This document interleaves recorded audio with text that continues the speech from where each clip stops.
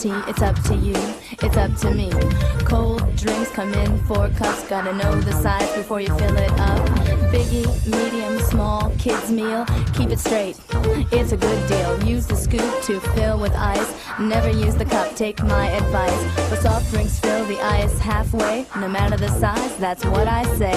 Tilt the cup and push against the lever, keeps the foam down now, isn't that clever? If there's still foam, let it settle down, don't pour it off, or your boss will frown. When you reach a 1/4 inch from the top, that's where you wanna stop. If the customers say they wanna stay, put the drink on the left-hand side of the tray. If the order's to go, put the lid on tight, make sure it pops to do it right. Then hand that drink to the coordinator and tell the guest you'll see him later. Don't forget to smile when you serve cold drinks. Always say thank you to the guest. You're the one that can make the difference. For lemonade, things stay the same, half full with ice. I said it again, fill the juice to a 1/4 inch from the top, just like you did the pop. Water is a courtesy to our guests, use a small cup, you know the rest. Now it's time to serve cold tea, but the ice is different, listen carefully. Instead of half full, fill it all the way up to the top of the cup. Add the tea, and if they ask for lemon, put it here, now that's a given. Cold drinks, that's all there is to it. Go ahead and try, I know you can do it.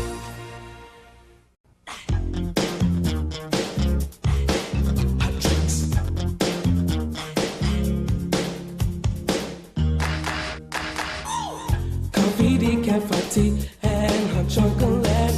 Those are the hot drinks that you serve, so get set. Hot cups come in 2 sizes, small and large to fill as the need arises. Coffee's holding time is 30 minutes, that's so long. It can stay there before it starts to taste too strong. Hot, hot, careful when you pour it. Hold it steady upon the counter, let it sit. Pour it in until the coffee reaches the line. Pop a top on it, gets a lid every time. Wendy's coffee tastes so fine. Hot drinks really get you going, warms you up when you feel you're slowing. Wendy's, we always serve it right away. Have a smile and have a nice day. Next is the caffeine brew, it's just like coffee. Use the orange pot, it makes it easier to see. But if you're using the packets in your store, put it in the small cup and furthermore, add hot water up to the line and stir it in. Put a lid on and serve it on a tray again. Get a small cup when you're ready for hot tea. Fill with hot water, it's easy as can be. Put the lid on and set the tea bag on the top. If they want lemon, it's very nice. Don't think twice, give the guests a juicy slice. Hot drinks really get you going, warms you up when you feel you're slowing. Wendy's, we always serve it right away. And a smile and have a nice day. Grab a small cup when you're making hot cocoa. Pour the packet and then you add your H2O. Use a clean spoon and stir it till it's all mixed up. Toss the spoon out and put the lid on the cup. Things are really looking up. Hot drinks really get you going, warms you up when you feel you're slowing. Wendy's, we always serve it right away. And a smile and have a nice day. Nice day. Con caca. Culo con caca. Culo con caca. Culo con caca. Culo con caca. Culo con caca. Culo con caca. Culo con caca. Culo con caca. Culo con caca. Tú tienes ese culo cagao. Tú tienes ese culo cagao. Yo pensé que era que estaba mojado, pero cuando lo saqué estaba embarrado. Quería vacilar un rato, cogí siendo arrebato. Me llegó una gordita, pero cuando lo saqué me cayó hasta los zapatos. Me dijo no cojas lucha.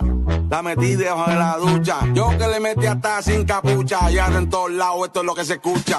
Culo con caca. Culo con caca. Culo con caca.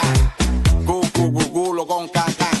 Culo con caca, culo con caca, culo con caca, culo con caca, culo con caca, culo con caca, culo con caca, culo con caca, caca con culo, culo con caca, culo con caca, culo con caca, caca con culo, culo con caca, caca, caca. Se comió una mazorca y tiene un maíz en la caca. Se ve bien fina, todas cagan, hasta la gorda y la flaca. Pejea con diarrea, se caga y se mea. La chuja le chojea y un peito bombardea. Te apesta cobre y plata. Es prieto pero es chulo, chulo, chulo, chulo. Te apesta cobre y plata. Es prieto pero es chulo, chulo.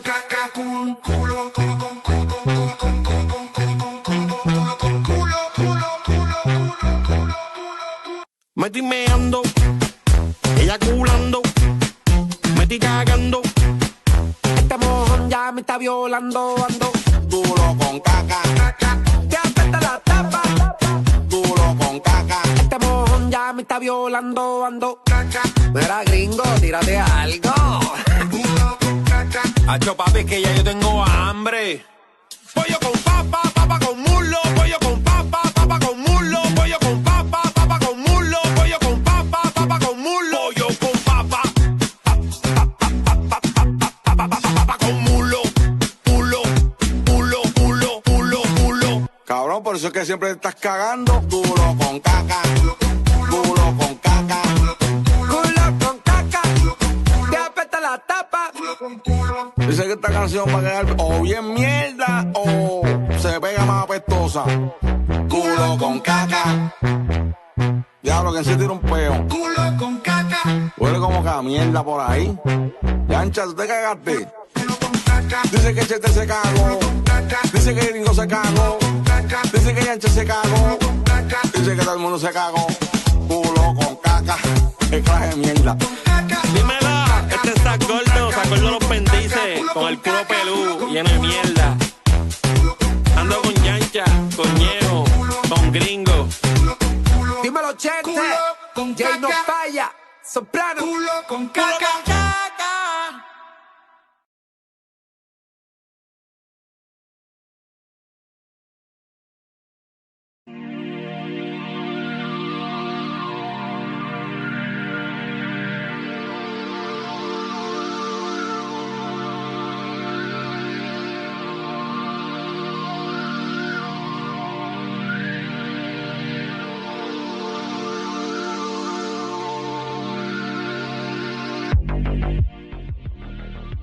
Jiminy frickin'. How's it going, everybody? Let's see. Oh, yeah. What's up? Yeah, I don't know. It's time we get Enzo'd, says Creebage. I couldn't help but notice Zax isn't streaming. Happy birthday to his other half. Just thought I should fill that time slot since no one else was streaming. CFH90's here. Hello, how's it going? Peepers is here. Just want me to ping you separately. How are you? Now for a new Creebage song about getting Enzo'd. Yeah. Creebage sent me so much music to choose from for these streams. I'm like, okay, I'll look into those. AJ's here. Now, me and AJ just got done watching a decent werewolf movie that he hated. I keep telling him, it's like, you got to learn to appreciate the finer, older things. Molly's here. That's the Cosmos punishing you for choose that blue Taco Bell. Yeah, blue collar loser in line trying to get Taco Bell because that's what I noticed the Chick-fil-A does and the McDonald's. They're all doing it. It's like there's two lines in case it gets busy, right? Well, now what it is there's one line to order and a second line if you've already ordered on the mobile app, which means one line is twice as busy and another line is empty. You know what I'm going to start doing? I'm just going to pull into the mobile app line and just start ordering. What are they going to do? They can't, you can't, turn around. You can't back out, right? It's the way the fucking drive-thru is designed. You're going to just pull in and be like, hi, I'd like a cheeseburger. Sir, this is for mobile app. Oh, well, I don't know what that is. Sir, it's for the mobile app only. I'm like, okay, well, I'm in this line. I can't turn around. There's a car behind me. There's a car in front of me. One moment, sir.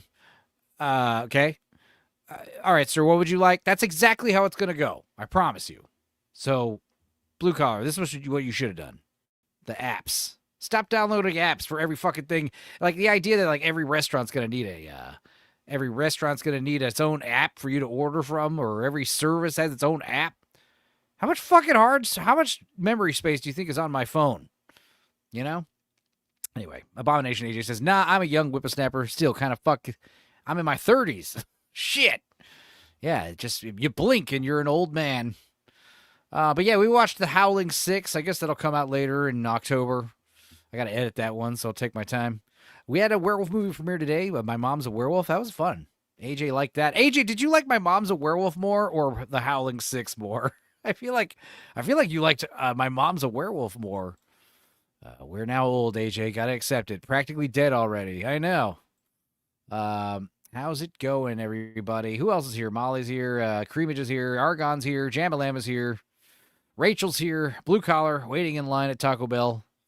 Yeah, I don't know. Like I said, nobody's streaming, and I felt like I'm already in the man cave. I just got done recording a Wii Watch, so let's just fire off some nonsense, huh? How does that sound? I mean, obviously, let's not bury the lead.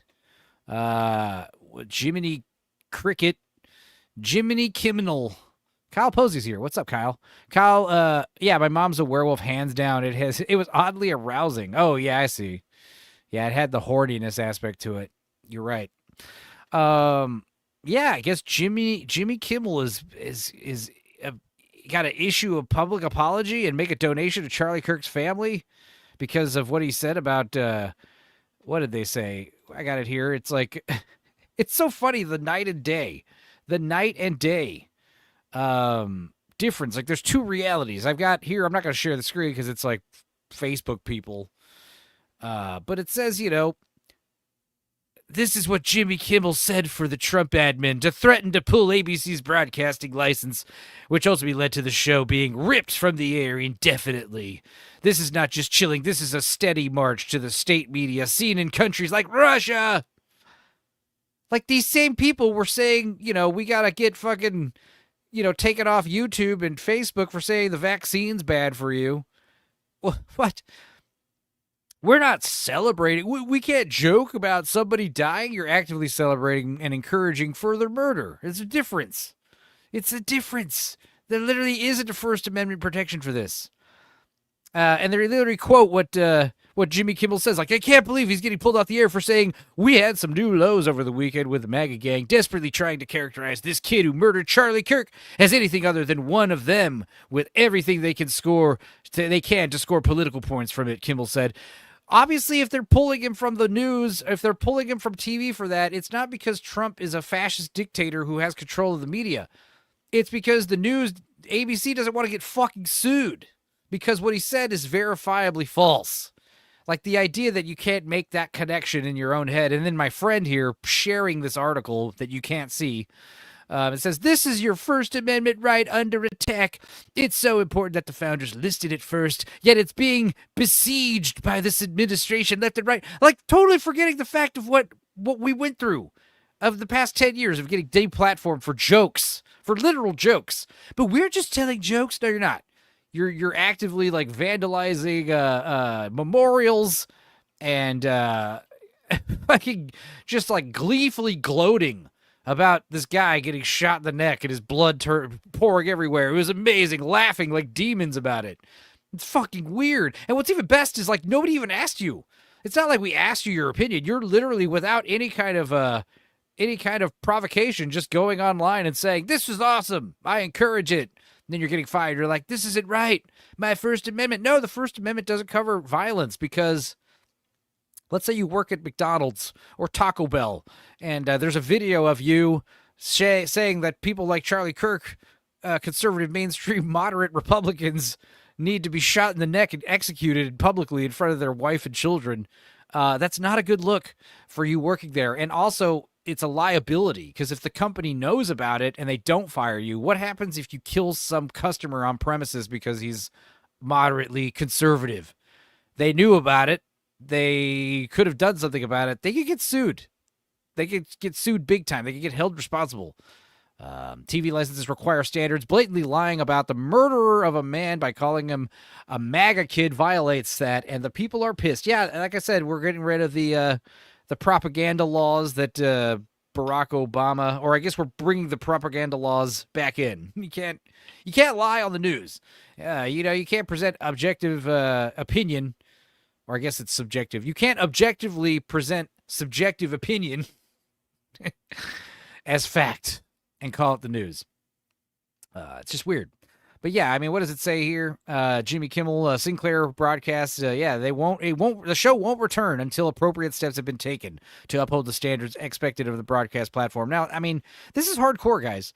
Like, this is one of the big ones. This is, you know how the woke tried to get Crackle Barrel? That was a big deal, and it blew up in their face. Well, we just got the scalp of Jimmy Kimmel, the metaphorical job scalp of Jimmy Kimmel. Like, holy shit. Like, the tides are turning. And no, it's not because Trump runs some kind of fascist dictatorship where you can't say what you can. People make fun of him all the time. People say whatever they want about the guy. But yes, this is different. You understand? What was it? The ladies at Office Max, those they, thems at Office Max saying that you can't print this poster because it's political propaganda. There's no propaganda. It's literally the guy died. This is when he died, and there's a memorial soon, and this is the date. My political take has already been emptied for the week. Oh, well, we're going to get into weird shit. Don't worry. Just thought that this just happened basically today, so I thought I'd mention it. Philly Phil. Yeah, we got a lot of weird shit to watch. Don't worry. But we do have some fun memes. I mean, there's a lot of memes. Share this tab. So yeah, I'm a gay Marxist furry dating a trans girl and just committed the most heinous assassination in modern history. His dad. Just Walter Goggins gobschmacked. Philly Phil gifting 1 Stupenzo membership. Well, thank you, Phil. If you're going to bounce, I guess come back in like 20 minutes. We'll be back to watching weird kitty videos and shit like that. I don't know what else to say. We're talking about Paul Newman. Not Paul Newman. Robert Redford. The other guy that died recently. We'll talk about that. We'll talk about some movies I watched recently that I want to talk about. Some old ones that are pretty decent. But yeah, thanks for the dono, the gifted membership. Let's play some vids.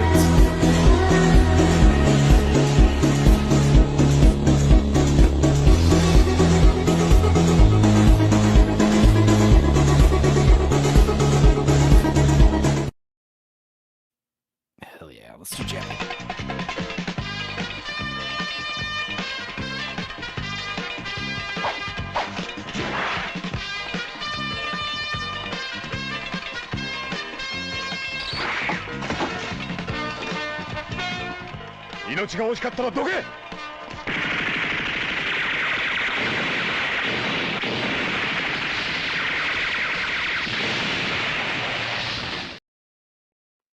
Yeah, I'm tired of political things, says Peepers. Even people who don't talk about it started this week. Yeah, I think it's like people out of respect. I think that was the thing. Is like I didn't really want to talk about it Sunday with Dorkside because, you know, it's like it was pretty. I think now that a week has passed, it's like, all right, we can talk about it some more.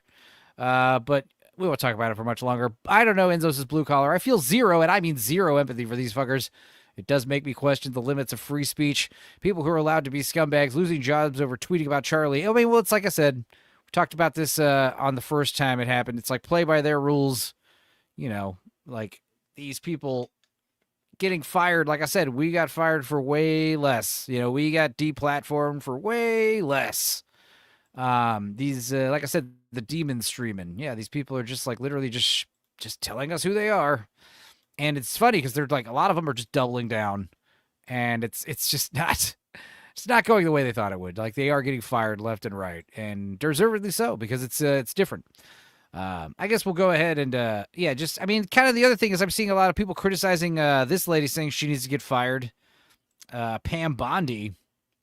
There's free speech and there's hate speech. She says there's no place, especially now, even after what happened to Charlie in our society, and we'll absolutely target you, go after you if you are targeting anyone with hate speech. Now, people freaked out about that, saying she needs to get fired, but I thought this was purposely done, reverse psychology. I think that's what we're witnessing right now. because I have so many stupid friends that were saying you should get fired for, not wanting to get vaccinated or speaking about the quarantines or George Floyd riots. Totally get fired. Making jokes about any of that stuff, get fired. Make any kind of racist comments or sexist remarks, or you had sex with someone who was someone who, an underling 10 years ago, you get fired.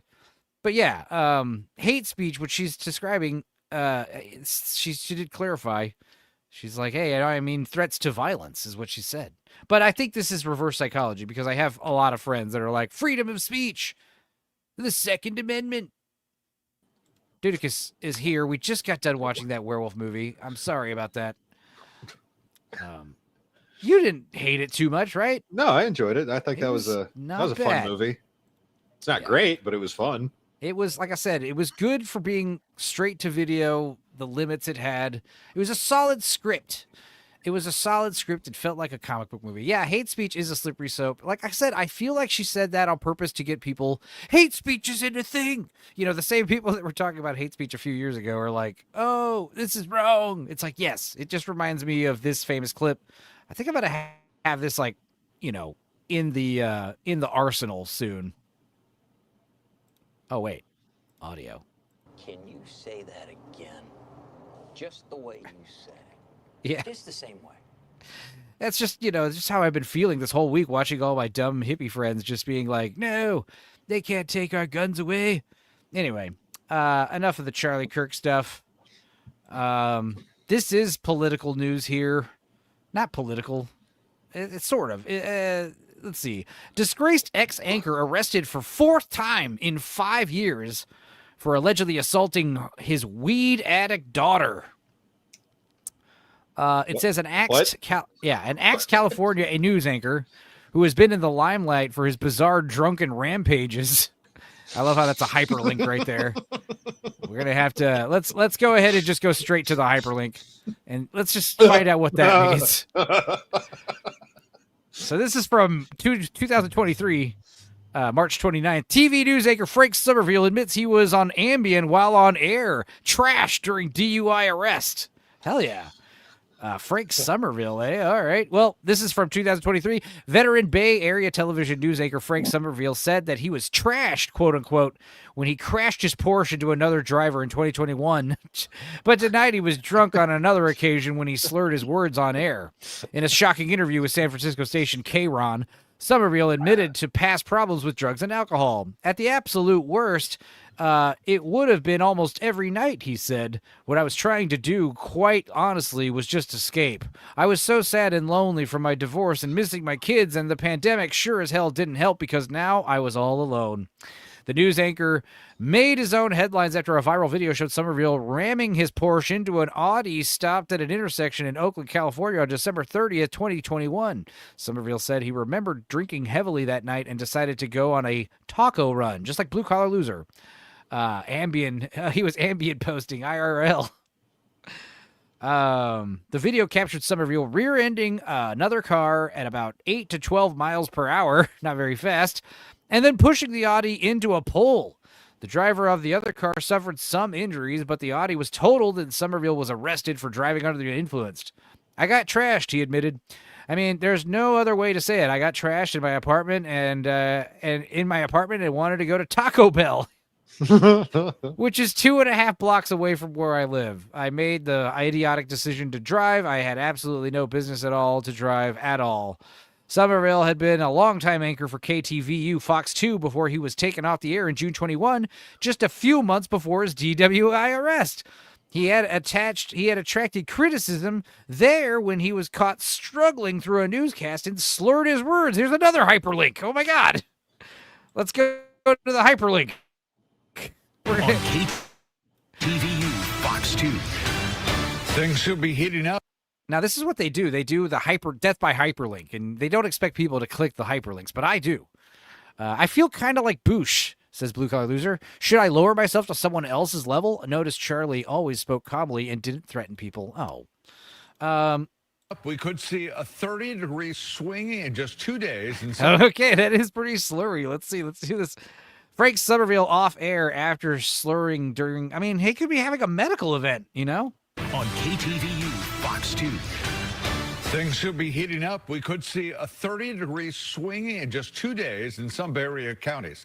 A heat warning and a spare the air alert will be in effect tomorrow. Fire danger also is inching up, along with the temperatures. Holy if you spent today outside any door, Look at his little hand twitching, and then look at her. Let's go back a little bit. with the temperatures, if you spent today outside any door, you know it's feeling like summer this 3-day delay weekend in May.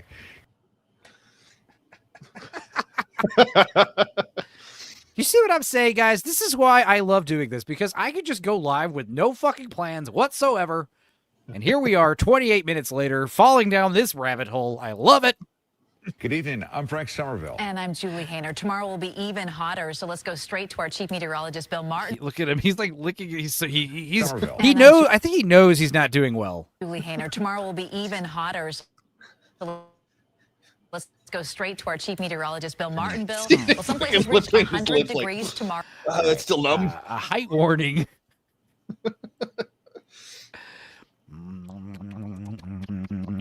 I think my favorite news blooper was, besides the lady falling, making wine, obviously. That's obviously everyone's favorite. But I do love the girl who's like, "I'm so pale." And he's like, "We're live." She's like, "Oh." That's one of the good ones. I so pale. All right, let's backtrack. Back to the incident. So that's why he was slurring his words.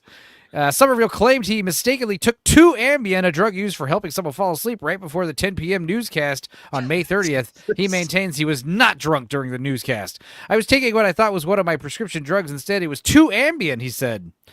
Here's him crashing his car. Wow. Somerville said he was in rehab while he was off the air for 9 weeks. He returned to his anchor seat in August 2021, but was suspended again in next month when he disagreed with the station's management over the coverage of Gabby Petito story. Wait, another hyperlink.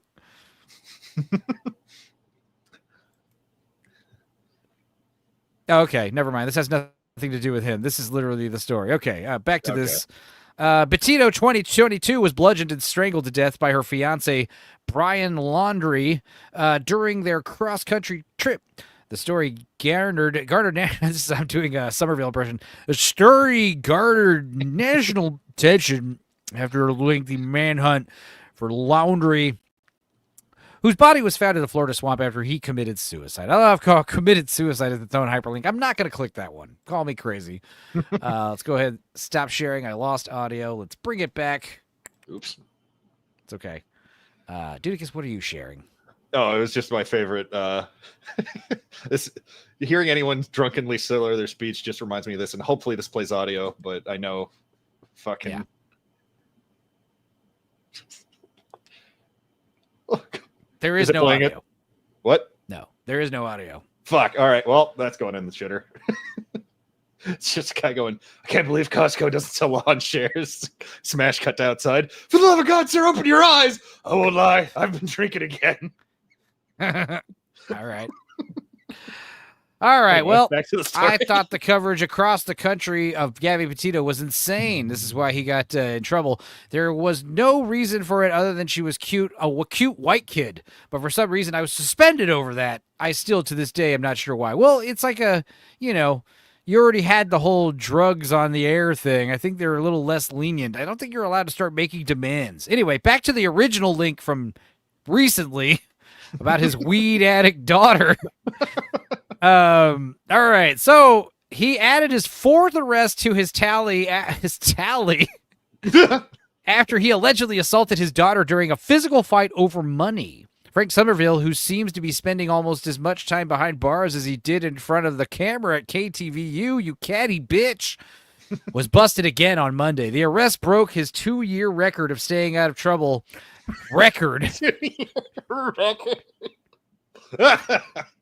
And he says he's now sober.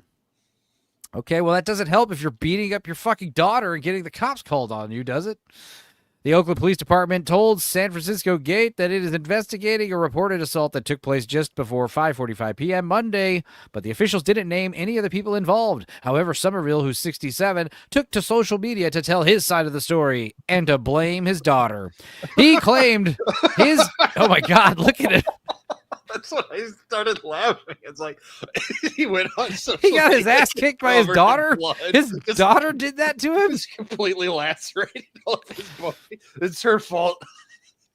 He claimed his daughter is, quote, a full-blown weed addict who came to his home in withdrawal and was haggling for money, he wrote on Facebook. Oh, my God. Please tell me there's a link to the Facebook story. What the fuck? Oh, my God. Withdrawal. Here's his fucking Facebook link, hyperlinked. I pray that my daughter goes into treatment. I'll leave it at that. The news is awesome.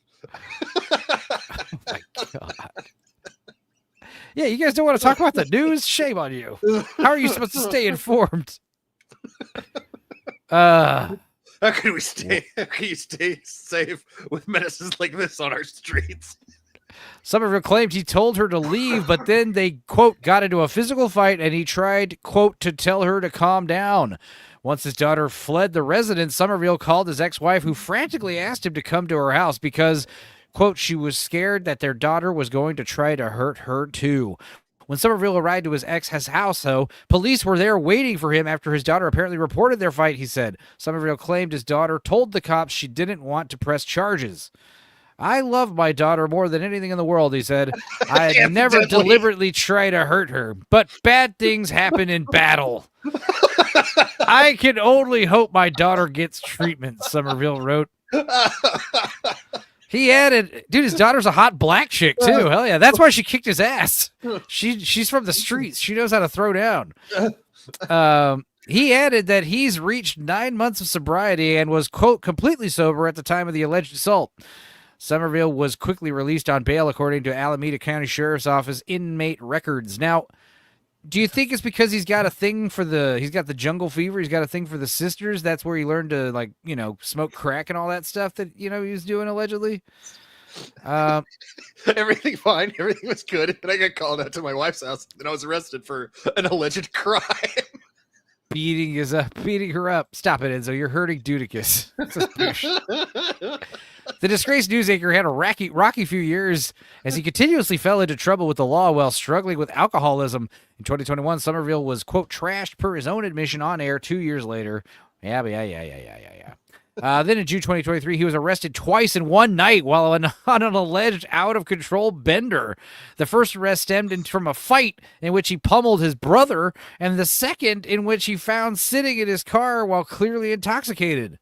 He said his spiral was spurred by an ongoing divorce proceedings with his now ex-wife, who's black and hot probably, who filed to dissolve their marriage just 1 week after his first arrest. So he got arrested and then immediately divorced. Wow. Jesus Christ, what a man. He's What the a man, Orson Welles what of a our man, time. what a man, what a mighty good man. Wow. It's almost like he has a history of doing this shit. I'm scrolling through his Facebook, and yeah, it's nothing super eventful, but yeah, he definitely seems like a weird guy. Oh my God! Oh, he has a fucking Batman symbol on his arm. This guy's my hero. I mean, this is all public, so I mean, I can't scroll through this. So this is all from August, you know. Thoughts on the ice raids. All right. I worked out at 8 a.m. this morning. 8 this morning. Is he slurring? I've already done all the lifting. No slurring. All There right. was just a cart. Good for him. Well, Dudicus, what do you think about this? A way to prevent your bag from being stolen. Your money. I'm actually for this. I think this is pretty genius. In case you guys, you know, let's zoom in a little. Oh, that's it. It's the greatest camouflage I've ever seen. Absolutely. Fanny packs disguised to look like your beer belly, tucked under your shorts and shirt. It's perfect. The perfect disguise. Yeah, speaking of Cracker Barrel, yeah, let's see what's going on with that, because like there's an update.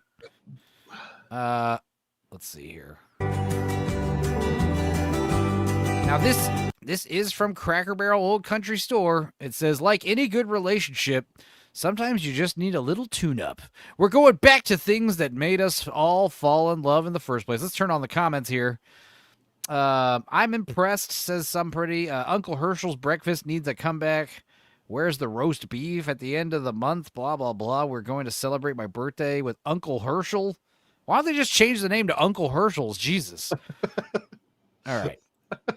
And here's them, like, dredging out. Hey, I hope you guys didn't throw away the old sign. We did. Oh, well, we need it back. We're bringing back the shitty old wooden chairs. It's like we actually like the boofs. Isn't tuning someone up mean kick their ass? Yeah. CFH getting back to work. Gotta be lurking. No worries. The Old Country Store. Please forget the last 5 months. Wow. Well, weird. Here's something I shared. You guys might have seen this. This is actually amazing. This is the Golden Girls, illustrated in the style of Duran Duran's famous Rio album artwork. I love this. Hell yeah. We've got, what's it, Dorothy? Is that her name? B. Arthur. And we got Rue McClanahan's character, Blanche. And then we've got Betty White, who is, ooh. What's Betty White's character name? Come on. Rachel would know. I should know. Because Betty White's the one, if I hadn't banged one of the Golden Girls, it'd probably be Betty White. Because she has the biggest cans. And then there's the oldest lady who's, I think, is that Estelle Getty is the actress? Rose. Thank you, Rose.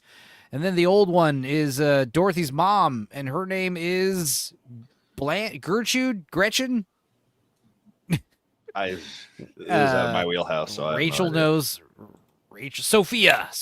Thank you. Dorothy, Blanche, Rose, and Sophia. All right. Well, Rachel and Gravestone get the cookies. Anyway, this is great. I love it. Just drawing old ladies as very fuckable gilfs. Her name is Rio, and she dances on the sand. Just like that river twisting through the dusty land. And when she shines, she really shows you who she is. Right? You ever hear the bass line on that song? Probably not. It's fucking sick. I bet. Let's see. Let's actually pull that up. I don't care if we get a copyright claim. That name. Let's see. Let's see if I was even in key when I sang that.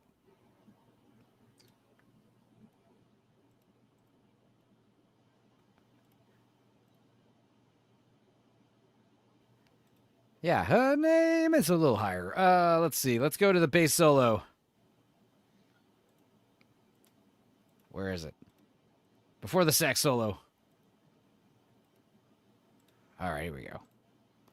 This is sick. This bass solo.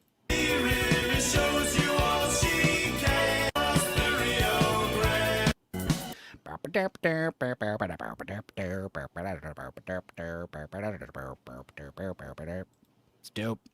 And the stream's been terminated. No, just kidding. What else? This is also fun. People were talking about Jenna Ortega. She's walking around naked at the Emmys, which was the other day. We did briefly mention that on Sunday. But yeah, I don't think people realize that she was totally doing Death Becomes Her, or trying to. Isabella Rossellini, right? So that's cool. That's a good little Easter egg. And let's see. Let's talk about some movies I watched the other day this week. I watched some good ones. I wrote them down. First of all, I did rewatch Legend. You've seen Legend, right? The Ridley Scott movie? Yes. No. Okay. Well, what's cool is it's on YouTube, and the thing that's really cool is it's free with ads, and it's not the terrible director's cut. Awesome. The director's cut has like a brand new score, and it's Jerry Goldsmith, but it's all orchestral, and it's not Tangerine Dream. Creamage says, Enzo, this is Duran Duran's lawyers. We'll see you in court shortly. Kind regards, lawyers. Well, I'm What a kind young man. things are going to be all right. Yeah, you got to watch Legend, dude. It's pretty sick. It's weird. And I remember watching it the other night. It was just randomly, I'll put it on and watch it till sunrise and just zoned out on it. And yeah, some of the best, most impressive sets I've ever seen in that movie. And also Rob Botton's like awesome goblin and makeup, Meg Mucklebones. Just looks so awesome. I guess I won't pull up video, but I'll pull up screenshots. I mean, surely there's pictures of Tim Curry and everything. Like I'm aware of things in Legend. I just haven't seen the movie. Yeah, it's also one of those movies that's like a fever dream. I know that Ridley Scott was like, "What if I put this shot from a unicorn in Blade Runner and then made everyone think Deckard was a robot?" Right, exactly. Well, nice. Yeah, and Meg Mucklebones is awesome. That's what's his name? The hologram doctor from Star Trek. Richard Picardo. Richard Picardo. Yes. He's this guy or this lady, this goblin lady. He's great. Tom Cruise, super young. Mia Sara, fucking looking hot as hell in this movie. So there's just such a vibe with the music and the flower petals and shit, and the unicorns have like these awesome like orca whale sounds and shit. It is such a vibe. Oh, complete random tangent. Fucking, I found a store in town that just has a massive wall of a Criterion collection, and they've got fucking Sorcerer on there. And I'm like, if this didn't cost $40, I'd totally buy it. Well, it's like I said, we're gonna watch that for Christmas, Sorcerer. So that movie's sick. And also, the original Wages of Christmas Fear, treat. a movie that's almost as good. Yeah. So, I mean, I guess I won't play it. I'll just freeze frame the shit. But yeah, like, it's the director's cut because it has this fucking music, this like digital flute stuff at the beginning. That's how you know. And yeah, you also see the devil at the beginning, and he's like all like blacklit. It's so cool. Sick. But yeah, even like the sets, like this stuff, the forest stuff at the beginning is the most impressive because it's like they built this gigantic fake forest in a fucking airplane hangar. Jesus. And they populate it with like 2,000 birds and a bunch of deer and rabbits and shit. Like, look at this. There's like a literal river running through it at one point. But also, yeah, the unicorns themselves are freaky.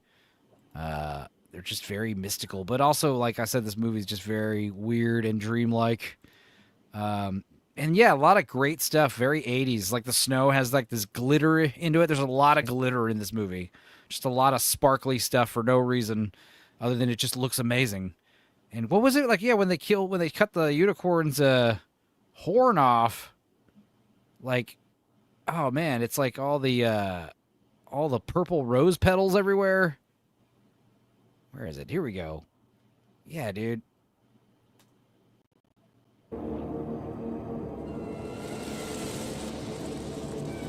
It's just, it's very much like Blade Runner, where it's just very busy visually. It is cool. Highly recommend this movie, and especially the director's cut, which, like I said, is available on YouTube for free. What else did I watch? I watched some other really good stuff. I watched, there's a few others. Because I didn't go on Lance's show Tuesday, because I figured it would be all about Robert Redford. And also, I did want to catch up on sleep, so I just slept till 6 p.m. Tuesday. I'm sorry.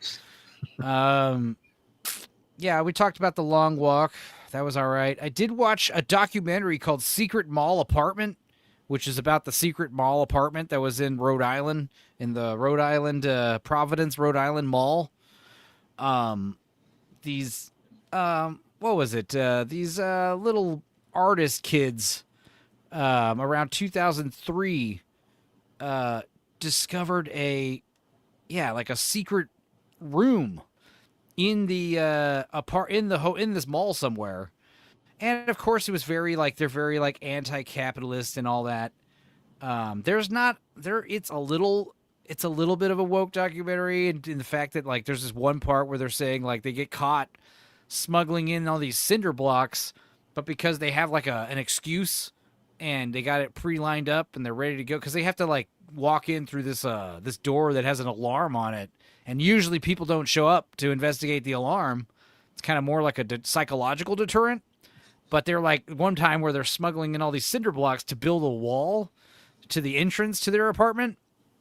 And they get busted, or not busted, a security pulls up on them, and the guy just goes right up to him and tells him something like, oh, well, we bought all these cinder blocks, but there's so many that the car literally won't drive. So we're putting them in this storage area so nobody steals them, and we're having our friend with the truck come by and pick them up later.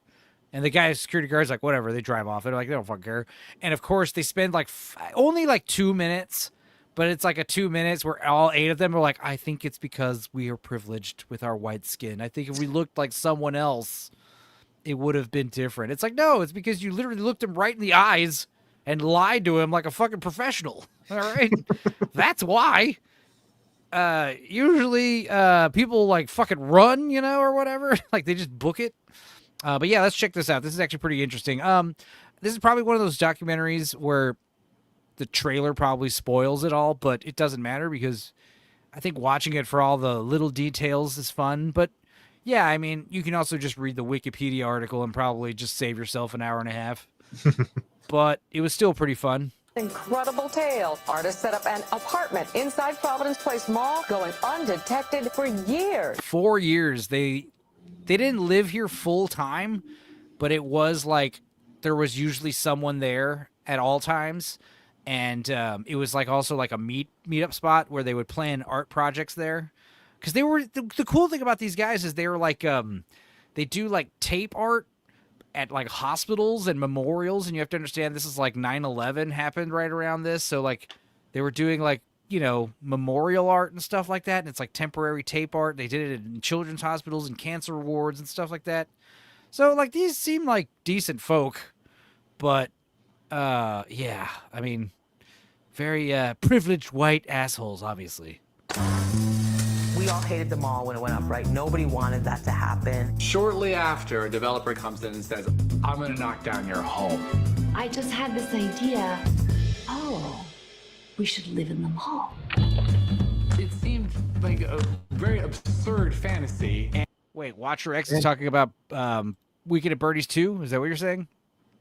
I love, yeah, Bernie's 2 is, I love Weekend at Bernie's 2.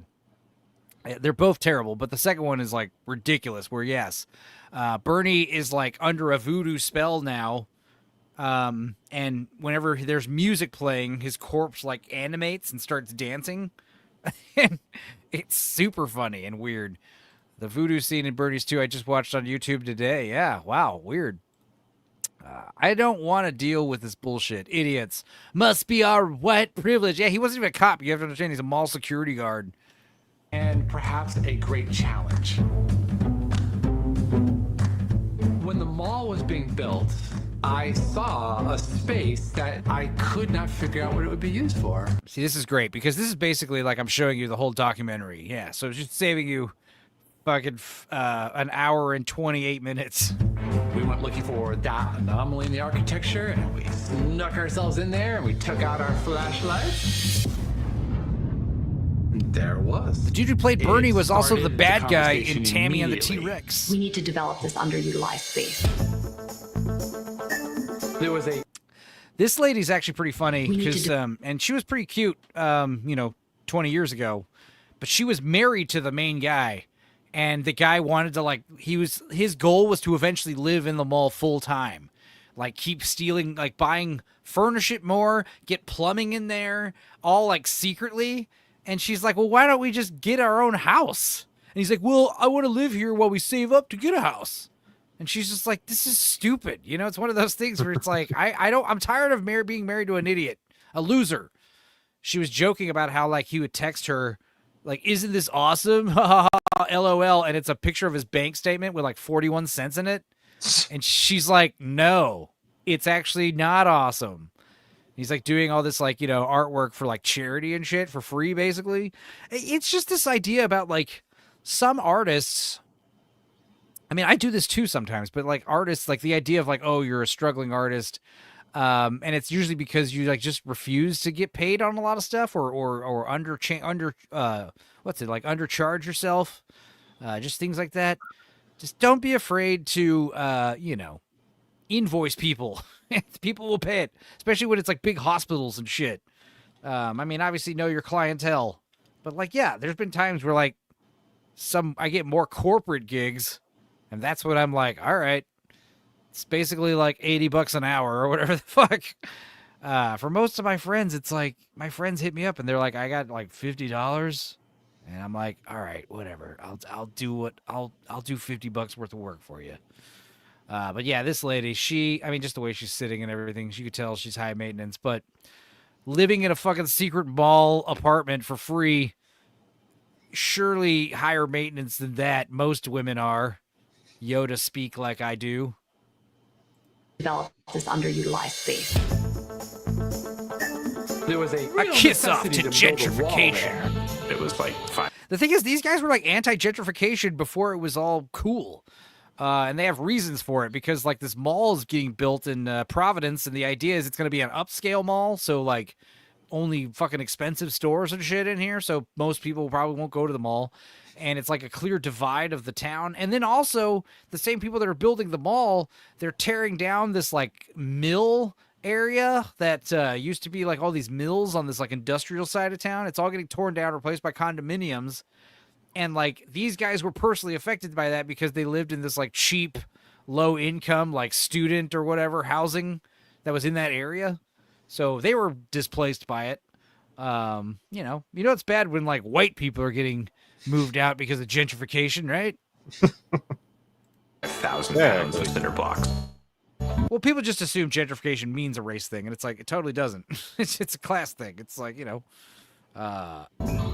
important to emphasize there's this underlying sense of dread that we're going to get caught at any time. And then they did. So what is it? Is it a prank? Is it a work of art? Is it a social experiment? It was like this alternate universe that's within the real world. It talks about gentrification, capitalism, everything being commodified. The apartment. Yeah, a testament to youthful ingenuity. I would definitely say that. These guys were pretty fucking, it was a pretty cool little spot. Just because they had an extension cord and a couch and a few other things, like it's pretty fucking neat. That was the side project to the other spec. We were like a little elite strike force team of empathetic artists. The fact that he has to throw in the word empathetic is like, go fuck yourself, you little mustachioed little fucking asshole. But yeah, such a magic thing to take a space from the mall. Well, basically how they get busted is pretty funny. It's one of those things where they eventually like start decorating this place. There's several ways you can get in the area, and 3 main entrances, and lots of ways to get through these like 3 main entrances. You can walk through this alarm door. There is another way you can access it from outside the mall. You have to crawl through this, like shimmy up that tiny little weird alley thing, that hallway. And then there's another way where you can walk through like the behind the walls corridors of the malls, and there's several ways to get there from those. But people aren't technically supposed to be there, and all these other things. That's Enzo's dream, to live in a mall. Hey, when fucking Dawn of the Dead, both Dawn of the Deads, like at least temporarily, it made living in a mall look cool, especially if you're the only ones there. That'd be awesome. Like, wouldn't it? Like, think of all the shit in a mall that, especially pre-internet. Because, like, yeah, nowadays it's like, fuck, as long as I got the internet, I can just live in a fucking cave or something, or a box in the woods. I don't give a shit. I'll live in a hollowed out log as long as somehow I have fucking electricity and internet. When you don't have internet, it's like, okay, well, now we need actual things to do, malls and stuff, toys and clothes and all the dots, whatever, ice cream of the future, things like that. But yeah, how they get caught is actually pretty funny because, they eventually build this cinder block wall and a door, because the idea is if someone shows up there and there's a door, most people are just like not going to go past that extra barrier, you know? And they lived there like pretty much like full time, like a bunch of people, like, you know, rotating, kind of like a timeshare between 8 people. And it was 4 years. And what happened was apparently there was a break-in, and that's like started it off. And what happened was 2 younger security guards like found this door they don't have a key for, and they just kicked it in. And they find a fucking like a living room setup with a TV. But what's interesting is they find that it's been like, they go there and it's been broken in, and there's like evidence that people have been hanging out there. So the 2 security guards apparently have been like playing the PlayStation and just sitting on the couch, and they ate some food and other stuff. But what happens is the PlayStation is missing, and they're like, oh, they stole our PlayStation. But they also find out that they stole like some photo albums they had laying around the place. So they realize like, oh, the PlayStation has like game saves. So it's like logs of like every time we've been here. And then also the photo albums has all of our fucking pictures and shit. So they have like a you know, all points bulletin. Look out for these people at the ball. So they said, okay, well, we're not going to go back during the day anymore. And the main guy decided to show this friend visiting from out of town. I guess he's trying to have sex with her, you know, because he's now single because he got divorced. I'm gonna brag to you and show you this secret apartment I have in the mall. And it's like, isn't this place neat? And they're in there for like 10, 20 seconds. And they hear a walkie-talkie like coming up the hallway. And basically 3 dudes, 2 of them are in suits, like show up, and they're like, hey. And yeah, the guy gets trespass charges, 6 months probation, a few other things. Or did he have 6 months prison? No, he's 6 months probation, I think. And yeah, he's banned from the mall for life. You know? And the other 7 people, what was cool about that is they never got caught, and the mall people never found out who they were until this documentary, basically. So that was fun. It was a neat little movie. And I basically spoiled the whole thing, so you guys don't need to watch it. Something I won't spoil, I think you guys should definitely watch. Somebody recommended this. I can't remember who. It was one of the regulars. It was a while ago. Someone said Matinee. John Goodman, 1993. Joe Dante. I have heard of it. Never seen it. And then recently Red Letter Media did a movie where ranking all the Joe Dante movies.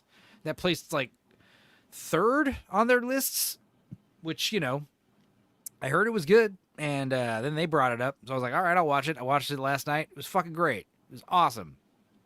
Very fun movie about the Cuban Missile Crisis and schlocky horror monster movies, movie theaters, the love of movies. Blue Collar, you'd love it. Matinee. Because someone had recommended we do it as a We Watch, and I was like, I think this just has like just good movie vibes. So I watched it, loved it. Kudos to whoever recommended I should watch that. And the other really good movie I watched randomly, one of the things I do like about these illegal streaming websites, even if you don't frequent them or watch them or use them, or you're against them, you could go to them and like they'll upload like old movies, you know, like, hey, there's a Blu-ray copy of this movie, or this movie's not in our database. This one website does that where like I will get all these ideas of movies to watch because it's like a lot of shit I've never heard of or stuff I never got around to seeing, and it just got uploaded, so it's right there on the front page. And it's like, oh yeah, I never knew about this movie, or I forgot about this movie. And a lot of times I'll look up on YouTube. They're on YouTube. Save them in the list for the We Watches later. So I found several of these movies that we've watched recently. But this one I'd heard of. I thought it was an HBO original movie, but it's actually Warner Brothers. It was out in theaters. Never got us around seeing it. 1997. Tommy Lee Jones in Cobb, playing Ty Cobb, the baseball movie. I fucking loved it. It was so good. And it wasn't even a baseball movie. That's why it was awesome. Because it's basically, I didn't really know about Ty Cobb. I know he's a really good baseball player. Greatest baseball player of all. But yeah, he's basically like an insane, fucking violent, racist, alcoholic womanizer. And, you know, he's insane. It's just, wow. And Tommy Lee Jones is crazy. Let's just watch the trailer for this. But I was blown away by the dialogue. It had great cinematography. It had this wonderful, it's like a good, like, kind of Americana feel-good kind of movie. There's no, like, bad guy or anything, or, nothing like that. It's one of those biographical pictures. It was offensive and endearing at the same time. It was fucking great. Like, I thought I was gonna watch Cobb after Matinee and be like, I liked Cobb way more than Matinee. Cobb was fucking good. I recommend it wholeheartedly. He was the first man elected to the Hall of Fame, considered by many to be the greatest ball player of all time. Jesus. But beyond the myth and behind. They said that this is in the movie, he sharpened his fucking cleats before games. Like, and he got in so many fights, and they talk about how, like, back in these days, there was this, like, vaudevillian kind of aspect with the baseball. It was less of a sport and more of, like, a theatrical entertainment thing. So you had a lot of, like, antics and stuff with the players, performances. But he was not. He took it seriously. He played it like a game, like a sport. Played for blood. Yeah, exactly. The legend was the most feared man in the history of baseball. Mr. Cobb? The director, Bill Durham, and White Man Can't Jump. Okay, I did not know that watching it, but makes sense. And yeah, the guy from Arliss and Batman, Knox, he's number 2 in this movie. He also did a fantastic job. And the whole plot is Cobb, greatest baseball player of all time, old, dying, hires this writer to make his autobiography. We'll see how much they spoil in the trailer. Hello, Mr. Cobb. Come on in here. Meet the great Ty Cobb. Academy Award winner. Lie after lie has been told about me. My entire life, I've been misunderstood. You are the very fortunate young sports writer who has been chosen to tell the true story. Ty Cobb. Cobb, misunderstood in his genius, as genius always is. Gonna be the greatest biography of a great man ever written. Type the damn thing up. Oh, by the way. This trailer's making it look a lot way more hokey than it is. The movie's actually pretty insane. Hey, your wife left these in my automobile last night. The man was the greatest ball player next to you of all time. Aren't you gonna give Ruth credit for anything?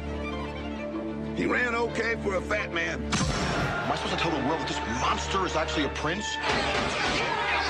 Am I just supposed to lie? Yes. Paranoid and lost in the past. I'm the writer. And I am the legend, and legends are not pathetic. You have never been this close to greatness in your short life, son. I invented the damn game of baseball. Open up the door. If you die before this book is finished, I'll write the story I want. I ain't gonna die before the story's finished. I'll write slow. I'll die slow. I have 4,191 base hits, 920 stolen bases, too. Dude, yeah, this scene is insane. They're making it like... What do you think is happening in this scene right now? Based off of what you've told me. Hang on, let's listen. He's listing his stats to this woman right now. 91 base hits, 920 stolen bases, 2,244 runs scored, and 93 batting records. I want you to take off every stitch of your clothes. Oh, okay. Yeah, he's basically in the middle of trying to rape that woman. Like, holy shit.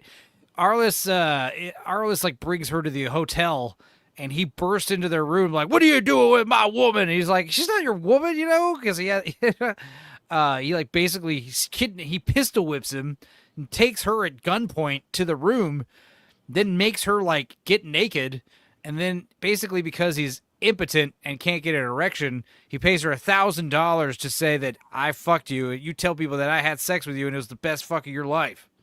And she's like, "That's it?" He's like, "That's it." And he's like, "Okay." It's a wild ass Boy, movie. it dude. was a time. The shit he gets away with in this movie. I don't know how far it's exaggerated or what, but basically the premise of this movie, what's interesting, and they're not really talking about it, is like he hires Arliss Knox Yule, what's his name? The actor. He hires him to write this autobiography, but he's basically telling him to be a stenographer. He's basically dictating what to write. And meanwhile, he's telling him all this crazy shit about himself. He's seeing all this crazy shit, and he's saying, you're not to write about any about this. You're only supposed to write about me and baseball and why I'm the best in baseball and baseball this and baseball that.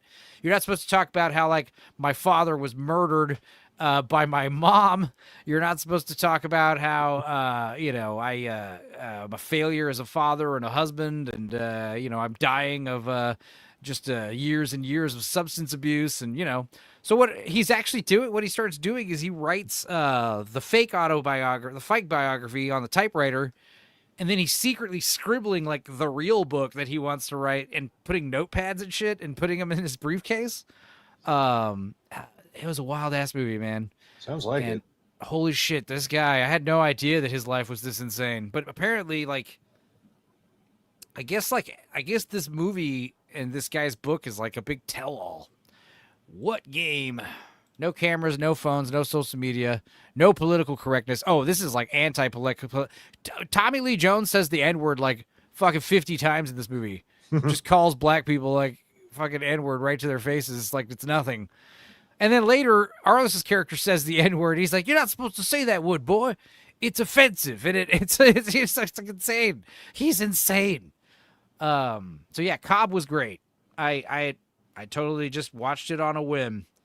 You know what I mean? And that's the thing. I've been saying it for a while. Just watching all the old stuff that you haven't gotten around to. It's worth it, man. It really is. So yeah, I would recommend, I won't recommend Secret Mall Apartment. I will tell you it was an interesting story that you could watch it if you're interested in it. But yeah, definitely watch Matinee. Definitely watch Cobb. Especially, I guess, if you're a baseball fan or a Tommy Lee Jones fan.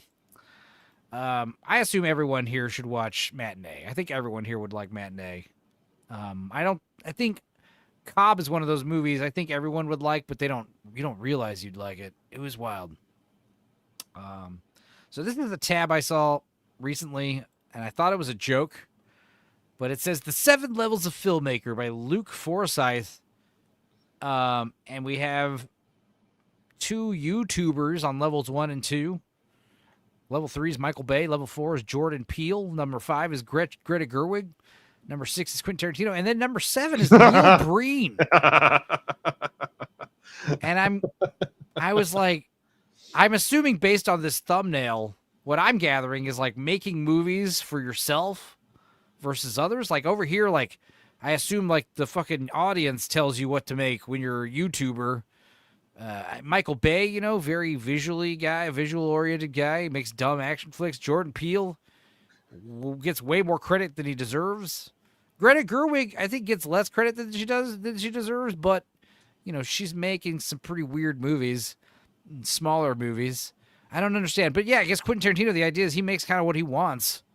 But Neil Breen, he makes whatever the fuck he wants. Like, he doesn't give a shit what anyone tells him because nobody tells him anything because he's doing everything himself. Talks to him. He's a hermit in the fucking Mojave Desert. Yeah, he makes movies by himself. So I did randomly I thought I'd just share this image with y'all and be like, that's funny. But then I got this idea like, wait a minute, does this video actually exist? And it does. It is 15 minutes long, and maybe we'll abort and realize this is stupid, but it could have been a thumbnail clickbait type situation. I haven't watched it. I don't know what to expect. But The 7 Levels of Filmmaker, and this is from someone named Luke Forsyth, who, he's got 153 subs. Let's see what the comments are saying. Great advice on how to improve professional. Okay. Filmmaker thumbnail is insanely good rage bait. Okay. Thank you. Clicked after reading that name, Luke Forsyth, but the thumbnail had been a little clickbaity. Boo! Boo. All right, well, let's just read the chapters here instead of watch this. Traditional paths are drying up. Interesting. How things used to be. Okay. How the new realities are changing career paths. Okay. The new realities. Let's see. The only solution to start building your own ramp. A word from today's sponsor. Don't wait for permission to start. And my story. And how do you actually start? Start with small projects. At last but not least, don't forget this. Okay, so this is Rage Bait. I'm glad we didn't watch that. Thank you. Thank you. I'm going to just leave him a like. Thank you for saying this. You saved me some time. Thank you, Hooray. my friend. Let's just skip to the end.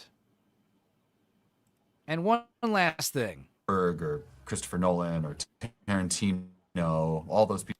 Or Christopher Nolan. What the fuck? Come on. Work with them. When I think of visionary filmmakers, I'm thinking of all the big name people like Spielberg or Christopher Nolan or Tarantino. Lloyd all those Kaufman. people for sure. But there's also lots of people working on a smaller scale that I think fall into this category as well. For me, like Chloe Zhao or Sean Baker or Ari Aster, they all definitely belong in this list as well, as do hundreds or maybe even thousands of others. But the point is that to become a visionary filmmaker, you need to have a clear and unique voice, Vision. strong leadership capabilities, and a ton of patience and energy because it takes a lot of work to get a visionary film made. The thing is, though, that there is no way to win at filmmaking. It's a lifelong creative pursuit and one that a lot of people seem to get better at the longer they're around. So even if you get to visionary status, there will always be another story to tell and another aspect of the craft to get better at. That's what. Thank you, strange man.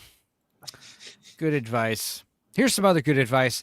This is from John Edward Durham. He says, I don't want to sound alarmist, but everyone should have a bug out bag ready in case of emergency. It should contain survival essentials, but still be light enough to carry. So make sure you have some good aged cheddar, a nice brie, something more neutral like a Havarti or Gouda, a stout blue, and something spreadable like a fromage blanc. Oh, and also water or whatever. I can't agree more, Jonathan. Oh, okay. For a second, I was like, is that an Onion article or a clickhole quote? Some funny guy on YouTube. Another funny guy who I'm a big fan of, Ethan Van Sciver, with this banger of a tweet. Dolly Parton's hit song 9 to 5 is a terrific bouncy tune, and if you listen to the lyrics, it's every reason not to hire women. Whiny, dissatisfied bitches who resent their employment and employers. Stay home and breastfeed some kids with those knockers. Now, what he does not know is Dolly Parton did get a hysterectomy at a young age due to health complications. So she was, I think, barren, if I'm not mistaken. So those delicious, luscious mommy milkers never got to nurse, I believe. And I think your tits are fake, right? I don't know. Are Dolly Parton's tits real? Anybody Chat, in the chat? Can we get a check on confirmation? Are Dolly Parton's tits real? I remember, like fucking I wouldn't be Toxic trying to surprised if say. Toxic was trying to say that Jamie Lee Curtis's tits were fake. I was like, no fucking way, those are. From the 80s? Like, what? No way. Seabrew says they were bigger. Dolly was based. She got a breast reduction. Wait, but not in like the little whorehouse on the prairie or whatever the fuck it's called, right? Best little whorehouse in Texas. The little whorehouse on the prairie. I think we've got gold here, Enzo. Is that's so good it's been done before. You know what I It mean? has There's to have no been. way. There's no way. Let's see. Whorehouse on the prairie. Like, that is a reference to something. Or it's a legit porno. One of the two. I mean, like, yeah, Little Whorehouse on the Prairie. See, I am seeing the Best Little Whorehouse in Texas. No, Little Whorehouse on the Prairie from Imgur. Okay, so all we've got so far is this drawing. So maybe we got something. Let's see. Let's stop sharing. Let's share this tab instead while I keep browsing. It says, one time I changed in front of my mom. This is a woman saying, and she saw my tattoo I have next to my boob. And she was like, make sure your employer never sees that. Tattoos aren't professional. And it's like, fuck. Now I can't sleep with my boss without him thinking I'm unprofessional. Damn. What a stupid world we live in. Oh, hang on. Little Whorehouse on the Prairie, 1976, but it's a 40-second drive-in movie radio spot. Okay, let's oh wow. Let's share this instead. Let's see what's going on here. First of all, let's move this over there. Pull this up. I haven't felt this good all day. Little chest cold. I'm going to laugh that shit right out, Jamalama. You should. Dollywood Pittons. Says Jay Liebgott. Common People's here, and he says, I thought you were asking me to make a new Superwoman movie. He's talking to Peepers. And I will as soon as Daisy Ridley responds to my fax. Make it like you made your mom as a werewolf, Enzo. Yeah, exactly. I did produce My Mom's a Werewolf when I was 2 years old, according to Peepers lore. The chat in the premieres of the We Watches is fun because there's like more lore happening in those. And we get to riff the movie a second time. So those are always fun. Wednesdays at 2:30 Central Standard Time. All right, let's check this out. Drive-in movie radio spot, 40 seconds long, 1976, Little Whorehouse on the Prairie.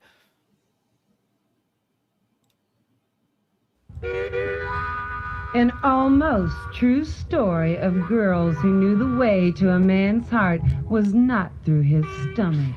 It's the Little Whorehouse on the Prairie. They were just fun-loving country gals who offered us hard-working good old boys a place to come at the Does it sound like a Tony skit, actually? end of the day. Little Whorehouse on the Prairie. It's got jiggles and wiggles you'll never see on TV. Plus, how to pick up girls at the Haystack Hookers, a sex-citing triple thrill show, all rated R. Oh. Can you repeat that last part, actually? What was that last thing you said? Yeah. Yeah. That sounds, it seems like you're burying the lead here. You know what I found out? It's burying the lead, L-E-D-E. Do you know that?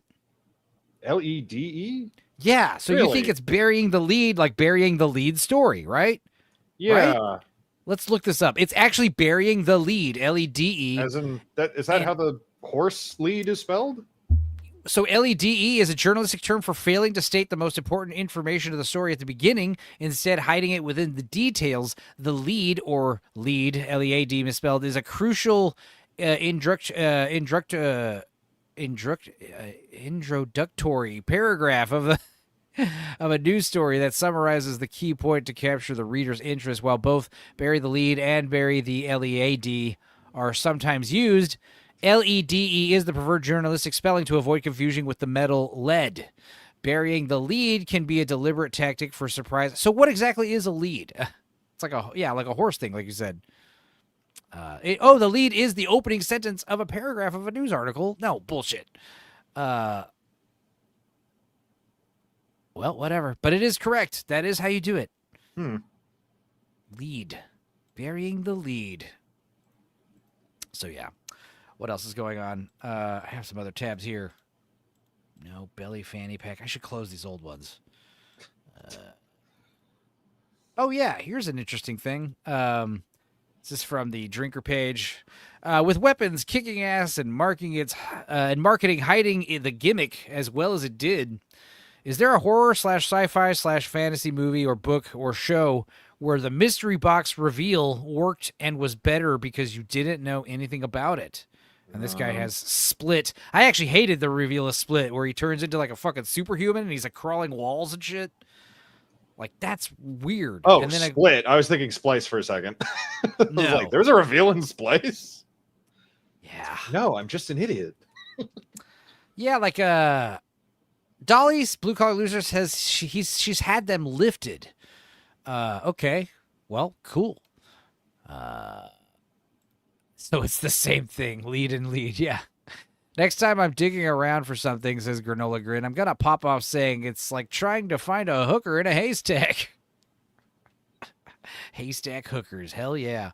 Haystack hookers coming this summer. Split, where they killed off Bruce Willis. That's Glass. That's Glass. Right. So the idea, that was what was even stupider, was like, okay, so Split, like he's got multiple personalities. He's like abducting women.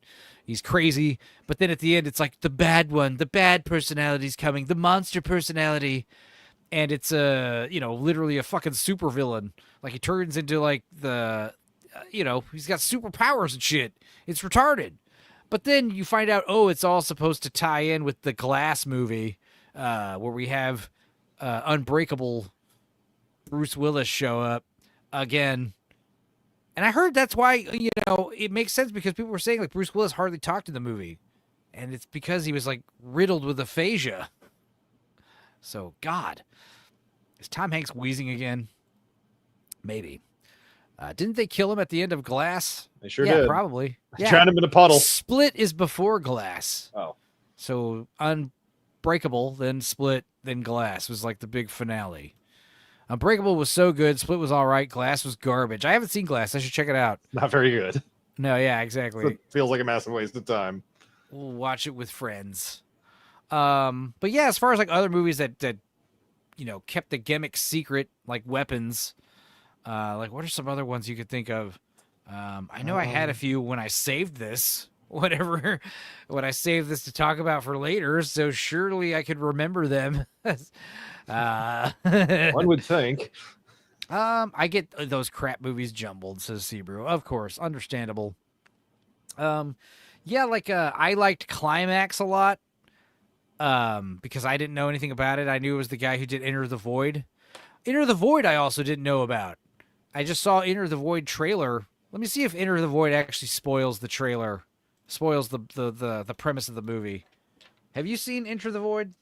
No. I don't think so. I think you'd love it. It's pretty fucking hardcore. But it is also like pretty fucking awesome hardcore. Like it's good. Let's see. This is a 2-minute trailer. Let's see here. Do you remember that pact we made? Kind of. We promised to never leave each other. Never ever. Never ever. Enter the Void fucking rules, especially on acid. On all kinds of drugs. You know that DMT. tomorrow's the anniversary of Mom and Dad's death. Tibetan Book of the Dead? I'm assuming it's about death. He tells you how your spirit comes out from your body after you die. At first, you can see all your life reflected in a magic mirror. And then you see these lights, all these different lights, of all different colors. Alex is gonna make you a junkie. I know I'm not a junkie. Come on. It's not your friend. We're gonna be like family from now on. Just you and me.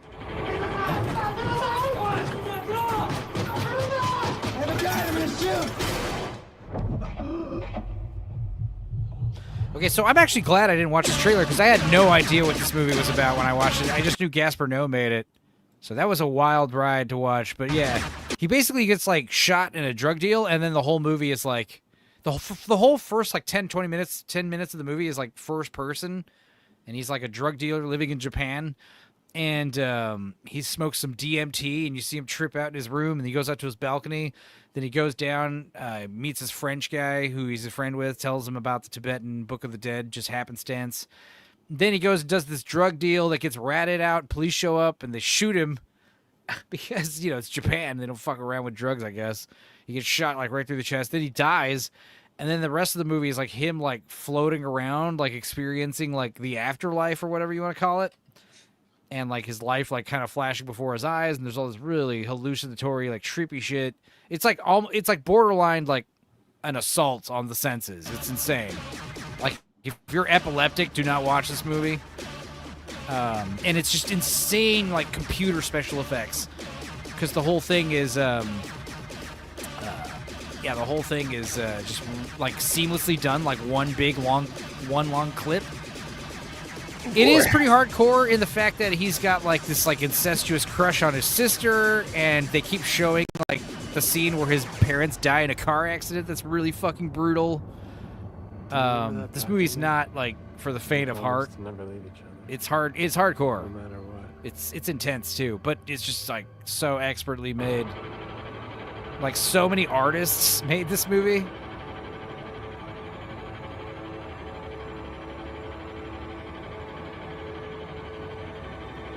Yeah, the opening credits of this movie are fucking also insane. I wonder if we could watch those. The title sequence. This is how the movie starts. Like, this is the first thing you see in the movie. All right, Wild Bunch.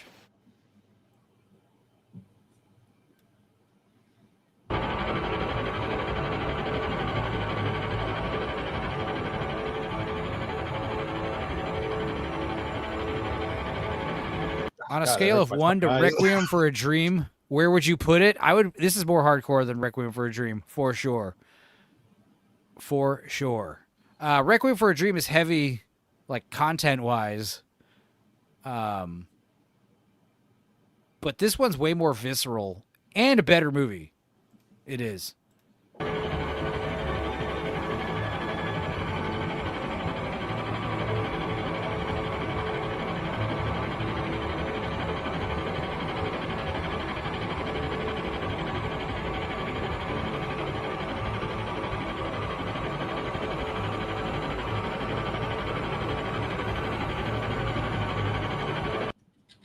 Pausing for copyright reasons. Stupenzo, have you seen Irreversible? Yes, this is the same guy who made Irreversible.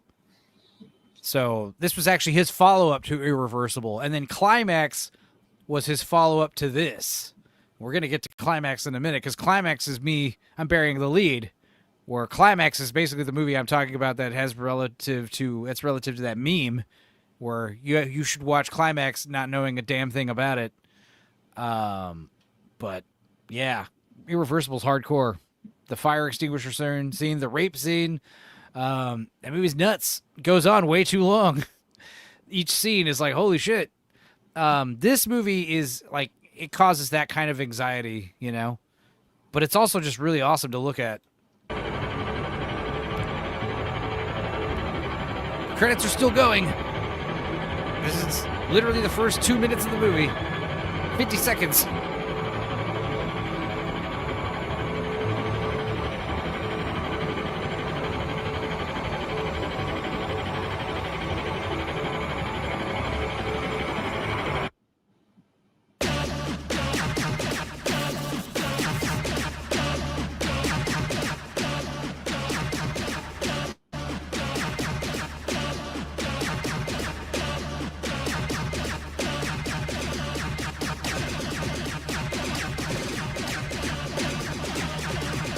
I mean, how many people were killed by these credits? You're starting to get the idea. It gets weirder too.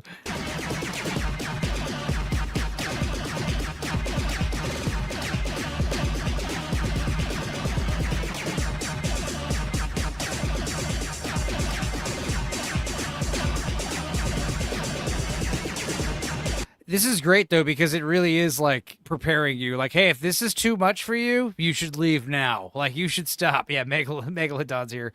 I thought you were going to change your name to Griffo, Meg. Come on. Megalodon says, I hate this. Yeah. This is, like I said, if, like, this movie does a good job by just, like, letting you know, like, hey, this movie's going to fuck with you hardcore. So if these credits are too much, you're not going to handle it. You're not going to hack it.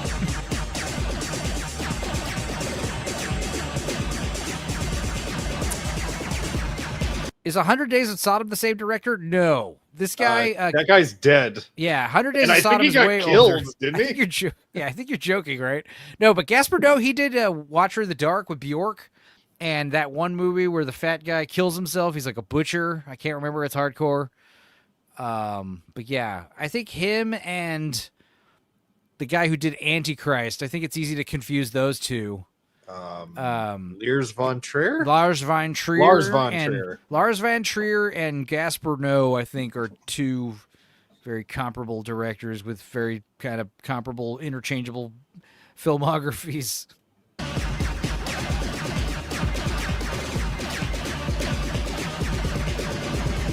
Dude, this is the cast. Like, what the fuck? I got two names.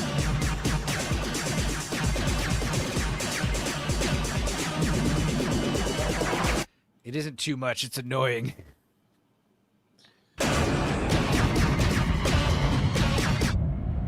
Didn't the movie Good Time with Robert Patrick have a similar opening?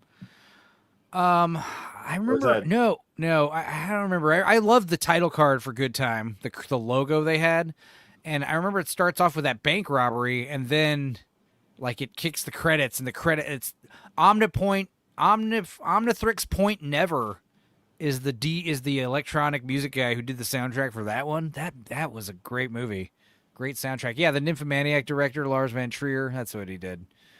Yeah, weird guys. Director, gross, Adam Gray says. Is this going somewhere? Yeah, basically that's how the credits start, and then the movie starts, and like I said, you're immediately like first person view, and this guy is like out on his balcony, and then he smokes DMT, and all that stuff happens, and it just goes from there. It's wild. But yeah, climax. Let me see if I can find the the dance scene, bro. The movie starts. I can't show the whole thing. Let's just watch the trailer. Because the trailer, climax actually did do the right thing, which is not reveal the actual plot. And when you find out the plot, I don't know, you could argue, I don't know if it's better going in blind or not, but this movie was so impressive. I loved this movie, and it was like a great, people were talking about great horror movies. This is one of those horror movies. This is one of those movies that's not a horror movie, but it is a horror movie. Oh, they removed his balls and lit him in fire. Oh yeah, Pasolini wasn't just murdered; he was beaten to a pulp, cut up, and run over by from his own car over and over. The director of 100 Days of Sodom. Yeah, the how do I say it? What do you call it when you eat your shit? Corophilia, coprophagia. The coprophagia scene in 100 Days of Sodom is one of the few scenes that really gets under my skin. It's pretty rough. Coprophagia, I got it. Yeah. If you couldn't dance, what would you do? Suicide? Sound off in the chat if you've seen Climax. Like, dude, because you haven't, right? I have not. All right. Great. Ça représente quoi la danse pour toi? C'est tout pour moi.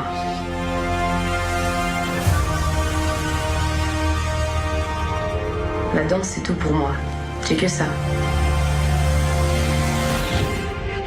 Est-ce que t'es prêt à beaucoup de choses pour réussir? C'est-à-dire? It will blow your mind. Boosh says, are there children getting in 100 Days of Sodom? No, but there are children eating bowls of shit.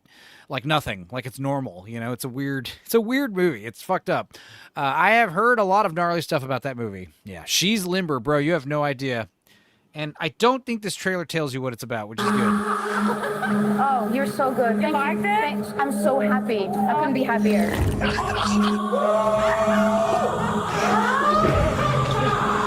The world turned upside down. See, if you've seen it, that's actually pretty awesome that it said that. Truc qui monte. Yes, this is the one with lots of dancing, to say the least. Yeah, and like I said, the opening scene of that movie, like I said, the movie starts off with these kind of like interviews for a minute, and then there's like a little scene, and then this dance scene happens like at the 15-20 minute mark, and it totally like captures your attention, and then the opening credits start rolling, and you realize like, oh shit, this movie's just starting, and then the plot unfolds itself. And yeah, this movie descends into fucking one of the most hellish nightmares of all time. Qu'est-ce que t'as? Tu sais garder un secret.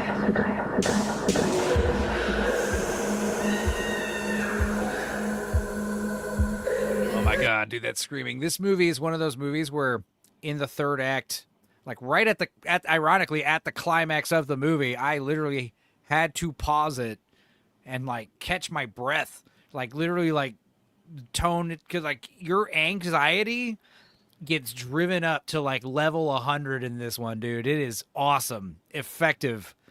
I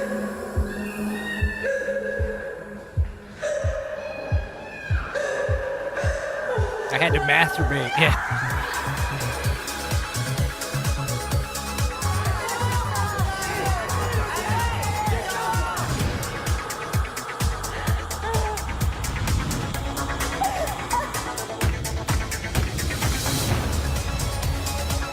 No, Adam, take drugs and watch the movie. In fact, record yourself doing so. Ce qui ne me tue pas me rend plus forte.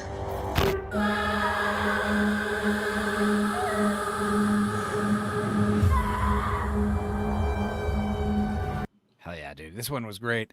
That was a good movie where keeping the gimmick or the main plot secret really works for that movie. I can't recommend it enough. A guy at my work, says Jamalamas, shoved a full-page printout of poop porn in my face in the early 90s, and I can remember every little detail. I'm scarred for life. I hate that stuff beyond all else. Yeah. I'm glad you told us about it. No, I mean, it's sorry. on it's on topic. If you're doing drugs properly, you don't need this. Oh, I know. This movie's about... no, I'm not even going to say that.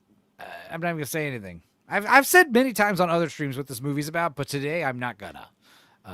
So I highly recommend you watch this immediately. Yeah, it's good. It's good. It's real good. But I'm thinking of like other movies that like buried the lead, kept the plot secret, you know? I think The Mist. No, The Mist didn't do that. Yeah. Right? Anybody else think of anything? I remember Climax was the one that immediately came to mind. Tenet was like kind of, I mean, all the Inception. I remember everyone being like, you know, Inception was like surrounded in secrecy, you know. Movies with secretive plots. Surely this will help jog my memory. The Matrix, dude. The first time you saw The Matrix, holy shit. They didn't tell you what that movie was about at all, right? So I remember The Matrix, like all my friends like walking out of that movie thinking like, yeah, dude, kung fu and guns. And I was like one of the few kids in my class that was like, none of this is real. Like, you understand? Did you catch that part of the movie? What if you fucks didn't get it? Like, this is all a simulation. Like, this fucking wood and stuff, this isn't real. They're like, what? Yeah, Fight Club was another one, you know, 1999, same year. Like, Fight Club was, like, just as influential because, hey, what did Fight Club have? You thought it was a movie about dudes going to go fight. You know, it's not that at all. You know, this is like an actual movie and stuff. House of a Thousand Corpses kind of gave the movie away in the title. Yeah. No, Seabruin. What the fuck, Dudicus? You're all talking about it. Talking about what? I'm not talking about anything. Yeah, Dudicus is just my hype man. He just sits I'm just here sort of here. He just audibly nods his head when I need him to. Yeah. I was talking about The Jaunt the other day, right? The Stephen King short story. Yeah. Was I talking about that here or on someone else's show? Last thing I heard you talking about Stephen King was The Long Walk, and I think that was right. I did bring up The Jaunt, though, about the faster than light travel. Yes, right. yes, you did. I did make this cool little AI picture. This is what your sun looks like after you go faster than light, you know? And it takes a minute to go to Mars, you know? It takes a second to go to Mars. But then, you know, you blink, you wake up, and your son is, like, screaming like a fucking demon, like a monster with, like, an old, aged voice.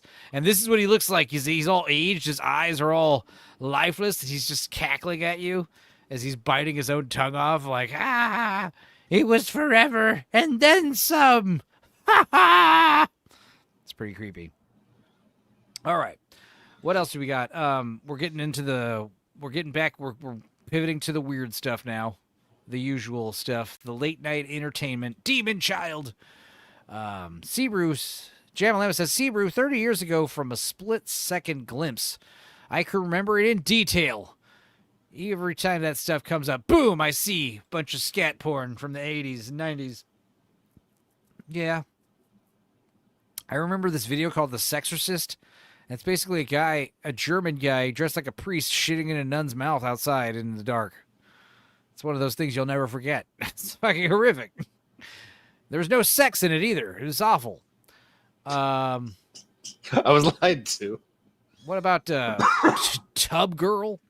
You know? 2 girls, 1 cup. People still bring that up. It's awful. Anyway, I'm sorry, guys.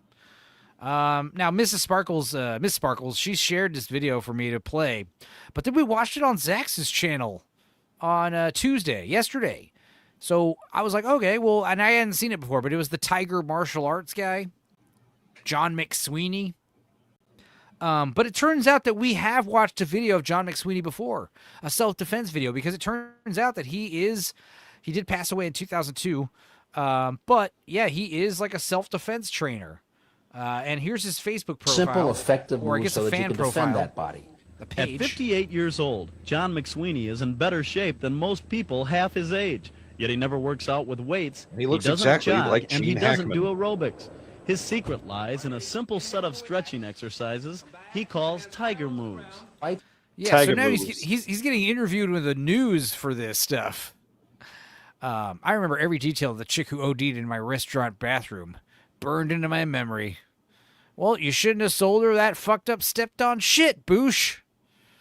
Not Tub Girl, Enzo. Deep Cut. Oh yeah, I know all the deep cuts. Lemon Party. Goatsy. Goatsy is the OG. What are you talking about? Goji's like the godfather of all those. Like, Goatsy walked so one guy, one jar could run. Well, theoretically, anyway. Yeah, he ain't running. Not with that glass shards in his ass. Let's see. Speaking of Lemon Party, and since we're still celebrating spooky season, I did share this probably last year or a couple years ago, but this is good. Here's some pumpkins for you. Nothing at all suggestive or subliminal, especially if you've seen the Lemon Party meme, right? This is one of those clever uses of AI. Early uses of AI too. But yeah, Pumpkin Party. Here we go. Merry Christmas, everyone. Yeah. Oh, Common. I wish we could go back to watching For the Love of Dilfs. Well, we only watched the trailer of it, but I don't think it's allowed on YouTube to watch, is the thing that we realized. But we did watch the trailer. Maybe there's another season. We'll do that just for you, Common, since you're such a good guy. For the Love of Dilfs. With such a good singing voice. Let's see, trailer. There's like a season 2 trailer, right? Yeah, okay. And I haven't seen this, by the way, but we watched season 1 trailer, and I was like, fuck no, I don't want to watch this. But this is season 2 For the Love of Dilfs. This is for Out TV, which I guess is like coming out. Oh, God. We're off to a great start, guys. All right. Just for you, common people. Don't be a patch pounder, says Sebrew. CFNH90 says, the self-mutilation videos of the early 2000s, desensitized me. Oh, yeah, Pain Olympics, of course. People cutting their own penises off for some reason. It was more baffling to me. I was just like, why? Why are you cutting your ball sack open and do that again? Why are you cutting your ball sack open and pulling your testicles out to play with? Seems I said, do that again, Dudicus. Oh, sorry.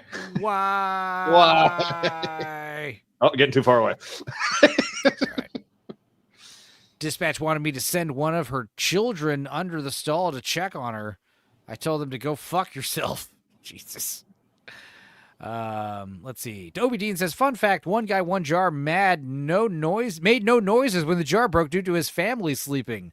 He also made a video the day after of shoving a big bar of soap in his bum. Yes, he also did a sequel where this time he filled the jar with water so it didn't break in his ass, but he also shoved a screwdriver in his dick hole. That bled everywhere. So the fact that he's doing one guy, one jar, I did not know this, OBD. This is actually good trivia. The fact that he put an empty jar in his ass, which breaks on camera in his ass, like on accident, and he has to pull broken, bloody shards of glass out of his ass. In case you guys haven't seen the video, that's what's happening. And the idea that he has his like fucking wife and kids are like asleep in the other half of the house, and he's like got to be quiet because like, oh my God, that just adds such a like level of complexity and humor and drama to the story. It's unbelievable. It's a story of hubris, really. Yeah, he flew too close to the sun. Common People says, I can't wait till you guys have to watch it while I'm sleeping. He sure did fly too close to the sun. No, one of the children, my employees. Oh, they're 20 to 25 years old, but they behave like little children. Oh, I see. I thought you were saying like you're talking to the 911. It's like this woman's OD'd in the bathroom, and they're like, yeah, go tell one of her children that's like eating there. Like the idea that she's ODing in the bathroom while her kids are at the fucking table eating. The Chuck E. Cheese. Yeah, or whatever. Just tell her kids to go check on her. No. Yeah, the fact that you were like, no, my part-time employees can't do that. They're idiots. All right. Common people, this is for you. This wasn't on the docket. Nothing was on the docket tonight. We've just been winging it the past hour and 47 minutes. I hope you guys are enjoying it. I am. He says, he said he generally filled the jar with water and messed up with that one. He looked like a normal dude and was from Ukraine. I don't know about Well, there's your first mistake. Video. He's from the Ukraine. Yeah, I think the second screwdriver video is called One Guy, One Jar Part 2. But yeah, Slava Ukraine, I guess. Jesus. So weird. Yeah, he looked like a normal dude from the waist up until you fucking saw his like fucking scarred up asshole and cock and balls. Yeah. All right, common people, this is for you. The trailer for Season 2, The Love of DILFs. It's only 1 minute and 45 seconds long, thank God. Meet the hottest himbos in the world. They're moving in the DILF mansion to find the... This is when Cinevere is going to show up in the chat. I fucking watch, dude. Fucking watch, dude. Every time she comes in. It would be a good time for her to pop in, but I hope she does. Why not? Possible family emergency. Okay. Well, I hope that works out. But yes. But if she does, that'll make it funnier. Absolutely. Please, I hope she comes in Hey, here. just got my mom out of the hospital. What the fuck is this? What is your fucking deal, Enzo? What is You your are damage? so gay. Why are you so gay? Daddy of... And I'm just like, what? We're just watching For the Love of Dills. We're just watching dudes give blowjobs. What's wrong with that? We just got done talking about One Guy, One Jar and Climax and a bunch of movies. I was just talking about Ty Cobb for 30 minutes. Where were you during that conversation? Their dreams. Welcome to For the Love of DILFs. I forgot that Stormy Daniels is the host of Season 1. I'm glad she came back. Stupid big-titted bitch. I want a daddy, so here I am. Dr. DILF has some questions to see exactly how close you've been paying attention to Why is that gentleman wearing a mask? Is he a famous rapper? to each other. He's wearing balaclava. What the? He's part of the Russian military. I'm truly running out of creative ways to piss off the conservatives. I'm fine. Did you hear that? I did, and I chose to ignore it. What year is this? This is from 1 year ago. 2024. Definitely a guilty pleasure. Can't wait for Season 2. Every one of these people commenting is gay. Super excited for Season 2. Let's go. Season 2. Come on, Season 2. I want to scroll down to... First of all, I want to turn on comments. Sort by newest. Does anybody know the name of the theme song? They all look good. What the fuck? So all these comments are from a year ago. Don't cancel me, but most of the black contestants are hot as fuck. What the fuck, dude? Don't cancel me. Dude, Where are the hot guys? Trashy reality TV with no eye candy ain't worth watching. Damn, you, Alex, you catty fag. I love it. You superfluous, superficial asshole. I can't wait this. I can't wait. This is the dream show I've wanted, a gay dating show since high school. There's lots of them, Philip E1210, if that is your real name. If that is your real name. A little ditzy, but I'm full of love. What did he say? 60s, like prime years, and I just Yeah, Bush is right. There are gay conservatives. Not getting connected to anybody or trying to stay away from any kind of feelings. It just seems like one of these gay guys swoons Stormy Daniels. These are people, not pieces of meat. Exactly. You love every part of me. But well, Season 2 means double the drama. Oh, Daddy. This is about to get hella messy. What the? What makes me a daddy? Is it an age thing? Is it a feeling thing? It's just a thing, really. Where the fuck is common people? There he is. Thankfully, Enzo didn't find my comment. Let's see. Let's scroll up. Time to scroll. Time to find his comment. AJ says, I was about to join, but I think I'll let you handle this one. AJ, get your fucking black ass in here. We need your opinions on things. Yeah, you're more homophobic than most people. Obi Dean has a questionable amount of information on this topic. No, I mean, dude, honestly, the lore, the one guy, one jar lore, like, of course. I mean, it's like I know a lot about Mr. Hands. There's a really freaky documentary about Mr. Hands called Zoo, and it's all the backstory about the Mr. Hands video, which is where a guy gets fucked by a horse. You don't realize, like, that guy died shortly after making that video, and they talk about all the events that lead up to the fucking crazy night of. It's pretty fucking weird. You can't have my booty, says Abomination AJ. I don't want your booty. I want your mind. Yeah, I want your mouth and your words that That come was- out of your mouth. Excuse me. I was pulling. He just snatched victory or defeat from the jaws of victory. That new Zax clip is so good because it's AJ saying, like, I watch a lot of streamers with the guys with their shirts off. Don't ask why, but I love it because then I start doing my retard laugh, where I'm like, that laugh. God, it's hilarious. I hate it and love it.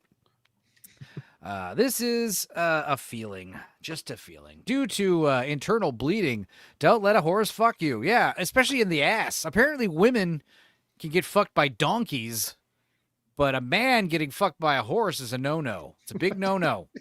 This is sexist. How you can't tell me? Blue Collar Loser says, yeah, okay, Taco Bell update. Yeah, so I pull over to pee in a church parking lot, listening to Enzo talking about a guy putting a screwdriver in his dick. That's the end of the story. Still a good story, though, because I was in it. I don't know how to spell that sheet. S-H-I-T is how you spell it. Oh, wait, no, you're talking about the word fellatio. Yeah. You were close. But not quite.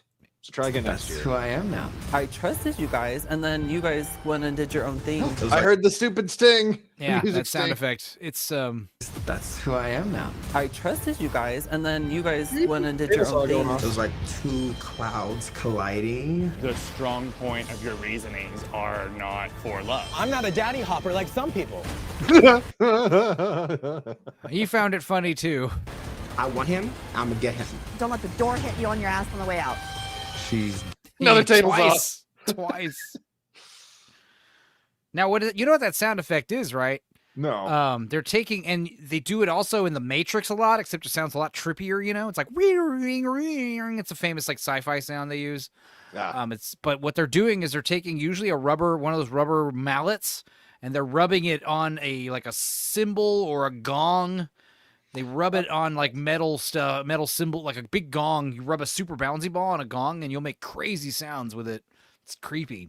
Oh, that makes sense. If you take a gong, here's another good horror sound. If you take a gong and submerge it halfway into water and hit it with like a soft mallet, it'll sound like a woman like screaming. It's crazy, dude. Gongs are nuts. I've always wanted a gong, not just for comedic stings, but just because it'd be badass to have a gigantic you gong. said that like someone was accusing you of that.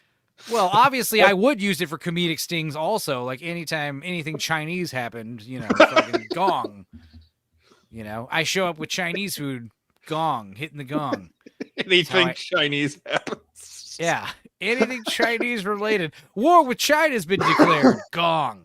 Enzo, if you could not right now. But also the other thing, and I've said this before, that I think the gong, it is wrongfully used primarily for like Asian stuff, Chinese, the martial arts. It needs to be used a lot more for like horror movies. If you listen to Cliff Martinez, like I do, if you guys saw The Neon Demon, that's another movie you should watch, not knowing anything about. It's about models. That's all you need to know. It's about models. Modeling. The Neon Demon. That was a fucking badass movie. But yeah, let me pull up the soundtrack to that movie, specifically one track. And I'll show you like a fucking awesome use of a gong. Let's see. It's called the Neon Demon soundtrack. It's Lipstick. Lipstick Drawing is the name of the song. The track. Lipstick Drawing. Now, this movie is also one of those, like, you don't realize it's a horror movie. And once you find out it's a horror movie, it's great. Wasn't Reeves in Neon Demon? Yes, he's a fucking shady hotel manager. And there's that great scene. There's something in my room. Like, she comes home, and it's like there's someone in her room. There's like a freaking shadow in her room. And fucking Keanu Reeves is the shady, corrupt hotel owner / drug dealer / pimp or whatever the fuck he's doing. And it's cool because he's playing like a very out of character role.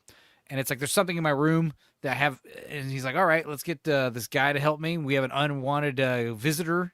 You know, we're going to go muscle this guy or whoever, this intruder, out of the room. And they go in the room, and it's a fucking full-grown mountain lions in her room. And it's just this awesome, surreal shot. It's like in slow motion of this fucking normal little shitty LA hotel room with this big-ass cat on the bed. And it just looks like it looks like album cover art, you know? It's sick. And his eyes are all reflecting, and it's so cool. But yeah, Lipstick Drawing. Check out this gong. Whoops. All right.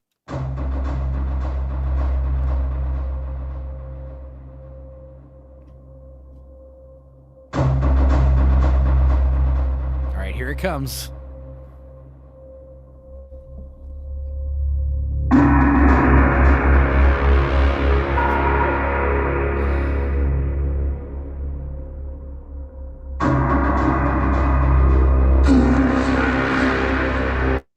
It's fucking sick, dude. More gongs in scores, movie scores. Don't be afraid to use a gong. You won't get canceled if you use a gong in a movie that's not Chinese. All right? Just letting you guys know. Letting all you film composers watching my show know. I know Hans Zimmer's a big fan of Tales from the Dork Side. Use more gongs in your fucking music soundtracks, you hack.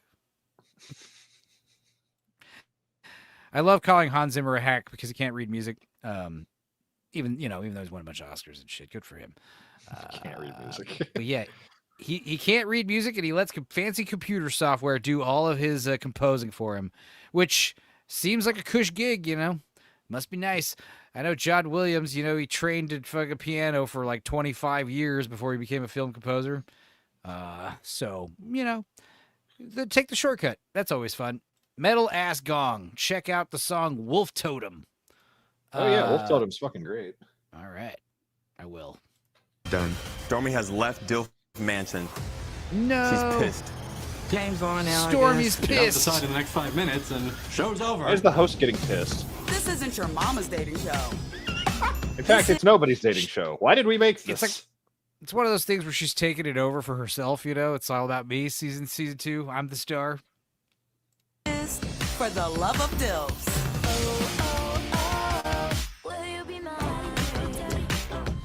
All right. Just a little Dr. Dilf in my eye. Oh my God. All right, that was for you, common people. Asking to watch more Dilf Manor. There you go. Maybe one day we will watch the show. Maybe we'll do it. You know, like I said, maybe one day in the future we'll have a bunch of paying members and a huge Discord. And, you know, maybe we'll do some watch parties where we watch gay, stupid shit like that. Off the books, YouTube style. You know what I mean? All right, first of all, let me close some of these tabs here. Got a bunch of tabs open. Oh, yeah, this is actually something I did not know. Now, we did bring it up briefly. Robert Redford died. I did not make Lance's stream on Tuesday because I wanted to catch up on sleep. And, like I said, I wanted to talk about, you know, The Long Walk and that secret mall apartment movie and other things. I didn't, you know, Robert Redford... I mean, obviously, Butch Cassidy. What are the best Robert Redford movies? The fucking Watergate one. Oh, yeah. All the President's Men. All the President's Men. The one where the famous gif comes from. It's not Grizzly Adams. Is it Grizzly Adams? No. It's Grizzly Adams, right? Where he's got the beard? Maybe. Grizzly Adams did have a beard. No. Wait, someone That else sounds was incorrect, Grizzly but Adams. We watched Grizzly Adams on some of the We Watches. The big fat guy. I know. Fuck. Jeremiah Johnson. Thank you. That's the one I'm thinking of. I was gonna Yes, say the that was- complete wrong name. That was one of my dad's favorites, Jeremiah Johnson. My dad was one of those mountain men, you know, he wanted to live in a cabin and shit, and he always took us camping. He was a fucking old-fashioned cowboy dude. He was cool. But yeah, apparently he learned how to swim in Barton Springs, out where I'm at area-wise. Austin, San Marcos, Texas area. But yeah, 89, God bless him. So he can join, what's his name, Paul Newman in heaven, because I always got those two confused. What else we got going on the docket? There's other stuff. Oh, yeah, we were watching Karate Guy. Oh, We're right. on that tangent. Yeah. How did that tangent even start? I don't know. I think we went back to movies. No, the tangent started because Common People. We wanted to watch Dilf Manor. I think that's what it was. Yeah. Simple. Anyway, let's hear what Teach people that you can do this every day of your life, and you build the body. You build. So you can look like this guy if you don't lift weights. If you just use your own body to exercise using these tiger exercises, which we talked about yesterday on Zax's. You know, you just do this, and that's how you'll get this awesome physique that this old guy The has. muscle structure, you reduce blood pressure, and also you reduce the aging process. McSweeney based this system on the stretching movements of tigers, which he points out possess powerful muscles, yet are rarely seen at Nautilus clubs. During the day, John is an electrical manufacturer's representative. So he has a high-paying day job. That explains a lot, actually. Build the body. You build the muscle structure, you reduce blood pressure. Yeah, this is Tiger Defense. and This is the also same you guy. reduce the aging We're watching. process. We're learning about the man. We're learning less about the technique, the Tiger Defense itself. We're learning about Mr. McSweeney. Hail Scoobs. Yes, Common People says, I didn't want to put on Dilf Manor. I needed to see Dilf Manor. Well, honestly, I'm glad we watched that. That was funny. McSweeney based this system on the stretching movements of tigers, which he points out possess powerful muscles, yet are rarely seen at Nautilus clubs. Yeah, so basically, if you watch the video that we watched on Zax's show, he says, like, tigers are so strong, and yet they don't exercise.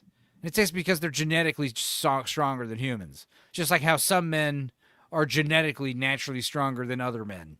Genetics. So he's basically saying you should just be born super strong. You know, if you're born super strong, then normally your day-to-day activities, you know. This is why, What like, we're trying to say is just be a tiger, idiot. yeah, just be a tiger. But it's like when they say, like, fat dudes, big fat guys have huge, powerful calves because they're carrying their huge fat ass around all the time when they walk a lot. Yeah, assuming the fat guy walks a lot. He will have huge, pronounced calves because, you know, it's more work. So just do that, but with your whole body somehow. During the day, John is an electrical manufacturer's representative, traveling throughout the Chicago area, servicing clients and giving thorough business Isn't it just presentations. calisthenics? Yeah. Oh. Whoa! Kung Fu fighting. Hell yeah. Copyright claim, but that's okay. However, at night, his presentation carries a little more punch and goes directly to the point at his school in Elmhurst, Illinois, called Self-Defense Unlimited. Wax on, wax off, wax on, wax off. This man once punched, not Frank Dukes, the other one. Duke's mayonnaise. No, the other. The KKK guy. No, the Duke? dojo. It's Count something. Count Dooku. No, Count. God damn it! This is gonna drive me crazy. Count. Fucking the Dojo Wars. The Count from Muppets, Sesame Street. Bruce Lee. Count Bruce Lee. God damn it. Count Toten? Chocula? Count Chocula? Holy White Men, says Jamalama. Count Dante. Count Dante. He punched Count Dante. There, 5 minutes of fumbling to get a joke out. Oh, we got several out. Don't worry. Count Dante, of course. My style is based Dojo on wars are like one of the funniest fucking things to ever happen. Count Dankula. Yeah, I actually found out recently that there's like a lot of like tribalism in fighting with various, and not in, but like the dojos themselves are like gangs, and it's like warriors. It's like the warriors. They're literally like warring factions like everywhere. Like every dojo is like got this like what's it called? Localism, kind of thing. Like like you come to this dojo, then you know that dojo sucks. This dojo, exactly. It's like the high school pep rally kind of thing. Like our team, their team, Are there, I mean, I guess there are karate competitions. That's that Sidekicks movie, all the dojos compete at a big grand martial arts competition. So there is this competitive nature to it naturally. So I guess that makes sense. But yeah, I didn't realize it was that like hardcore. Like I thought it was like little league baseball. Like, oh yeah, the teams, they play against each other. No, it's like high school football. These motherfuckers like hate each other. They take it seriously. They're like, fuck those guys. We're gonna like steal their mascot and deface it in the front of the dojo or whatever. We're also gonna throw a Chinese throwing star through the window. Kyle Posey says Sidekicks rocks. Yes, it's one of the first we watches we did. The second double feature we did. I stopped doing double features for obvious reasons. But we did Chuck Norris Sidekicks and the Hitman back to back, and that was with Dark Hour. Sidekicks was on. Also, his audio was EQ'd wrong, so he's like fucking the movie's like super loud compared to us anyway. So there's but I fix it like throughout the movie. Eventually, like it fixes itself. But yeah, the first like 10 minutes of that, the audio is like rough. There's a part where like they're like fighting with nunchucks, and I'm like talking, you barely hear what I'm saying. It's like, yeah, so, just like that. Those kicks are fast as lightning. Lots of dry foos. R.I.P. Jonathan Brandis. Yes, he supposedly killed himself because he was suffering from severe depression that his family said was a side effect of his Accutane acne medication. I think they settled out of court. Stupenzo, have you heard of Master Ken from Enter the Dojo show? Of course. I think Eclectic Goat knows him, and he was supposed to be on Dark Hours one time. I don't think that ended up happening. But yes, I know of him and almost could have gotten to meet him if he had came around. I don't know. Fear does not exist in the dojo, does it? No, it doesn't. But we do have snacks. Is on to the 50s, 60s, even 70s. Simple moves that are practical and effective. McSweeney offers we don't do that hard 6-month shit. Self-defense course, which meets 2 nights a week. The class concentrates on basic moves. Here's how to elbow a woman in the crotch. It's open to anyone ages 12 and up. I've taught people in the 60s and even 70s. Here's how to slap a woman with the back of your hand. Some people take karate lessons just for kicks, but the emphasis here is on funny joke. But not training people here to go look for fights. So the worst thing training them to fight. I mean, think, hey, I know some karate, or I'm a black belt, or Mr. McSweeney made sure that we recorded this speech and put it in the segment. Let's see what else is going on. Yeah, apparently John McSweeney with Ed Parker during the taping of his video series. So RIP to a legend, a Tiger Man. Here is the Tiger video that we breaks watched. Of combat karate. Oh, this is different. We'll cover the principles utilized to gain explosive hitting power. Explosive. This is how you punch people. What are some of these strikes? They're the leopard palm strike with the base of the palm, hitting the skull in a circle. You can do it wide or short. Be a chop. I need to look at this.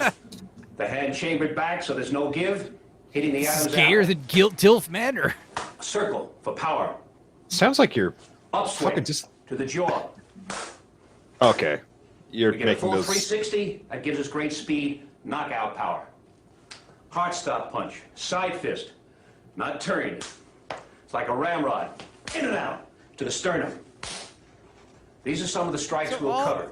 All he's doing is sticking his hand out and slapping his elbow as hard as possible.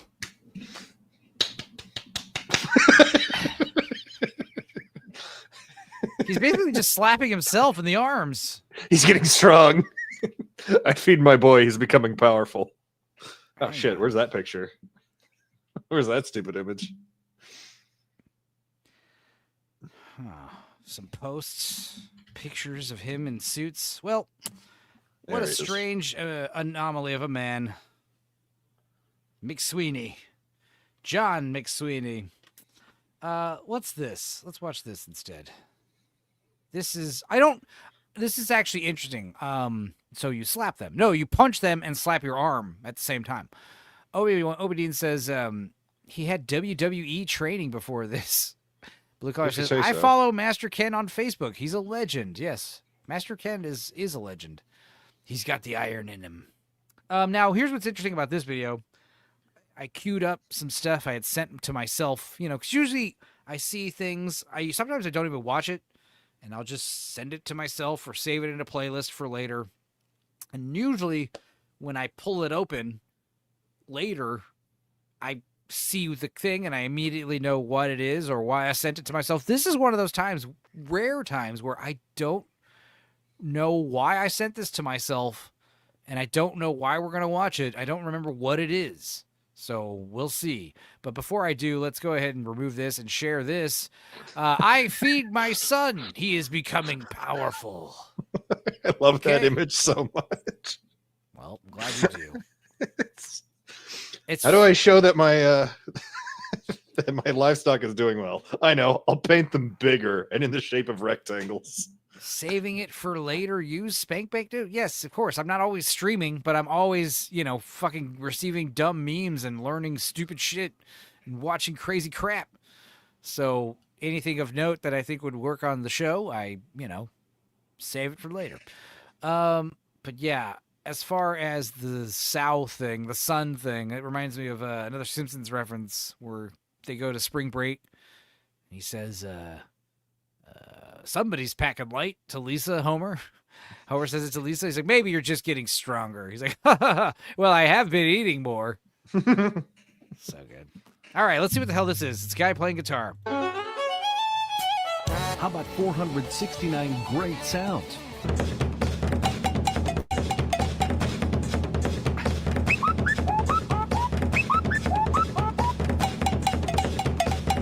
Hey, my whole philosophy revolves around showmanship. 5 facets in particular: the gear, the threads, the performance, the groove, and the vocal. The following clips will illustrate precisely what I have to offer. He's got 2 gongs. Like, holy shit, bro. This man's strong. And I'll tell you right now, those fucking gongs that he's got behind him, the one on the right, his left, that thing is not cheap. That's like a fucking $4,000 or $5,000 gong minimum. The Boss VE20 vocal performer. I'ma mess around here and get it started. Freaks in the back and they know how to party. This reminds me, like 74 more subs and we get to do another karaoke party here. And when we do karaoke, we do them for long. We did one on Tony's channel recently, and it was 9 hours long, and I was there the whole time. And I sang, no repeats, just all new songs all the time. So we'll try to top that if we get to 750. Oh, and also 100 active members means I watch Bible Black. That's also still a rule. Fucking forgot about that. We're also going to do another Griftgasm stream soon, and I guess the goals will be, there was a smaller goal I'm forgetting, but the bigger goal was LSD stream. So, but the smaller goal was something food related. I was going to eat something, or I can't remember. I'll figure it out. Now, yeah, put your hands in the air, freak me, then say yeah. Voice tone T1 will make you sound like this. I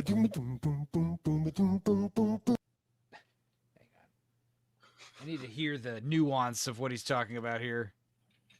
Hear the difference. Let's have him sell us this. Voice tone T1 will make you sound like this.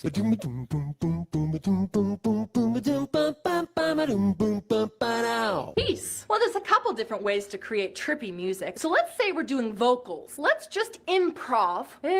I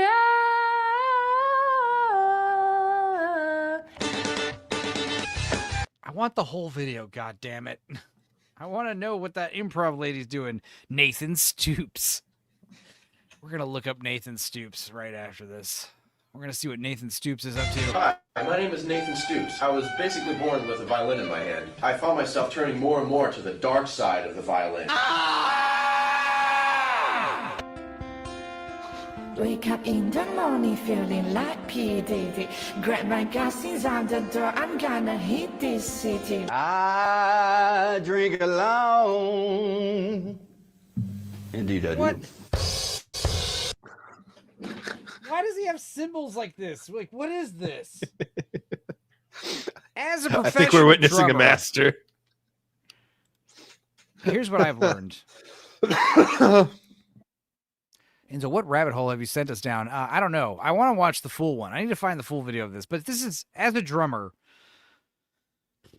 where to begin? Okay, here's the thing. You see a guy with a kit like this, I assume he either sucks or he's like the best drummer ever. And that'll be apparent within 2 seconds, which, based on what I've seen, I don't think he's the best drummer ever.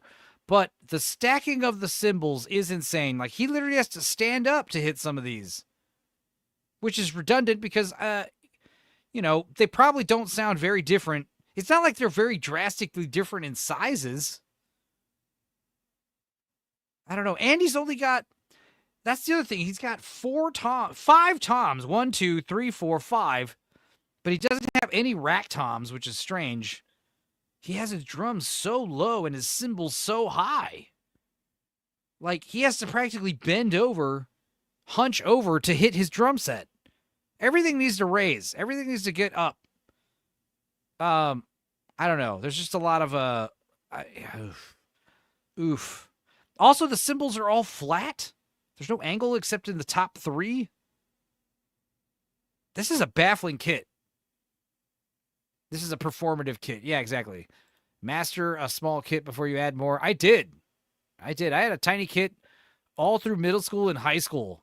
And then my senior year, before I moved out, my dad got me a fucking bunch of cymbals, cymbal stands, and some bongos and timbales and all this crap. I still have that massive kit. And it's not even that big. It's like, because mine's all boom arms. So I have 3 cymbal stands, but 2 cymbal stands have 2 boom arms. So I can get 3 cymbals on 1 stand. So it works out. Oh, look who showed up now that we're not talking about gay shit anymore. I see how it is. Definitely how it is. Well, we're about to watch Nathan Stoops after this, so I'm sorry. I don't know who that is. Neither do I. He seems gay. Homie thinks he's Mike Portnoy. Even Mike Portnoy is overkill. I heard a great story recently at my last gig because I was talking to other drummer, Jose, real good guy, and he's like, you know, it was one of those things where it's like, I was like, yeah, I'll use your whole kit. I got my cymbals and my snare, but I don't need them. I'll just use, you know, whatever you got. I won't even, you know, I don't even adjust anything. I don't touch anything. I'll just play the drum set as is, which, you know, it saves on time, obviously, between bands and setup, and sound guy has to do less work, and it's just a win-win. The problem is a lot of drummers, you know, first of all, they think like if you're backlining your kit, you think, oh, maybe this guy might break my shit or something might go wrong. Okay, that's not an issue. Won't happen, and if it does, I'll pay for it. Number 2, a lot of people are just really practical picky. They're just very picky. And the sound guy told me this story about how they played like a metal festival. It was like 10 bands, and they all wanted to use their own drum set, and each drum set was like double bass drum, fucking 20 cymbals, bunch of fucking auxiliary. Wow. Raul Julius says, people are too stupid to even deal with. Exactly. Hocus pocus, I'm playing Focus, says Watcher X. Yeah. All right, let's see how this guy does.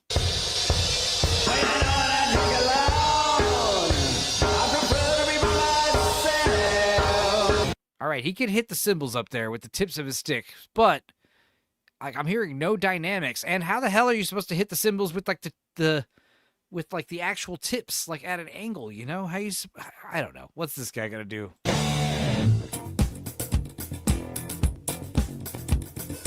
you resent the notion of buffalo? You might want to throw in something with a little bit of a Middle Eastern or maybe even an Indian slant to it. Indian. Oh my God. You know, it's kind of just real free. That's the trippy style. Real free. Forgive me, but I'm actually kind of smitten with her. I actually like her. You know, I'm sure she's a real doll. Drums.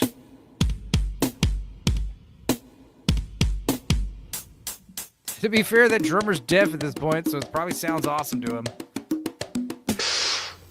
Ooh. Come out at night.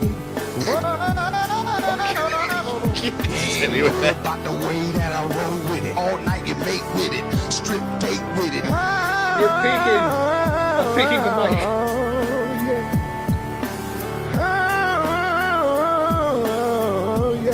I like these guys. A few different trippy techniques.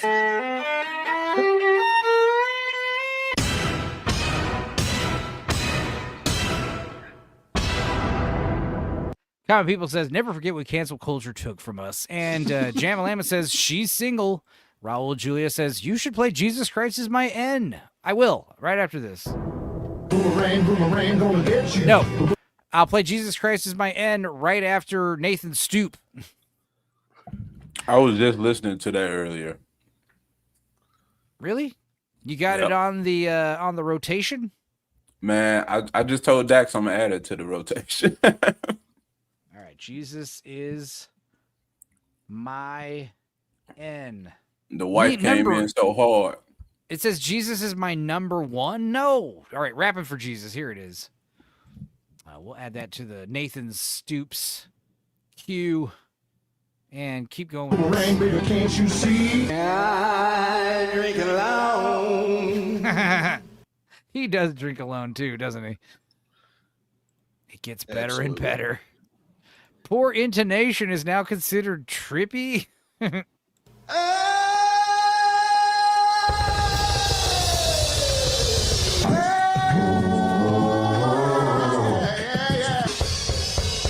That's what I need added to my singing. A foot pedal. And just really chilled out, real mellowed out, okay? Real casual. Okay. She is my favorite, hands down. And just having fun, all right? Drums lead the band, period. It's true. It's true. We have a shitty band. Drummer's good. The band's good. That's how it works. I mean, the songs suck, but as far as like musically, like if your drummer's badass, the whole band has like stepped up. If your bass player's badass and the band's okay, you know, you got Primus. So actually, that's a bad example because the drummer's sick. Primus. In fact, I know personally the new drummer. You know, he just got that job. He's on top of the world now. He's killing it.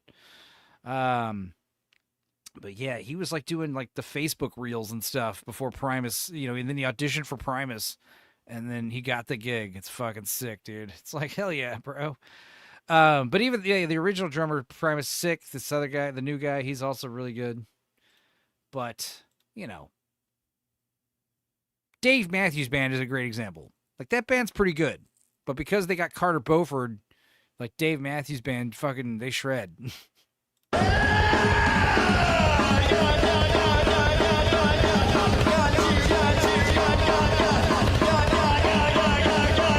It's like a dream you try to remember when it's gone. When you try to scream, but it only comes out as a yawn.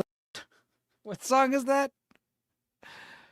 It's like a dream you try to remember when it's gone. When you try to scream, but it only comes out as a yawn. And you try to see the world beyond your front door. Don't stop making pop, DJ bro my speakers up tonight. I'ma fight till we see the sunlight. Okay, first of all, totally would, but second of all, terrible sound. It's a terrible filter, terrible sound effect that you got there. Top on the crop, but the party don't The stop. croc? No, oh.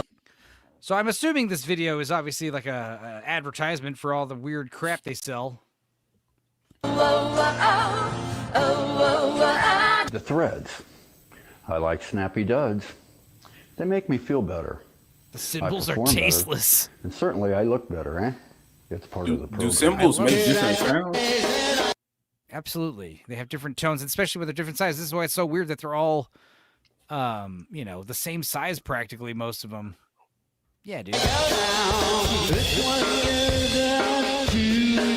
Lately, I'm seeing so many people using stacks, which are those like, it's like a stack of cymbals tightened, and it sounds like a psh, psh kind of sound effect. Like everyone's using those now. So I need to get one. I need to get a stack. Let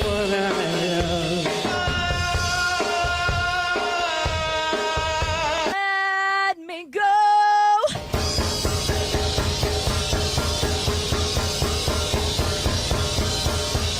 You're visualizing a bird flying in the air or something weird, okay? Give me shade. I'm just playing the hand I've been given. That went hard.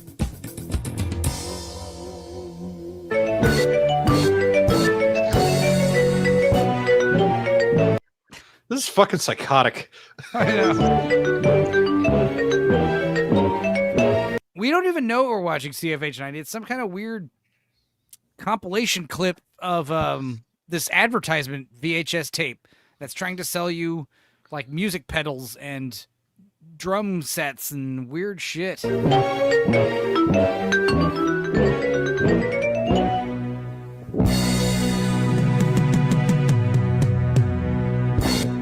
Jam-a-lam is ready for Stoop. Performing upon the world stage, anytime, anywhere. Hell, everywhere. Who does he sound like? And when the opportunity presents itself, I'll be there. And with a big smile on my face, too.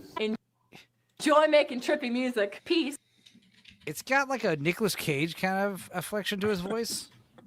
I like that girl. I want to find the full unedited clip of her playing trippy music. I had to fucking stop sharing this. God damn you. Yeah, let's pull up the Stoops. Stupidmeyer. Nathan Stupider.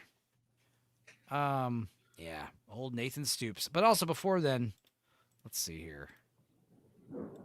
Let's try something.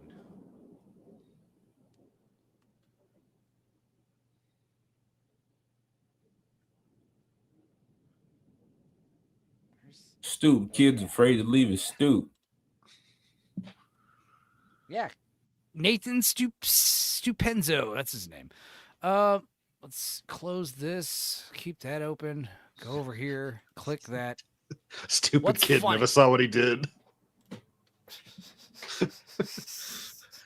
Stoop kid never leaves his stoop. All right, here we go. Oh, wow. Is that Love Gun? 14 years ago. He's got 92 subscribers for Nash Fiddle. Oh, this is Nash Fiddle. And it's Nathan Stoops' My Fiddle Rocks.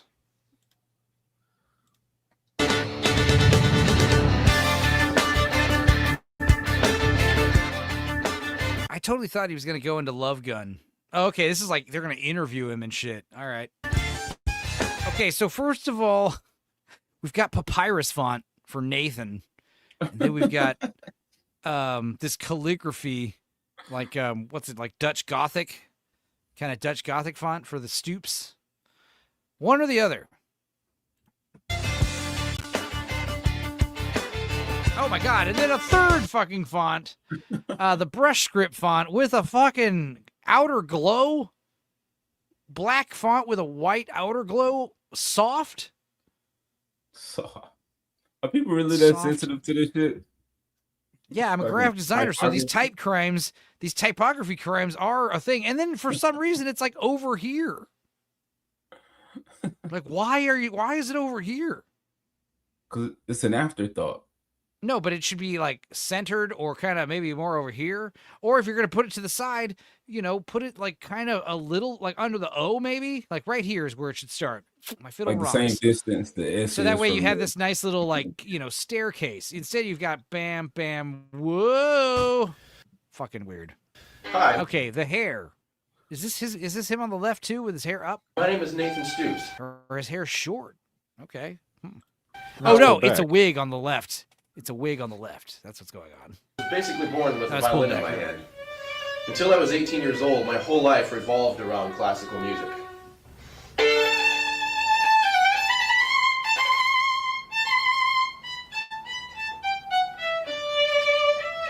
It's just him until 18 years old.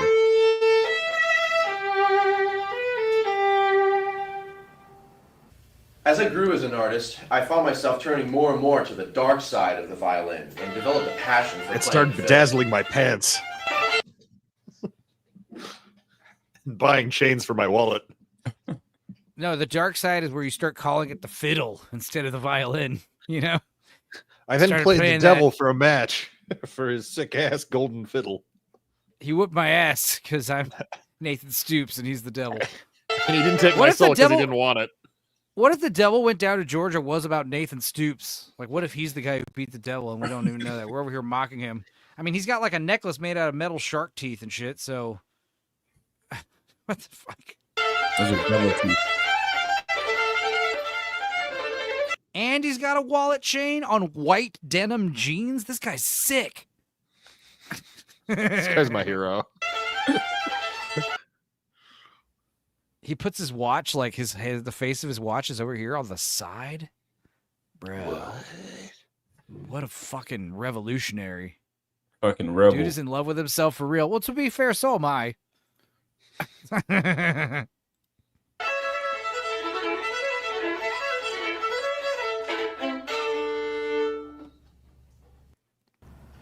I grew up in a Zoom small in town on in the ring. Northwest Ohio that didn't even Bass have a stoplight. Rutten Bar fight After tutorial moving to videos. Nashville and Okay. recovering from the culture shock, I found a way to combine my songwriting, performing, and fiddle playing into what I like to call the rock version of Charlie Daniels. I'm just kidding. I channeled it into crime.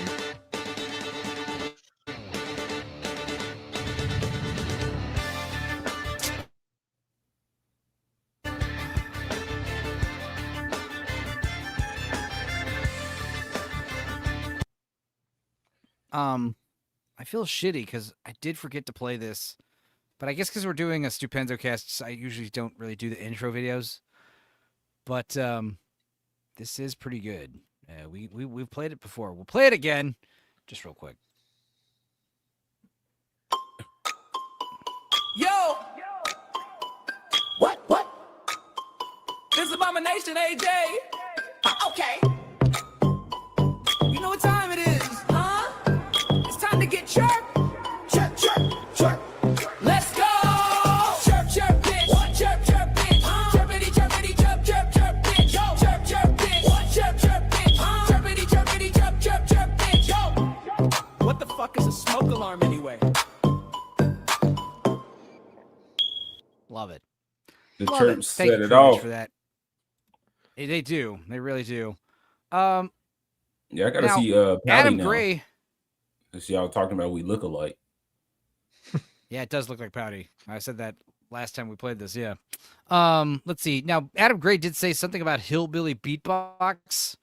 I don't know which one you're talking about. I'm assuming you mean this old one, right? I'm guessing. Is that what you're talking about? Maestro Lives is here, aka Mr. Thunderqueef, famous We Watch regular. What's up, buddy? Yeah, Adam, were you talking about this video? Enzo, you love yourself, but you don't advertise it. Oh yeah, I guess. Are you saying I should? I should, right? That'd be a good one. No, not that one. Okay. Well, feel free to send me whatever the fuck you're talking about if you haven't already. Send it to the PO box set. Yeah, send it to me on the old Xters. All right. Don't play that one. Now I want to play it. It's only 27 seconds. What's going to happen? You get shot. You're gonna subscribe.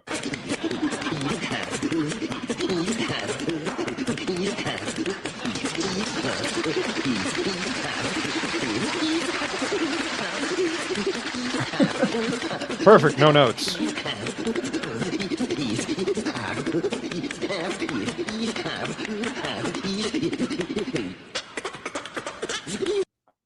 Okay. I see why you didn't want me to play that, but I also don't understand the hate. Hillbilly beatbox heaving. The fuck does that mean? What did you call me? Heaving? Is this 13-minute video? Is that what you're talking about? You just sound off, Adam. I know there's a 10-second delay, so I gotta wait. Anyway, AJ, how was your how's it been since you last saw us? Since you want the rundown, I took a bath because I'm a real man. I like to sit in the water with my thoughts. And I forgot to take the salmon Stand in out. the shower with your thoughts? Like what? I didn't want to get my hair wet. Didn't feel like Oh, dealing that with the is wet that is threads. important. I understand that. I understand that. Yeah, I didn't take my Damn salmon it. out earlier. So I Damn just it. ate I can't copy and paste from StreamYard. So stupid. You gotta go So I have to into- open it. I have to open it in YouTube. Unless You want me to do it and send it to you? yes, please put it in the private chat. Add it, AJ. Thank you. That'd be great. I'd appreciate it. We'll stop sharing that. We'll go back to what were we watching a second ago? Oh yeah, Nathan. Old Nathan, buddy. Nathan Stoops. Yeah, it looked like that's the video. And yeah. Okay. Oh, it was that one. All right. Well, let me reopen the old tab. Good to know. Hillbilly beatboxing. No. Wait, now the one I wanted to play is gone. There it is. All right. The stream is haunted. Chirp, chirp, bitch.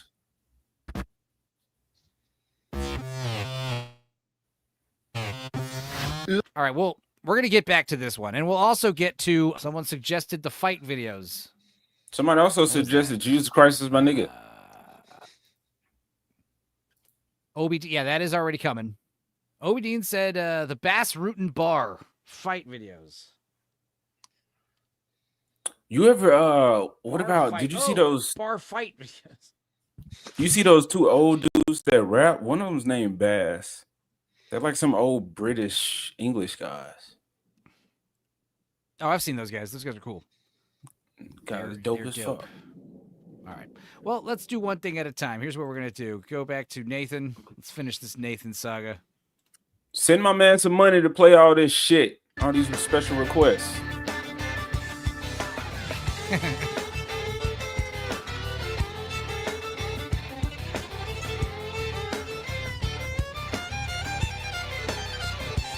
So you remember me? I bet you do.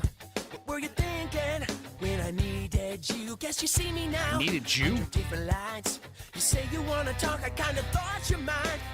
So take a number, get in line. Your time's run out and you're wasting mine. I know you're pretty, but why does it matter who I am now? I'm still the same guy that you let down. Oh, this made me want to Back to skateboard. that place in time when I was yours and you weren't mine. Life can twist when you least expect it. It's game on now and I won't reject it. You call it dangerous living. I'm just playing the hand I've been given. It's totally Love Gun. Love Gun. Oh, right.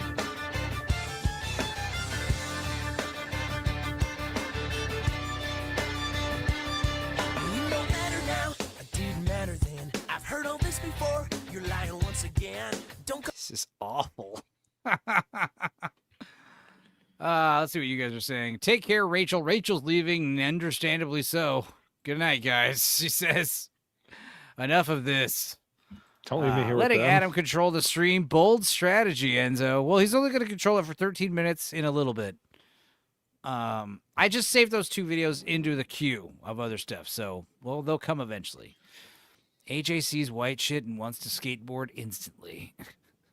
You know what masculine song I was listening to before the stream, before I hopped on? Video killed the radio star. Yeah. Hans Zimmer is in that band. He's on the music video playing a drum. Wow. Okay, I gotta pay more attention now. Yeah, he was in that band. That's what I said. He got his job in synth bands. If he shut the fuck up and played violin, it wouldn't be so bad. Just play some of it, says Enzo. Says Adam. Okay, when we get to that, I will just I'll play some of it. He should stick to the violining. Yeah, that seems to be the general consensus. His asking how I've been. You say also like looking just like Chris Angel is not helping. you're on your knees. You should have done that then. So take a number, get in line. Your time's run out and you're Also, how he just awkwardly kind of holds his violin and just kind of like, you know. wasting mine. Really awkward ass head movement. Doesn't matter who I am now. I'm still the same guy that you let down. We can't go back to that place in time when I was yours and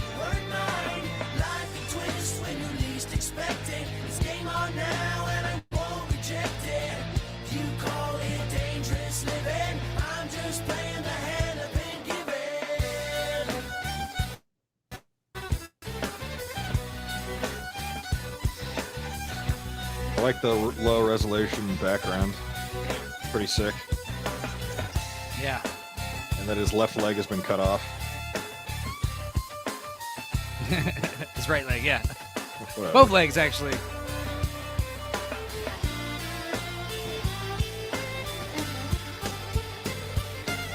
I know you're pretty, but why does it matter who I am now? I'm still the same guy that you let down. You go back to that place in time when I was yours. Is he wearing too much or not enough eyeliner? I'm gonna just go on a limb and say too much. You call it dangerous living. I'm just playing the hand I've been given. Bro, this shit hard. I'm gonna go get some cereal. Be right back. This shit's actually Performing on stage is badass. the best way that I communicate. I'm downloading his album right now. Share my life through my music. I'm Nathan Stoops, and my fiddle rocks. So he bothered to get his hair and his wardrobe looking like that, but he didn't think his name was a problem. He kept Stoops. Like, there's right? Am I being? Is that wrong to think? What's, Like, you should've- what's wrong you with should- Stoops? It's just a stupid fucking name. Like, do I think of a badass violinist when I hear the name Stoops? I've been hearing some dumbass names since I've been listening to rock, like Men at Work. That's a band name, but yeah, I mean, that is cooler than Stoops. Because like Stoops is your name. What was the Yeah, if other you one? have a fun- Seagulls, something. Flock of Seagulls. Flock Flock of of Seagulls. Sure. The stupidest people band name express- ever is the String Cheese Incident. That's the stupidest band name of all Okay, time. okay. Yeah, names I came up with had nothing on that. Leftover Salmon. All the food related names are dumb. Yeah. All right. Let's continue. What else do we got on this playlist here that we just made? Oh yeah, Jesus is my N-word.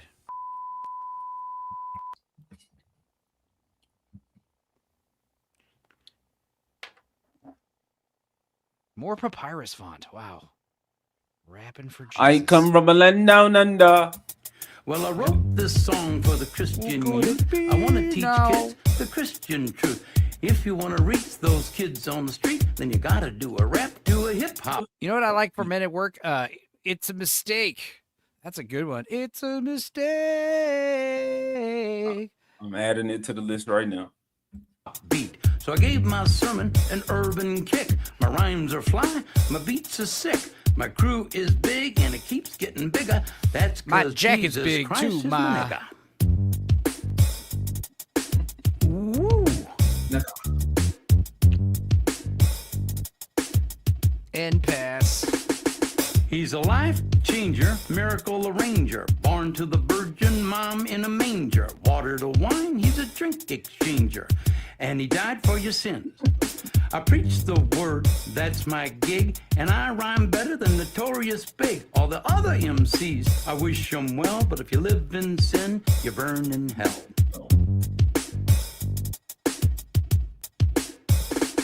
Now I'ma pass the mic to my lovely wife. She's a fly MC and the light of my life. So to bust a rhyme without further ado, take it away, Mary Sue.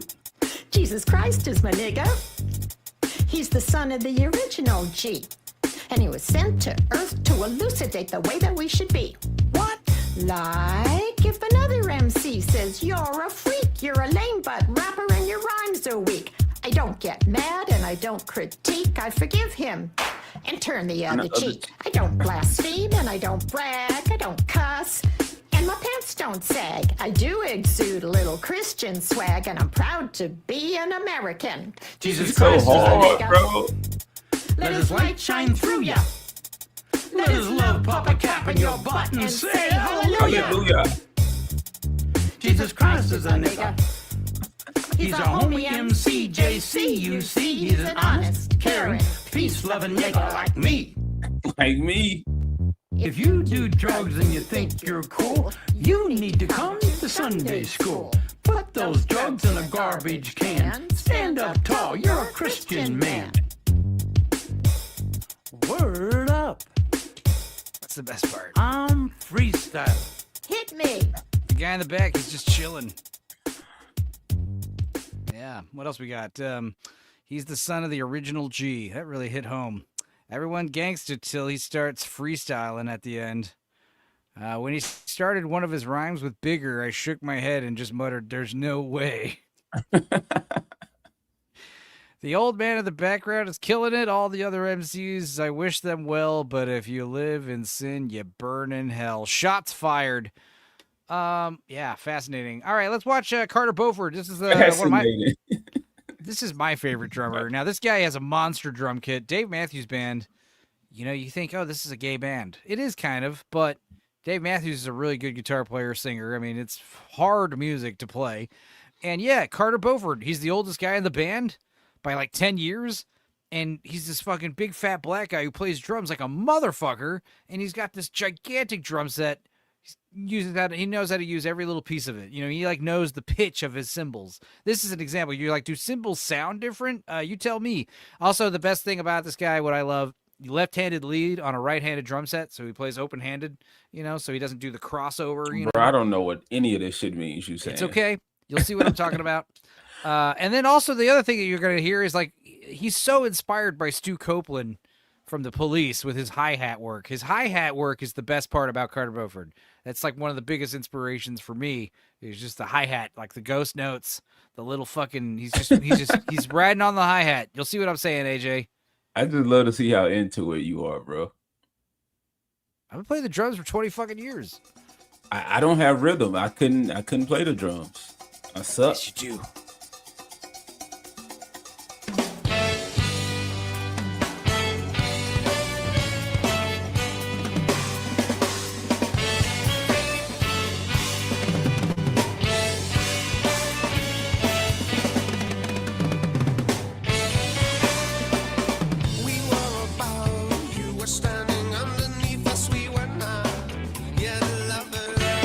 That hi-hat shit. That's what I'm talking about. Just like a hi-hat drives the whole set. That's a lot of things to hit.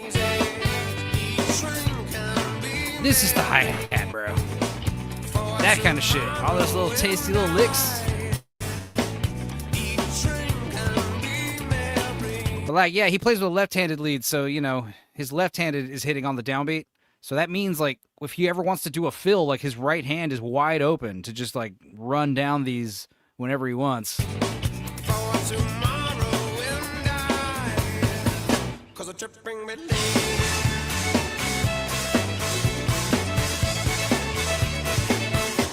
know he can.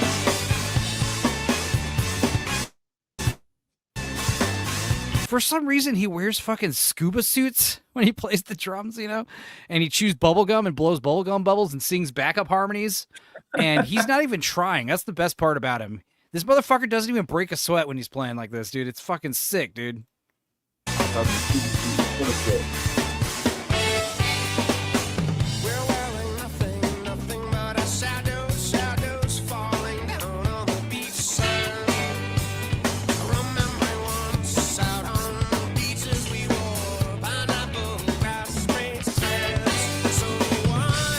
Now, you just imagine this gay song, but it's played with like a normal drummer just doing basic shit. This song sucks.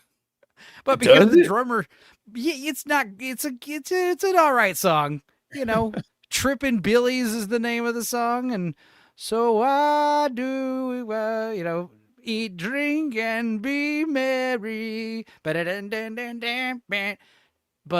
the fact that he's doing all this shit on the drums just makes this song badass now. You know what I mean? Like, this song's sick all of a sudden. This is a corny song.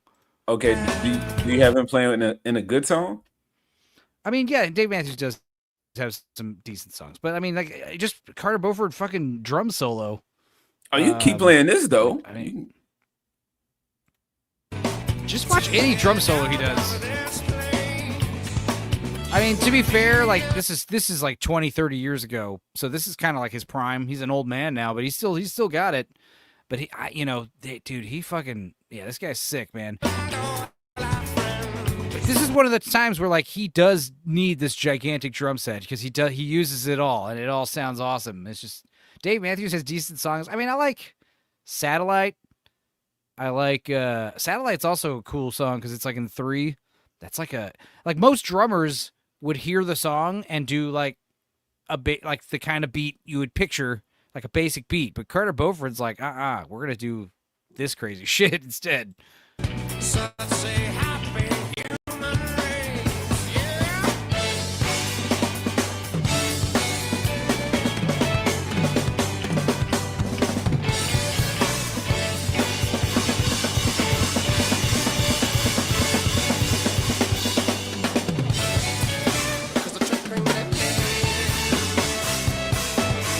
College rock, exactly. Yeah, it's like, REM was college rock. Who else is college rock? Live is college rock for sure. Dave Matthews is interesting though because they're also like a jam band. They're like a mainstream commercial top 40 jam band because like they have their songs, but if you ever watch them live, like this song is like fucking 15 minutes long with like these crazy improv segments. Like it's always different every time they play it, everywhere they play it, you know, they add all these jams. These guys go off.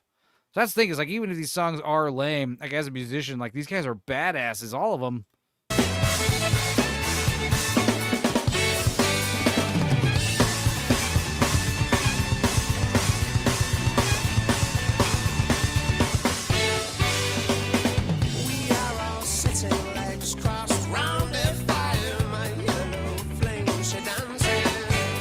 But you know what? Dave Matthews was popular because hot college white chicks loved this shit, you know?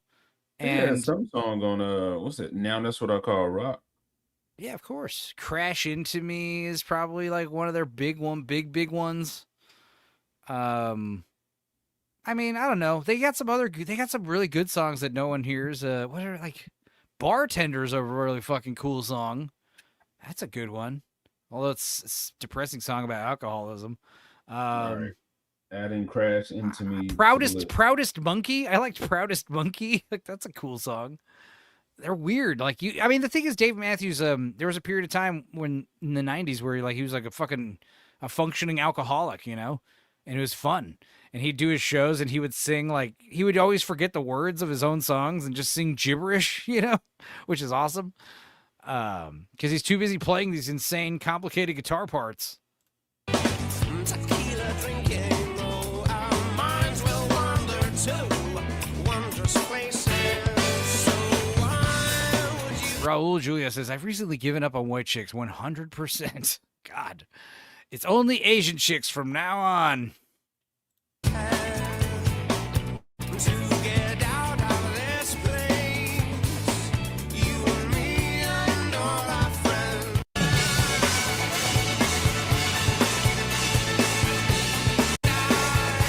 I mean, you get the idea. The guy's fucking badass. All right. Need I say more?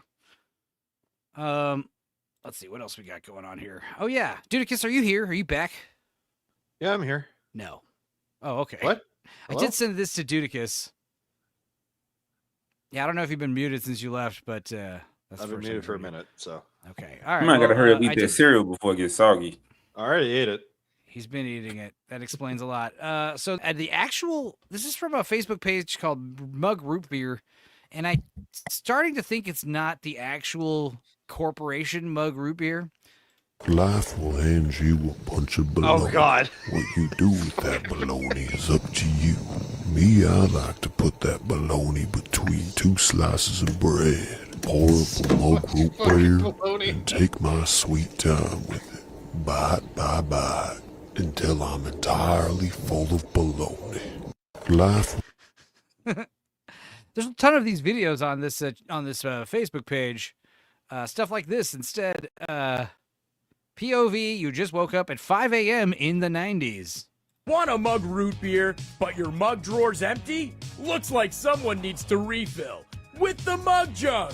It's simple. Grab some mug, remove the lid from the mug jug, crack open that delicious nectar, and pour! Thanks to the scientists at Mug Tech, There's never been an easier way to drink Very mug. cringe. Once your jug is filled with mug, place it on top of your mug drawer, and the mug jug will do the rest. In just minutes, your mug drawer will be overflowing with mug. And don't worry about those pesky leaks. It just means that there's so much mug. Now it's time to grab a mug, scoop some mug, and drink mug. And voila! A delicious mug root beer without all the hassle. Buy your mug jug today. See, I totally know Dudicus' style of humor. You know, it's amazing. Too much fucking hassle. It's unnecessary steps. I know, it's And then amazing. Don't worry about the extra mug. Leakage. Yeah, because your vegetable crisper drawer, believe it or not, is not. Sometimes they're not water tight. Mine is technically, right? Yeah. Anyway, all right. Let's go to Adam's suggestion. Eefing, the fine art of hillbilly beatboxing. Oh.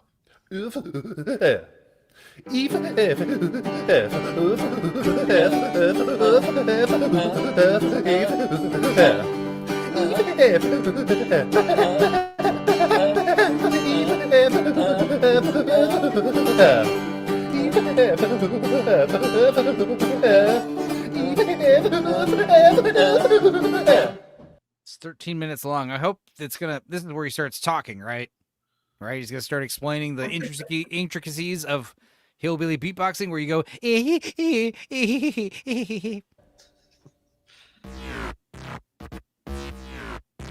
Oh.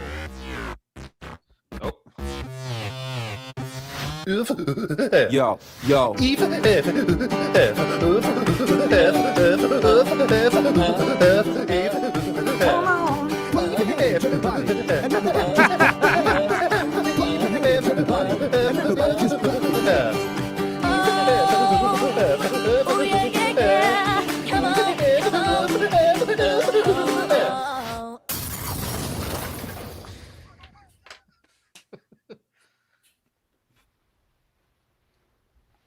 Hello, my name's Jake Stogdale, and today I'm going to be teaching you the art of eefing, also known as hillbilly beatboxing. And if you take the time to master this technique, people will be calling you the dragon, because it's going to be like you're spitting fire everywhere. The applications are pretty much endless, and if you take the time to learn this, I can pretty much guarantee that all your musical dreams will come true. Dudicus, do you have musical dreams? Not particularly. Let's break this down to its elements so we can see what's really going on here. The elements are as follows. We'll start with an E, which is the 6th letter of the alphabet. You just have to say E. Second element is F. Ooh. All right, we get it. Quarter note receives 1 beat value. Okay. Count. All right, I think this is one of those things where we just want to watch the demonstration. I don't really want to learn how to do this. But you know what I am realizing before we get into the list, we need to go back a little bit, back in time. We need to go back, Marty. Obi Dean says, I thought they was going to be a Grand Dragon reference at first. I thought that was going to be a Grand Dragon reference. Jesus. All right, let's go back. Let's go back to our buddy Frank Somerville, because apparently there is more of this video of him slurring that we did not play. We did stop prematurely because we were getting the backstory of Frank Somerville before finding out about his weed addict daughter. But this is where we left off. This strange man. We'll backtrack a little here. Will be even hotter, so let's go straight to our chief meteorologist, Bill Martin. Bill, will some places reach 100 degrees tomorrow? Man who was caught on camera attacking a San Francisco police officer, grabbing her hair and then pinning her to the ground. Pinning her. The violent assault happened in San Francisco in the Chinatown area near Clay and Kearney, where last Friday night. I'm not gonna lie, I've been here before on Dorkside. I've been here at 4 in the morning. There's been times where I feel like I'm talking like this. Yeah, KGB's but here's the Aston thing. Smith is here now Not after employed talking to to do this. I am openly drinking on air and, yeah, doing this for funsies. But I'm going to be honest. If you told me, hey, Enzo, you've had a few cocktails, go read the news, I think I could do better than this guy. For sure. Probably. I could probably be pissed drunk and do it better than this guy right now. witnesses were also hospitalized today after being attacked on the grounds. See what's so funny? Here's what's funny, Adam. You would be pleased to know that, of course, Thunderqueef Maestro knows exactly what eefing is. Are you all covering eefing right now? Yeah, we were. We did watch a little bit of it. You know what I do love is cooling, right? Cooling, is that what it's called?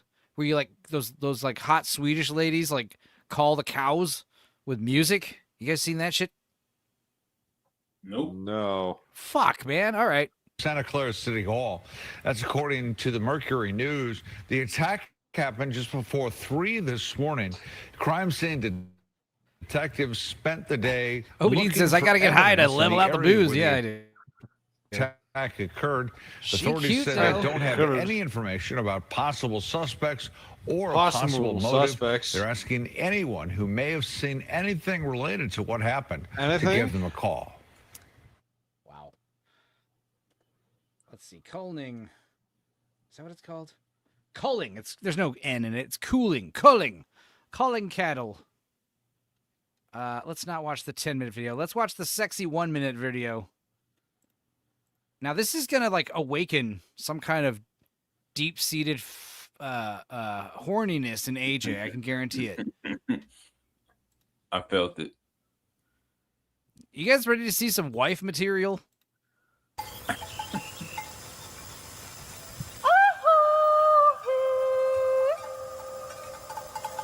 What? Now, what's crazy is you can do this to cows. Cows have evolved, like evolutionized, like we domesticated them to kind of instinctively come to you when you sing at them like this. And it's like an art form.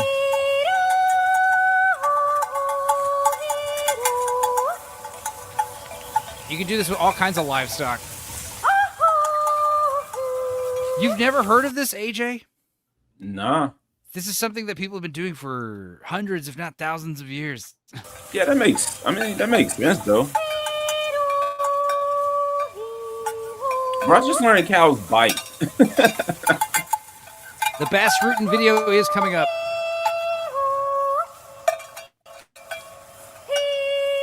Cows are funny looking. Yeah, I don't know if you were watching AJ's last night when I showed that cow making a pizza with the cow video. That was fucking crazy. Like, they're giant beasts, you know, that taste delicious. And yeah, they're powerful and heavy and strong. And yeah, they do have weird. Apparently, dolphins and whales are related to horses and cows. So Some pretty science pretty I just crazy. refuse to accept. Have you ever seen a dolphin's skeleton in their flipper? They literally have phalanges. They have 5 fingers in their fucking fin bones. And when they're in the womb, when a dolphin fetus is in the womb, it looks so much like a human baby at first. They're so similar, especially in those early weeks. It's crazy. That's like a conspiracy theory. They talk about it in SLC Punk, but it's literally like dolphins are man evolved. like the idea that they're like aquatic humans, you know? Dolphin Fetus is my favorite black metal band. Dolphin Rape Cave is my favorite black metal band. Uh-oh. She making them frisky. It's pretty awesome. Somebody was trying let's to see. fuck. So let's go back to this. We're going to go to, this is bar fighting with Bass Rootin'. This is Obedien.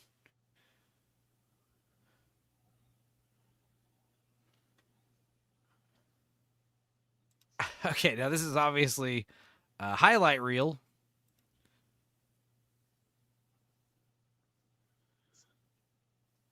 I remember seeing that humans have webbed like fingers and toes and a little tail at some point in the womb. Some humans still have webbed fingers and toes and tails. In the womb.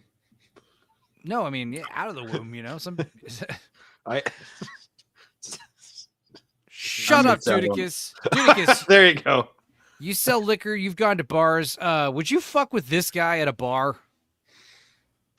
Who is Like, this guy? We don't. Probably not. I don't No, know I probably why. wouldn't fight a cow or a hot blonde woman at a bar. You're right. Oh, I'm god damn it. Guys, so sorry. No, he has a unibrow. Yeah, I wouldn't. This guy's basically like when someone comes up to you and fucks with you at a bar. I'm like, what fucking insane psychopath is gonna go? You know what I mean? Like, obviously, if it's like I have to defend myself, like Jesus Christ. But like, no, I wouldn't go actively starting shit with someone that looks like this. Like, No, fuck this no. is one of those guys. This guy looks like another fight breaks out, not involving him, and he's gonna just get involved.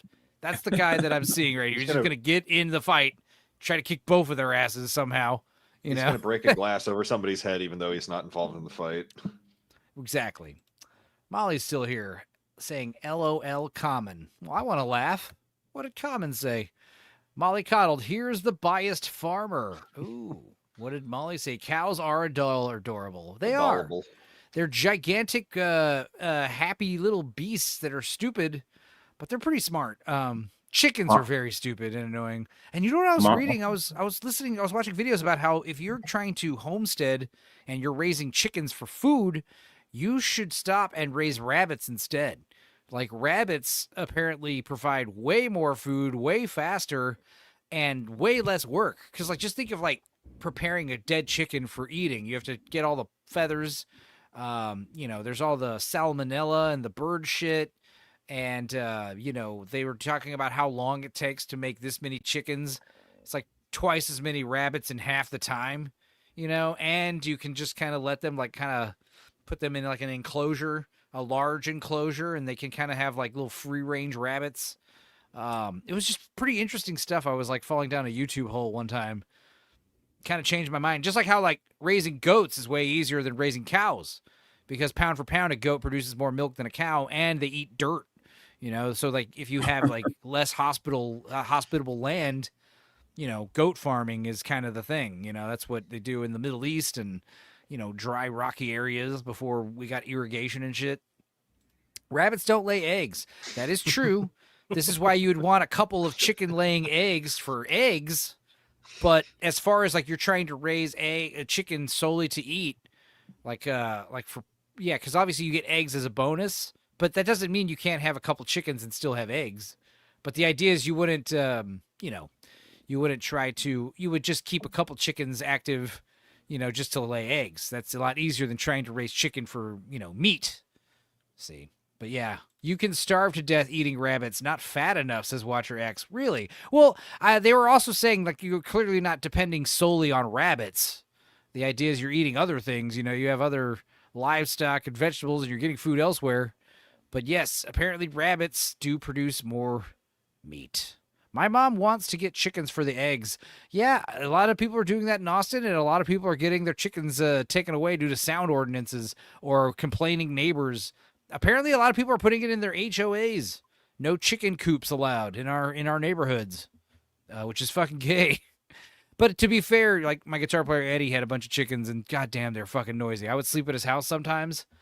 This motherfucking chickens start making noise and they're not even roosters, They start making noise right at dawn.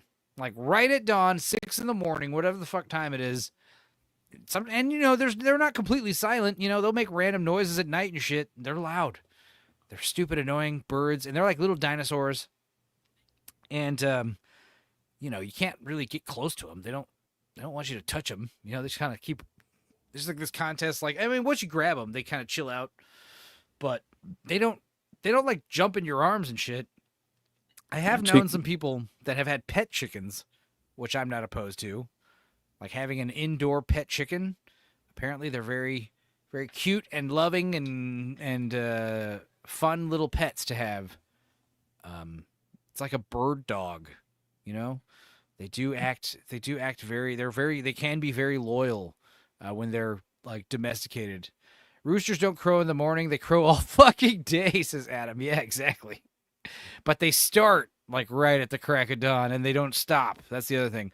Because in the movies, in the cartoons, they crow once when the sun comes up and it's over. No, they're just constantly screaming. My boss Yeah. had pet chickens. Okay. I got a bunch of Venom neighbors had pet chickens. with chickens around here. My neighbor across the street's got goats. Yeah, goats are easy. Goats and He- chickens are easy. He's cool because he got some a couple milking goats. So when my pears are like in season and So, blooming, I'll trade them. Chickens. So obviously the solution is have chickens and rabbits. There you go. You know, instead of devoting all your resources into one or the other, do half as many for both. There you go. All right, let's get into bass rooting. Let me tell you first that I've been around. I've been a bouncer for many, many years. Bouncer. Bang, bang, bang. It's a street fight. Never look away from your opponent. Look, sir, I really don't want anything of this. And I go whoop, like this, and I slit your throat, and it's over and out. I don't think the bar would appreciate their bouncer slashing people's throats. Everybody underestimates the kick in the groin. Boom, that's the first thing. I don't think people underestimate it. I think it's just like a low move, you know? Yeah. It's not that obviously kicking a guy in the balls is one of the easiest ways, especially for a woman, to totally dismantle a man, you know? If you get him right in the crotch really hard, like the biggest, strongest, toughest guy will drop to his knees. And yeah, there's a good chance he might, with his balls hurting really badly, still get up and kick your ass, but you're definitely going to fucking hurt him bad. Now, is it enough for you to fucking run away or win the conflict? I mean, that's debatable. That's depending on a lot of factors. It's a case-by-case basis, but objectively, getting kicked in the balls will drop most guys for sure. I follow up, bang, bang, bang. Right away after that, dang it, the dang it, the dang. See what I'm doing? Boom, that's the left elbow right there. I can also deliver. It's a real Cro-Magnon, headbutt man. out of nothing. You know what I would say people underestimate is headbutting. People think headbutting, bro. Fucking, if you grab someone by the shirt and fucking bring your head, fucking top of your head into their face, bro, that's fucking, that's Bro, bad. You smashing the nose, teeth. Yeah, that shit's crazy. And same thing with the elbows too, like the elbows. That's why they say no elbows in fucking fighting matches, because it's like the elbow like to the dome like that, dude. You could break someone's cheekbone and shit. Bad is big in the headbutt. Yeah, Chris Chan with Bass's skills would be insane. He would have gotten away from those cops. You have to hit them with the peak of your head in headbutting. Yes, exactly. Ouch. Yeah, don't do your forehead. That's the misconception. Shit, that's all I know. Right elbow, bring right straight. Maybe now the headbutt comes. Knee to the face. And then you'll be the hero of the look what we Applebee's. got here. Smack his face. Smack his face. Create distance and grab a Applebee's chair. Avengers. Just slam it into his God, face. there's so Get much stabbed with property it, damage And while I throw it at these him, I theoretical will fights. kick him in the groin. Now, keep in mind, the whole time this is happening, there's bouncers trying to also separate you, and security guards, and maybe cops, and there's definitely a bartender like fucking screaming, "Get them the fuck out of here! What the fuck? Stop it! Stop it!" Right straight. Gonna bounce his head on the table 10 times or something. Don't you ever do this. Right away you say, okay, I'm sorry. Bang, bang, bang. No, I'm not. And he comes in. How to assault people at a fucking eatery. Seems, I don't know. Maybe don't record all your crimes. So if they're telling you, hey, you have to pay for your meal, just say, no, I don't think so. Bong, bang, diggity. I've never watched Roadhouse. Is this Roadhouse? Common people, now, I know you're joking, right? You have seen Roadhouse, right? Because if you haven't, holy fuck. It's like one of the gayest movies ever. You'd love it. I got love for Bass, but this guy would have been fired from Roadhouse. Yeah, my way or the highway, and my way is I beat your ass for questioning me. This is the Roadhouse remake, yeah, with Jared Leto. Dude, exactly, and there's a Roadhouse remake sequel apparently in the works. Instead of having Conor McGregor come back, just have a new bad guy, and it's this dude, Bass Rutten. That'd be insane. I love how this guy has a little knife. Boom, front kick. Boom, boom. Simultaneously, the elbow in the head. Grab his wrist, grab your own wrist, and bend his arm. You know what he could do, right? You're bending his arm. He could just grab his knife in the other hand and start slashing at you. You understand? You understand how dangerous it is to fight someone holding a knife? Do not encourage people to fight someone with a knife. Because like I said, you think it's going to be in the movies where I'm going to hold your knife hand behind your back and your other hand isn't going to do anything. You're not going to think, like, that's the thing about knives is I could just drop it and now it's in my other hand. You know? Like, and now I have the hand that you're not holding. And now you're attached to me holding this hand and now I'm stabbing you. Like, you don't understand? And that's the other thing is, like, you could just cut and slash wildly at somebody and they could just, like, try to get away from you and you're going to get a life-changing injury, if not get killed, you know? Yeah. Holy fuck. Do not fight someone with a knife. Especially a little tiny hook knife like this guy's holding. Like, holy shit, dude.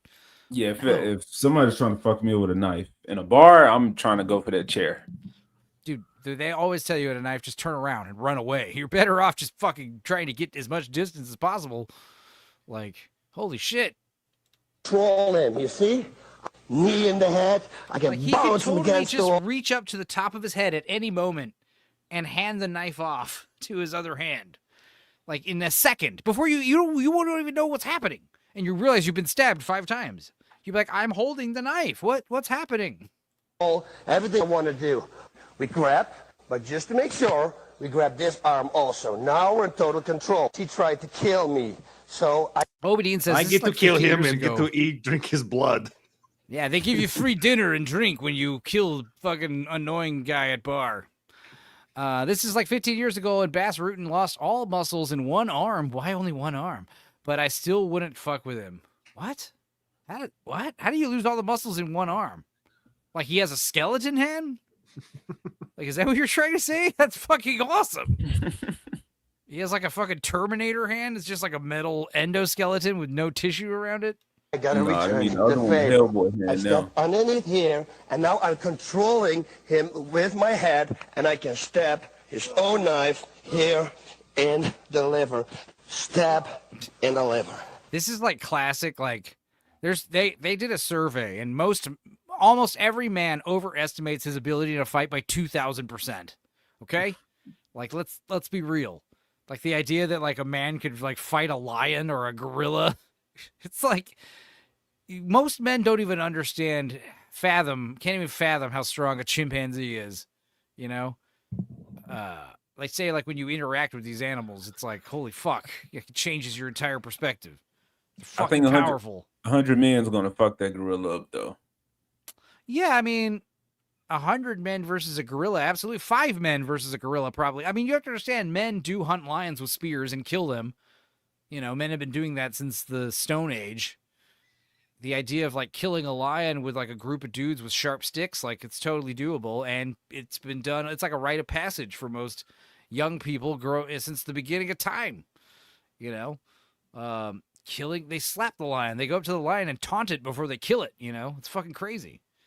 And it's like that whole speech in The Edge that Anthony Hopkins gives, you know, like we can kill this bear because fucking people have been killing animals with pointed sticks for thousands of years.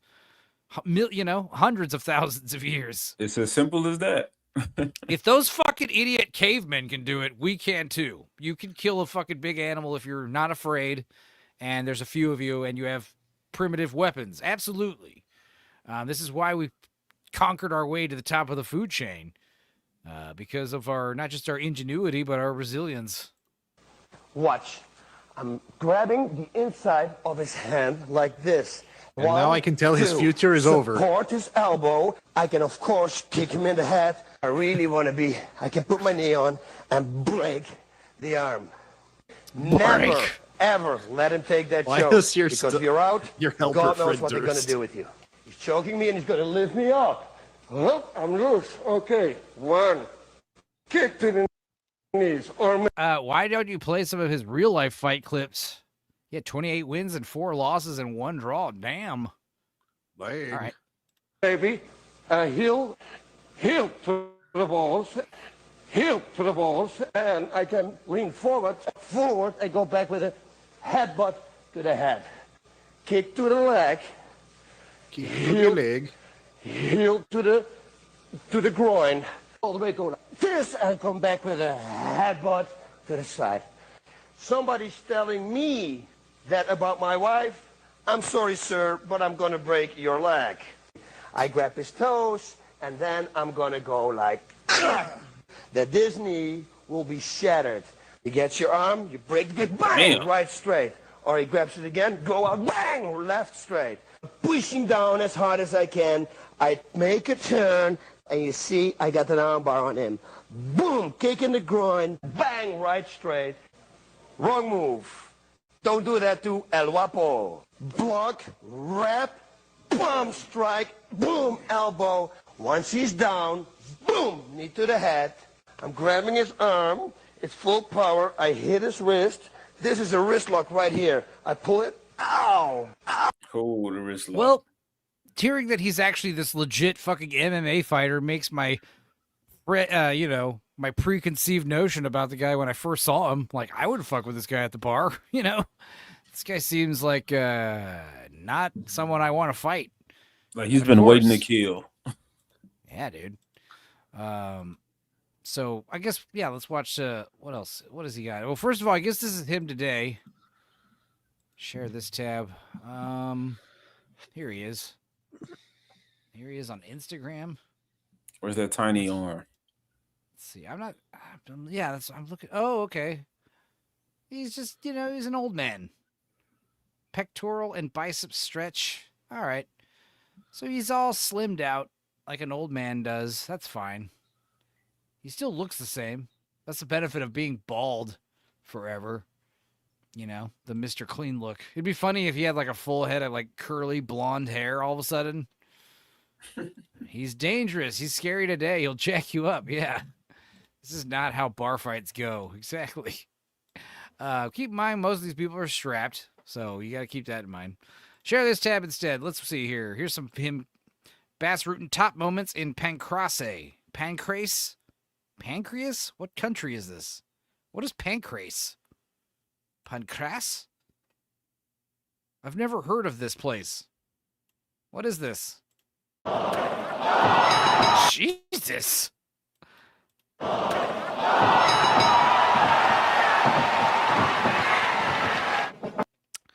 Is this some gay shit that I probably can't show this UFC Fight Pass. I'm not gonna watch this due to copyright. This is like WWF, all sports, sport people, sport videos are not kosher usually. Let's see here. What do we got here? Oh. Look at some clip studio. Thunder Queef is sending me things to play. Let's see here. Okay. All right. Thunder Queef, you have my attention. Let's see here. Viewer suggestions are open today. Reaction channels. Yeah, reaction stream. Jiminy Fricket. All right, this says, you tell him, Mr. Thilly, and it's a short. It's 36 seconds. Let's see. Mr. Thilly, I started your time. Dudicus, are you watching this? I'm here. Mr. Thilly, I started. I can tell in the first 2 seconds you're going to love this. Mr. Thilly, I started your time.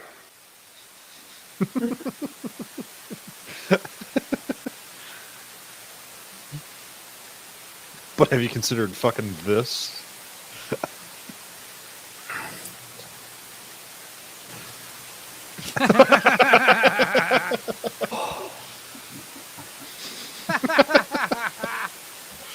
Why did our taxes go up so much?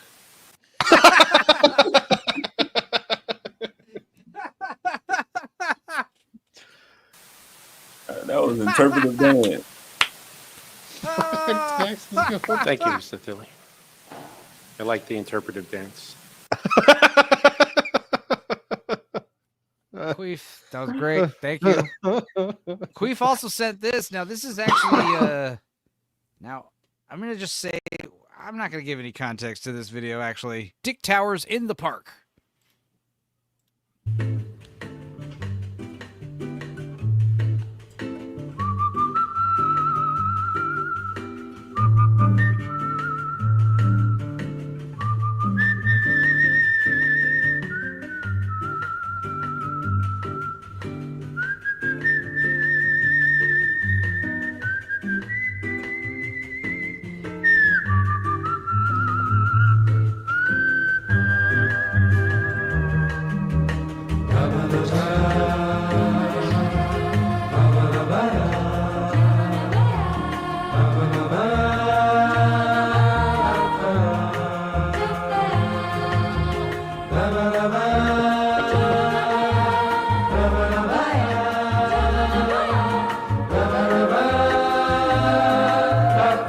Tapped out for a second. What the fuck is this? It's Dick Towers in the park, Argentum. Yeah, I don't know. That was just some unbridled. I did watch this recently. That was just some unadulterated fun, judgment-free, carefree fun. Just like this. This is the chicks. This is so funny because I did see this in my feed recently, and here it is. The chicks think, the bros are out cheating. The dudes, they don't realize the bros are out doing this for their bro time.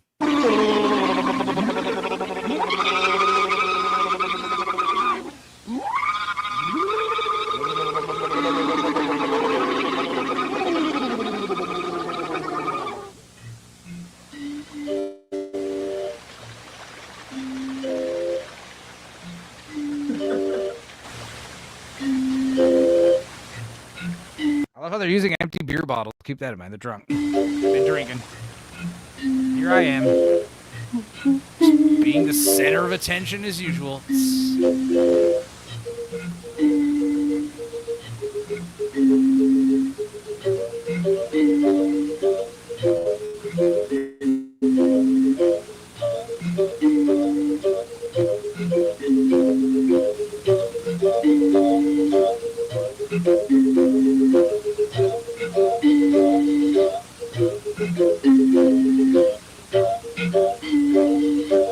Santa Vacations with the Elves.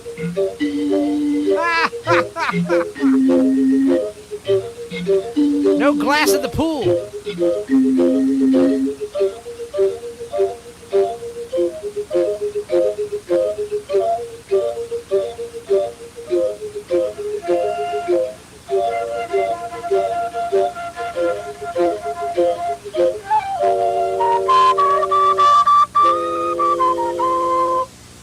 Yeah, it is an albino yeti, an albino gorilla.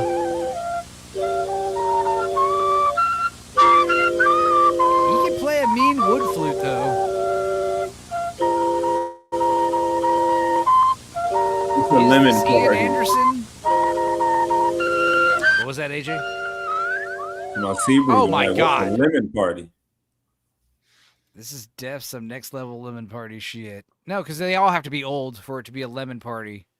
If it's a bunch of gay dudes and one old guy, that's just, inclusive gay orgy. So what's a lemon party? A lemon Bunch of party old specifically gays? gay old men. Yes, gay senior citizens. Okay. And it's called a lemon party because you see it, you look like you just bit a lemon when you make the face. Okay. You're like, oh my That's God. what I'm figuring. This is sick, though. I did not see this. This is insane. The water dip. Water is actually the best thing for a wood flute. That was awesome. Love this guy.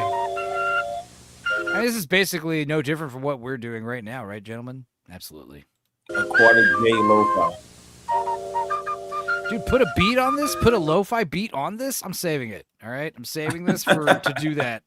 This will be a new intro video. For sure. For shizzle. I'm going to put like a chill lo-fi beat on it. That'll be fun.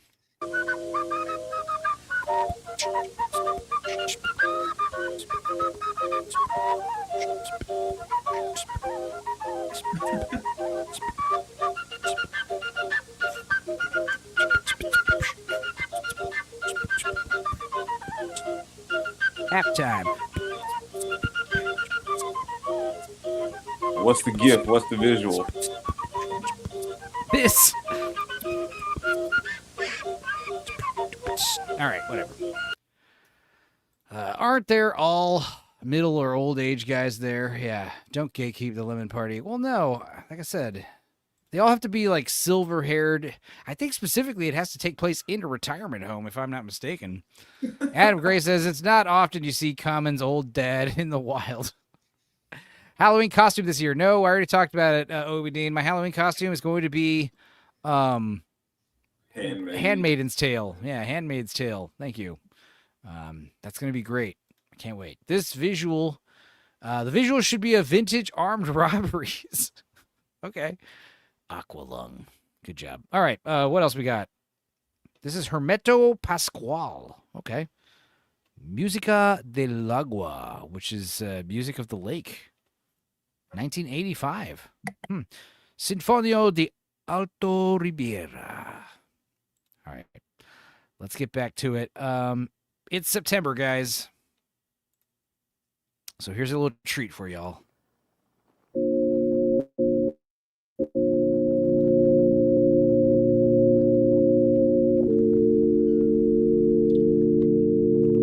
I love how we've been streaming for 3 hours and 33 minutes.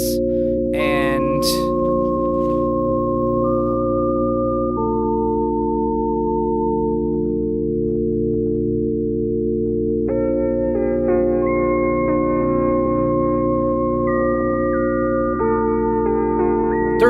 seconds, and it's only 1:03 a.m. Love it. AJ, you gonna get nappy time? Is this making you sleepy, buddy? Yeah, but I ate too. So you know, if you get sleepy after eating, it could be a symptom of diabetes. Watch out. All right, AJ, well, is there anything you want to talk about or declare or leave or renounce or plug or anything like that before you bounce out of here? nah. Subscribe to my channel if you want. That's it. Subscribe to the channel, folks. All right, I'm gonna head out. I'll leave the stream on though. For our chocolate friend AJ. All right, peace, y'all. See ya. Dudicus, who are you drawing? I haven't Whom drawn are this you drawing? as a character from a quote unquote comic I've been working on for a while. While. Looks good. Thank you. Let's see what else we got in the queue. Rock lyrics. Do they influence our kids? All right. This is Mr. Show. This is the call-in, the pre-taped call-in show. You've seen this, right, Dudicus? You would love it if not. I've seen some Mr. Show, but not a whole lot. All right. The pre-taped call-in show. You guys, we watched, I think we showed it on AJ's. We watched it here. I think we did the audition, right? We showed that here. Or was that on someone else's channel? Can't remember. All the streams are blurring together. But regardless, here's another clip from Mr. Show with Bob and David, the pre-taped call-in show featuring David Cross. Our topic in 2 weeks, but tonight, the elderly. Good evening and welcome. Rock lyrics. Rock lyrics. Do they influence our kids? Our topic in 2 weeks, but tonight, the elderly. Good evening and welcome to the pre-taped call-in show where we tape all our shows a week in advance. I'm your host, Ken Doral, and let's try it again. It's really not that hard, okay? Our topic, once again, is the elderly. Okay, we're taping it now, and it airs next week, okay? So if you're watching me talk about the elderly, don't call to talk about it. It's too late. Instead, call about cooking, which is next week's topic. Okay? If you wanted to talk about the elderly, you should have called last week when our pet care show was airing, but we were taping the elderly show.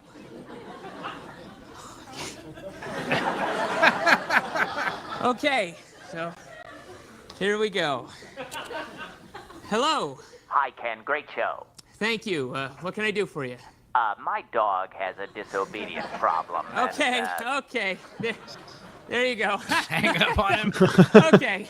So stupid. That's boo-boo number 1. Hopefully, that'll be our last. Okay. Look, if you wanted to talk about pet care, you should have called 2 weeks ago when our show on racism was airing. Okay, I'm doing a show about the elderly right now, which, of course, to you people watching means calling about cooking. Okay, let's see if we... Hello. Yeah, hi. What's going on? I mean, you're doing a show about pet care, but everybody's talking about racism. No,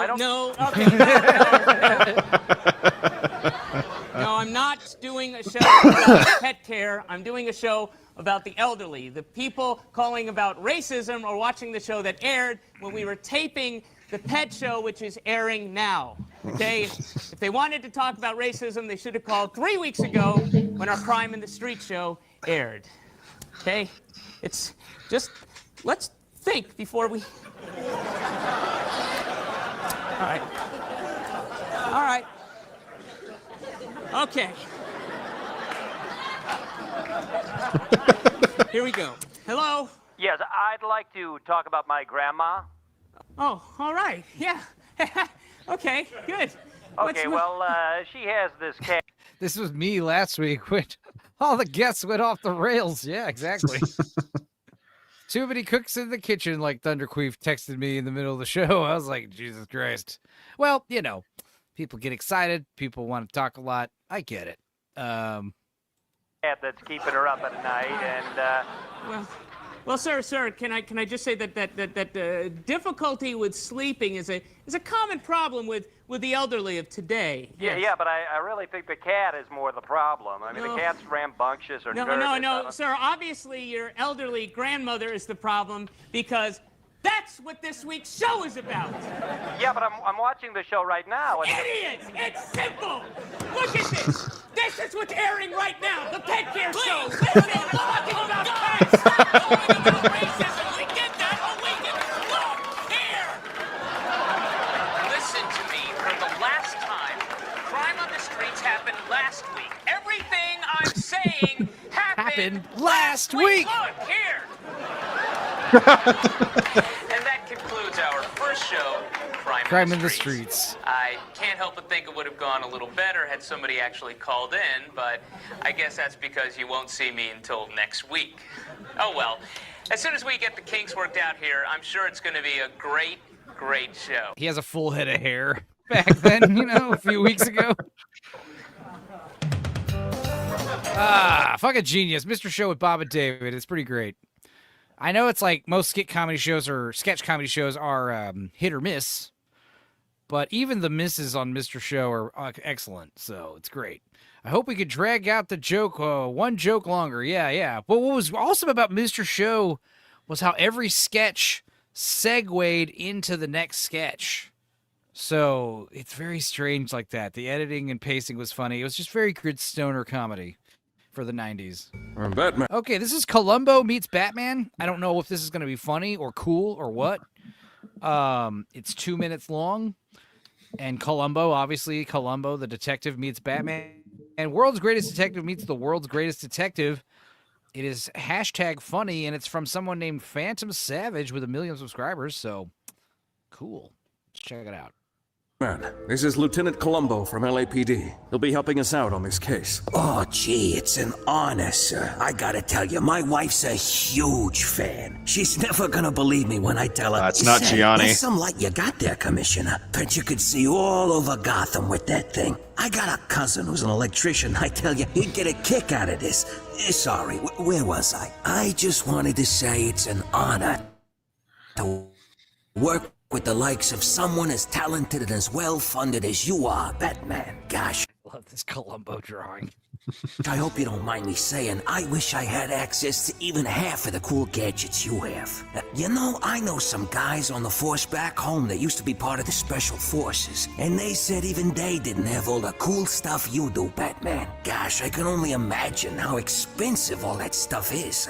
I mean, you'd almost have to be a billionaire to afford it. Not that I'm saying you're a billionaire, of course, Batman. That'd be pretty hard to believe, because I can't think of many billionaires that genuinely care about justice and what happens to the common people. Well, aside from the Wayne family, of course. Oh, that Thomas Wayne fellow was one great man. Absolutely tragic what happened to him and his family. Especially that poor little kid. Oh, gosh. What was his name again?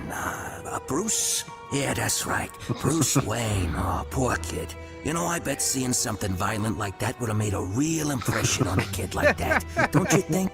And you know something funny?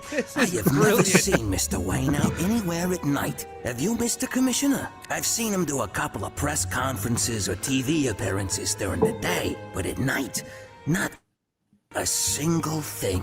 Not one fundraising party or political rally or courtside seats at any major sporting event. You know, for such a rich and famous guy, that kid really likes to keep to himself, don't you think?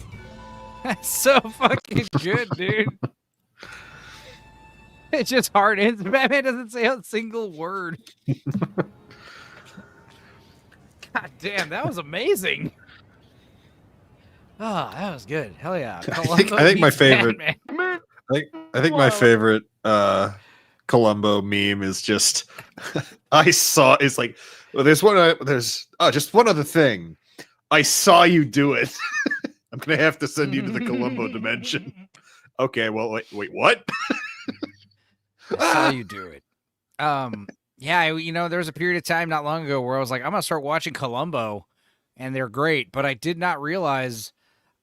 I think Miami Vice is the same way, but they're like feature-length episodes. Each episode is like 90 minutes. It's like, oh, they're movies.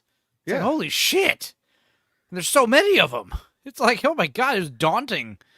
I have not watched all of the Columbo episodes, but I definitely watched a handful. It's one of those things where I found out they're 90-minute episodes. I'm like, okay, well, let's look up the top 10 episodes and just watch those.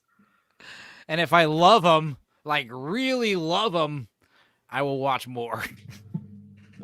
Meanwhile, at the Hall of Justice. Look, all I'm saying is super strength is super common. You got a point. Yeah, sure, but there are levels to this, man. I mean, you got beat-up guy strength, and then you have punching asteroid strength. Let me know when you know someone doing the latter, all right? I can. Well, who said that? I did. Oh, Wonder Woman. Have you been here the whole time? Yeah. And you're speaking? Yeah. Sorry, it's just hard to hear you say anything. Well, I don't always have something to say. And besides, I've been pretty busy, as I'm sure you all know.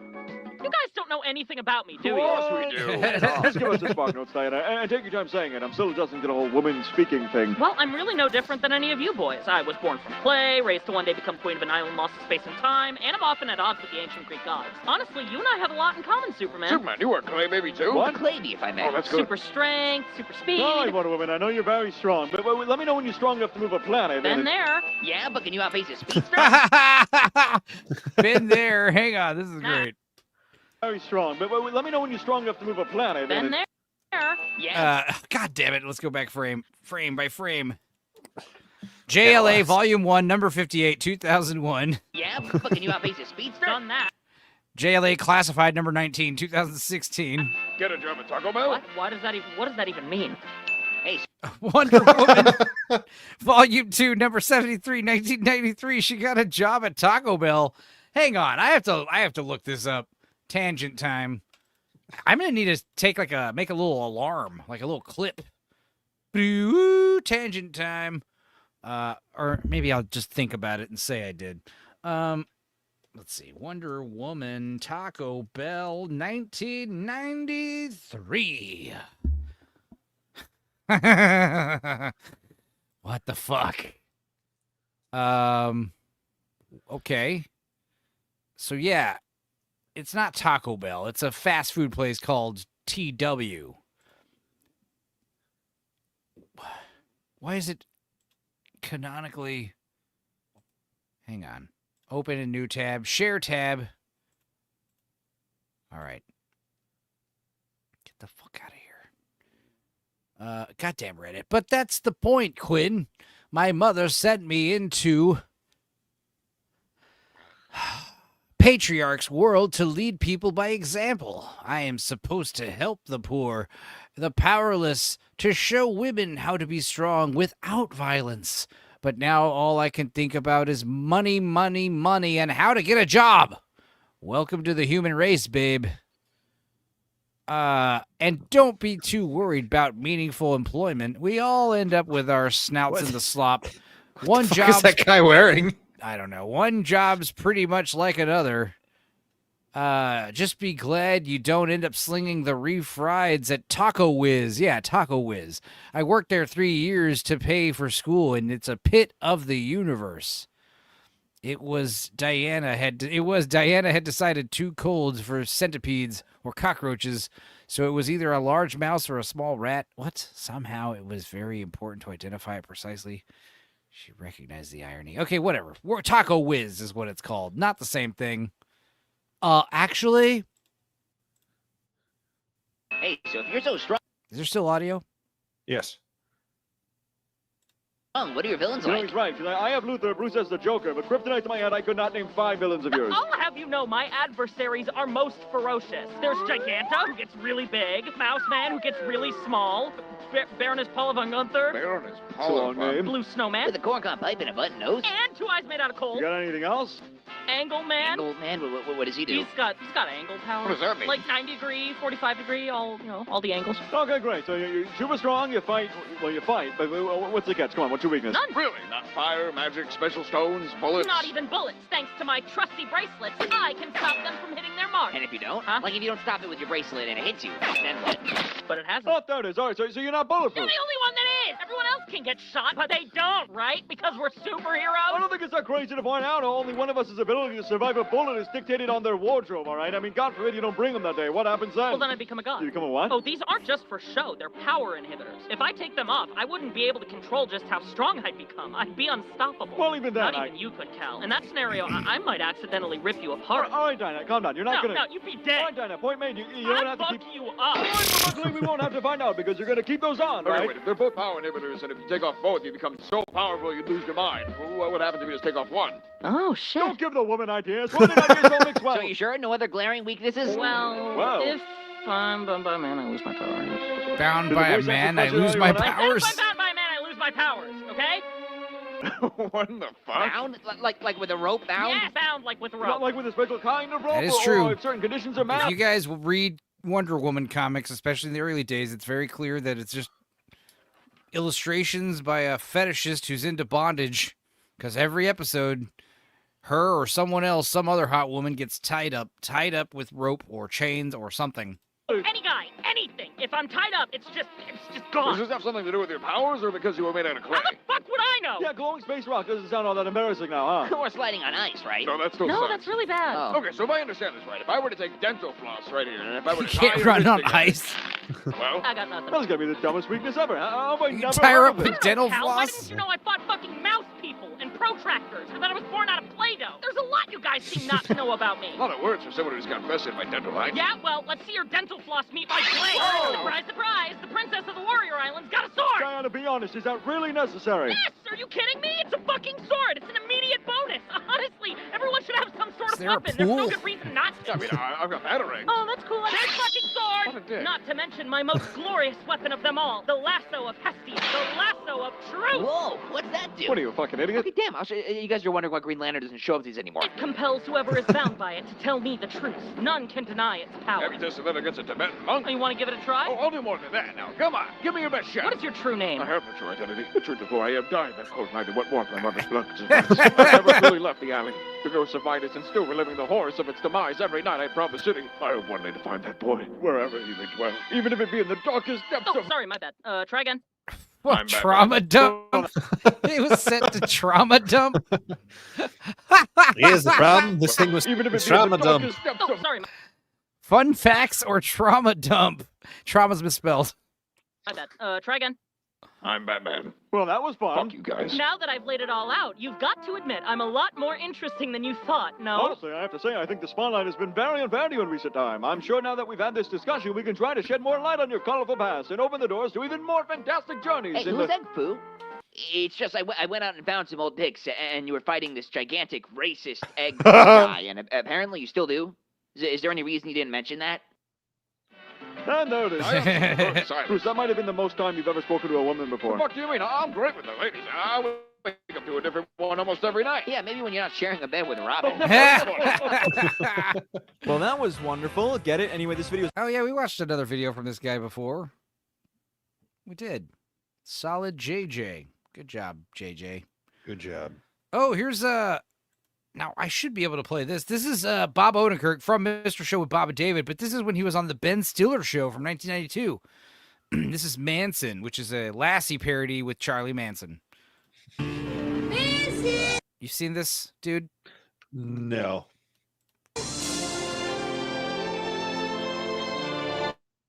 This reminds me of Little Hitler from The Whitest Kids You Know. Starring Clarice Logan, Janine Garofalo, Andy Dick, and Luke Darien as Timmy. And of course, Charles Manson. You want to talk to Mrs. Wilson? Why don't you want to talk to Charlie? You think if you don't talk to me, I'll go away, but I can't go away because I'm not even here. I'm a ghost of a phantom of a shadow in the heart of your children. Manson! Oh, hi, Bernice. Manson thinks he's helping by answering the phone. Scoot. I tell you, I wish I had 25 hours in a day so I could get something done around here. This was back when MTV didn't give an F. I'm gonna go catch some toads. Well, take Manson with you. He's underfoot today. Come on, boy. Whoa! Where's the fire? Be careful, you two. Oh, no, Bernice. He's not anyone's children. He just likes to say that.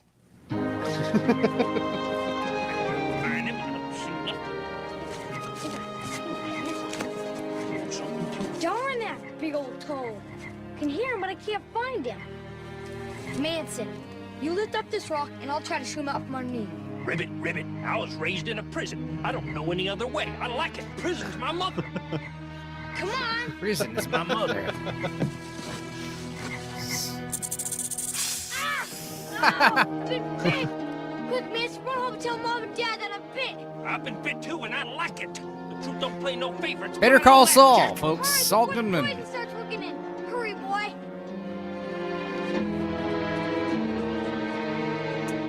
You know what's funny? Because growing up, Mr. Show and Bob and David, I know Bob wrote for SNL and some other things, but I always felt David got like way more mainstream and way more popular than Bob unfairly. And now Bob is way more popular and likable than David Cross, but it's like for his serious stuff, you know?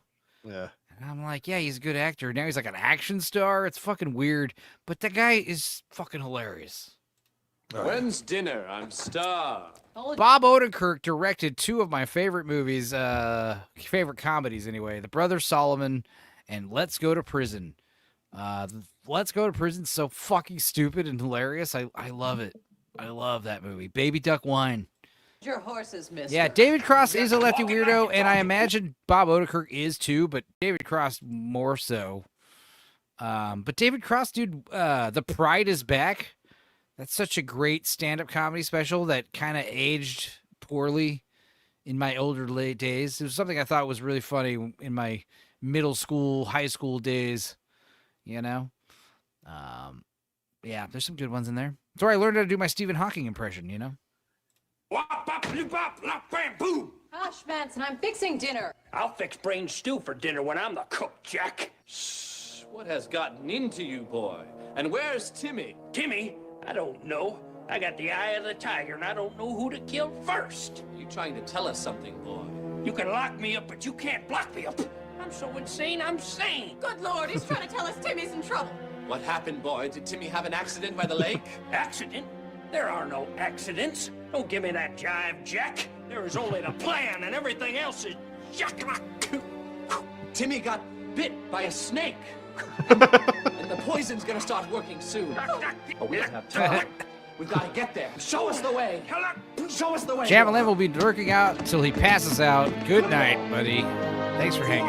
I was trying to catch a toad, and, well, I thought he was under the rock, but... It's okay, Timmy. Manson told us all about it. Once we started listening to him, that is. If you don't listen, you don't hear. You can't hear nothing when your head's in a bag, Jack. Boom.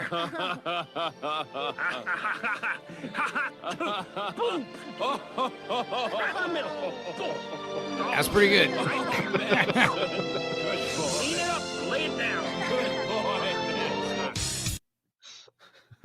Now yeah. you can be Now, ninja. I tried to find this video in, the original video in a better format, but I can only find it in shorts. Let's see. Maybe I could find it later. I didn't want to watch the video and find out what it is. Now you can be ninja with your very own ninja uniform. Practice the art of stealth and secrecy, or become invisible by blending into the shadows.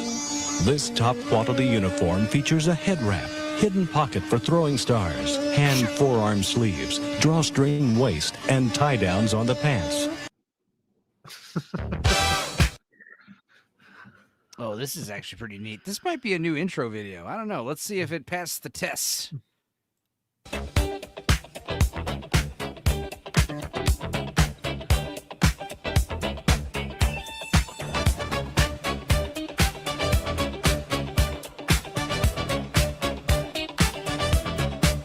Well, I was talking deals in a dusty cantina, the kind of place you never take a queen. Now, dodging bounty hunters and ex-girlfriends too. Just another life day for me and my Life day?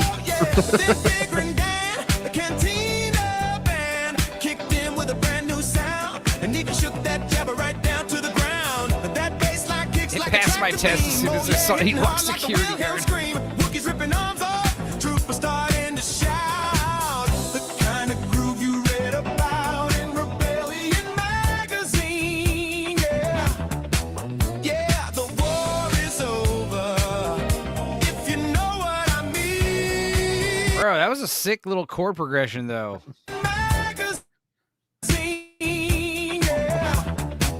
Yeah, the war is over, if you know what I mean. Fucking minor, that minor key I hit. feel it flowing through my soul. A cosmic rhythm takes control. It ain't the dark side, ain't the light. It's just the funk and it feels so right. Everybody now, the funk is all around you. The funk, the groove has found you. May the funk. The funk is all around you, dude.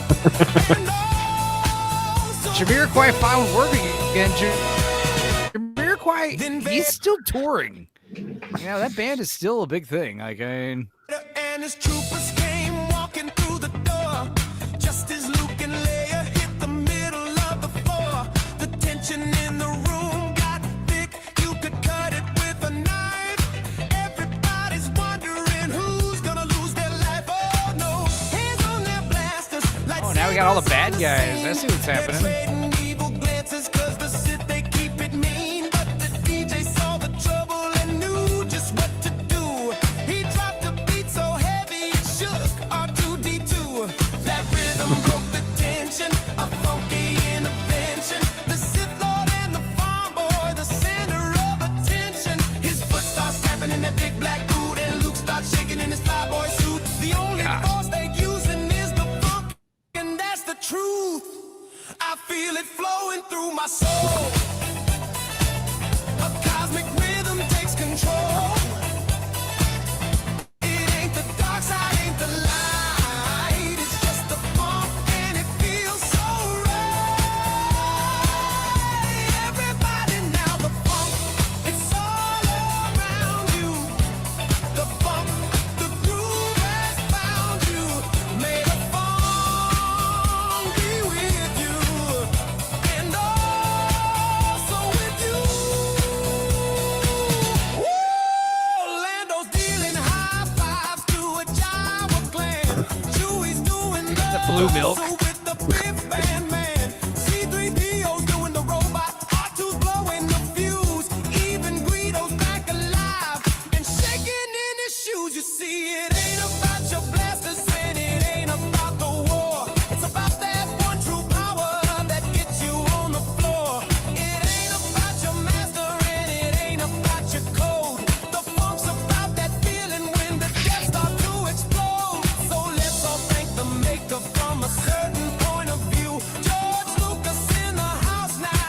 my god. Not enough Chewie. I agree. I wouldn't be surprised if AI had a hard time getting Chewie down, maybe.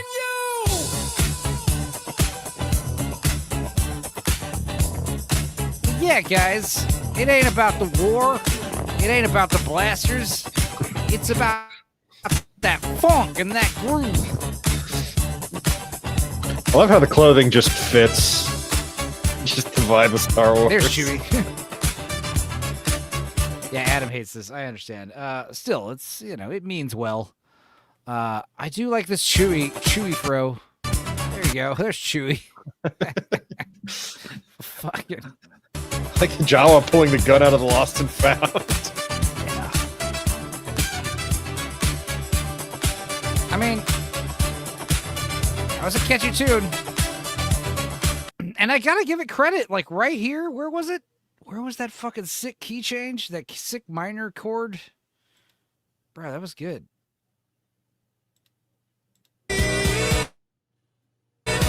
There it is. Here it comes. Yeah, the war is over. That, you know? The Yeah. war is over. Where it comes out like that is not the chord you're expecting, you know? Yeah, the war is over. If you know what Just has that stank to it, that one extra chord. Yeah, that's the thing is like AI music, man, it's a really good idea too. It's really good to like, I don't know, brainstorm with it at the very least. Anyway, what else is next? What do we got?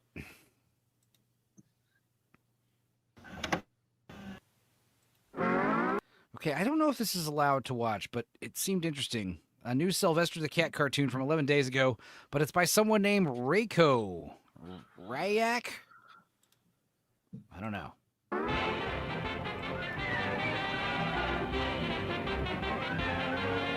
Ariel's here. Hi, Enzo. Good to see you. Glad I'm able to make a Stupendo cast. Finally. I know, girl. Jeez. We've been watching weird garbage.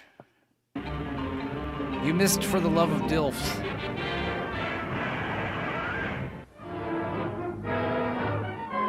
The Backrooms.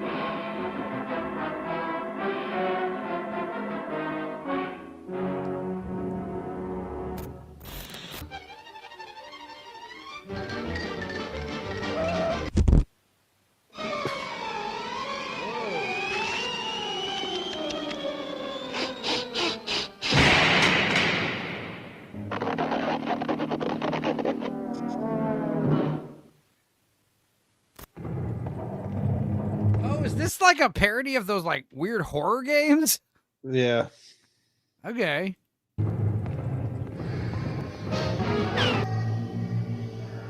It's like a mashup.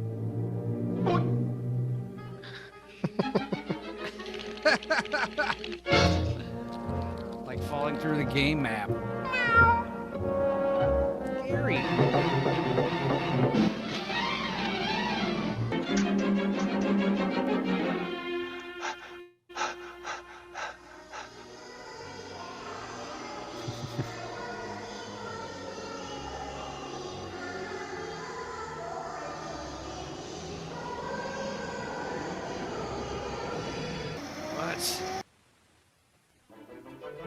Are you nervous, pussycat?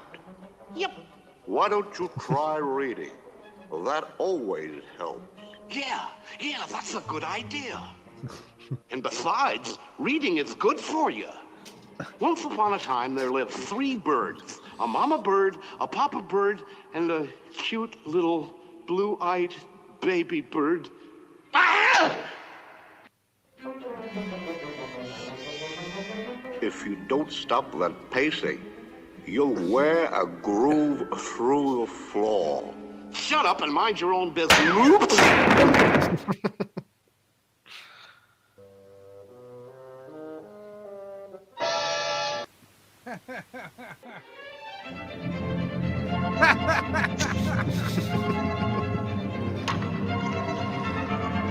Five Nights at Sylvester's.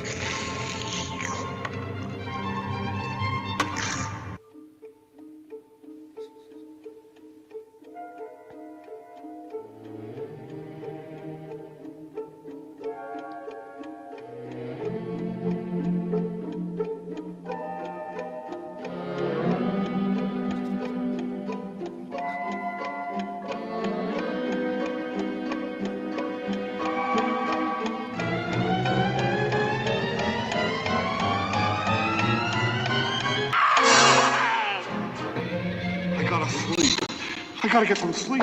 I gotta. Oh my I just God.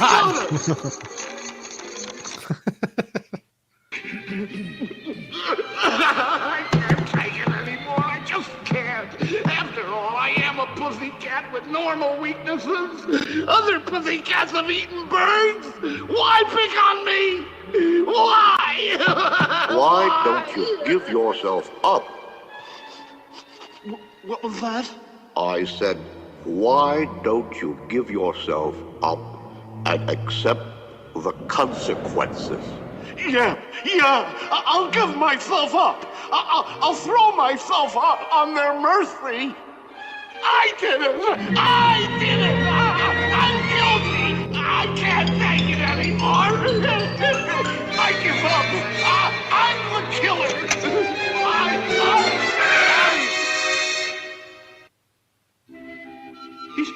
He's alive. He's alive. I didn't do it. You're alive.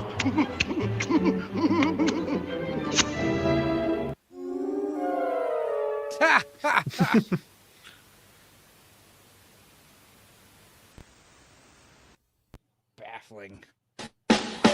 All right. Straight ripped from the originals and pasted. Yeah, I know. I know exactly what episode they're pasting it from. It's the one where, he's going to like Bird Eaters Anonymous. That's a good one. But yeah, it's a clever little mashup, I guess. Well, not a little too long. Still funny. Good editing technique, skills.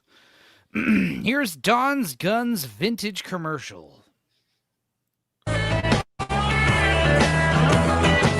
Well, I got a gun shop. Okay, I remember why I saved this. I got it immediately. Price is subject to change. Well, I got a gun shop on the north side, shooting range and all. Another one on the south side, across from Greenwood Mall. You've been in both, can't decide which is best. I've just created a product, folks, cause now I got one west. Hi, folks. This is old Don from Don's Guns. I didn't want anything. I just always wanted to sing on TV. Does he have wooden teeth like George Washington? But he just wanted to sing on TV. I get it. Don's Guns. I didn't want anything. I just always wanted to sing on TV. Give us a call on anything in here that you want other than guns. I can't sell you a gun by federal regulation, but I've got... The finger guns when he's like, come buy guns for me is fun. Have I seen any of the Chuck Testa commercials? I have, yes. Classic. Now this guy, he's cleaned up his act considerably from this, here to here. It's a pretty big difference, honestly. But I'm glad he got his dream to sing on TV. Give us a call on anything in here that you want other than guns. I can't sell you a gun by federal regulation, but I've got scopes, I've got reloading equipment, holsters, and on and on and on. Why? You know why, folks, because I don't want to make any money. I just love to sell them. Thank you, folks.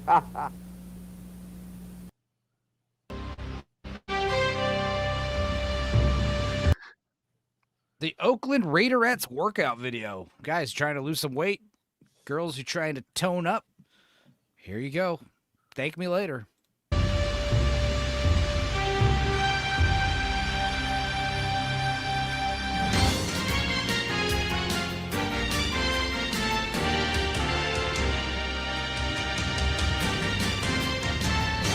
The goal of our program is that you learn the fundamentals of football through an effective sculpt and stretch workout. Some arm and body movements will resemble calls made by a referee during a game, and they will be explained as they appeared. First call, offsides, the right, and 1, 2. Fourth down, take it up, right arm. And 1. Incomplete pass. No bouncing. Now let's talk about penalties. First one being holding. Now, as a defensive player, our job is either to tackle the guy with the ball or to get to the quarterback if he's trying to pass the ball. Now, to keep us from getting there, a whole bunch of big, dumb-looking guys call offensive linemen. Now, they have these rules that they have to live by, but what they do is they cheat all the time because we're so good. And as we're trying to get to our objective, a lot of times they'll grab our jersey, pull us down to the ground. Now, that's called holding, and that's a 10-yard penalty. Illegal contact. That's your clip right there. That's your clip right there. And that's the 10-yard penalty. Right here. Here's the clip. Illegal contact. This is a call we don't want to have. Just that. Out of context, it's going in the bank. We're saving it for later. Now, a touchdown is when you take this ball into your opponent's end zone. Now, you ask yourself, what is an end What'd you fucking say about me, bitch? zone? Well, a field is 100 yards long, and at each end of that field is an additional 10-yard space. That's called the end zone. So the object is to move this ball down the field toward your opponent's end zone and take it in across that front line. Illegal procedure. Here's another clip right here. Across that front line. Illegal procedure.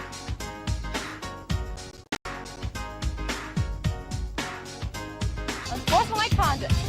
Like you're literally exercising using fucking referee calls. It's genius. It's just crazy enough to work. God, they're so clever. Ejection. There you go, buddy. Ejection. Illegal use of hands.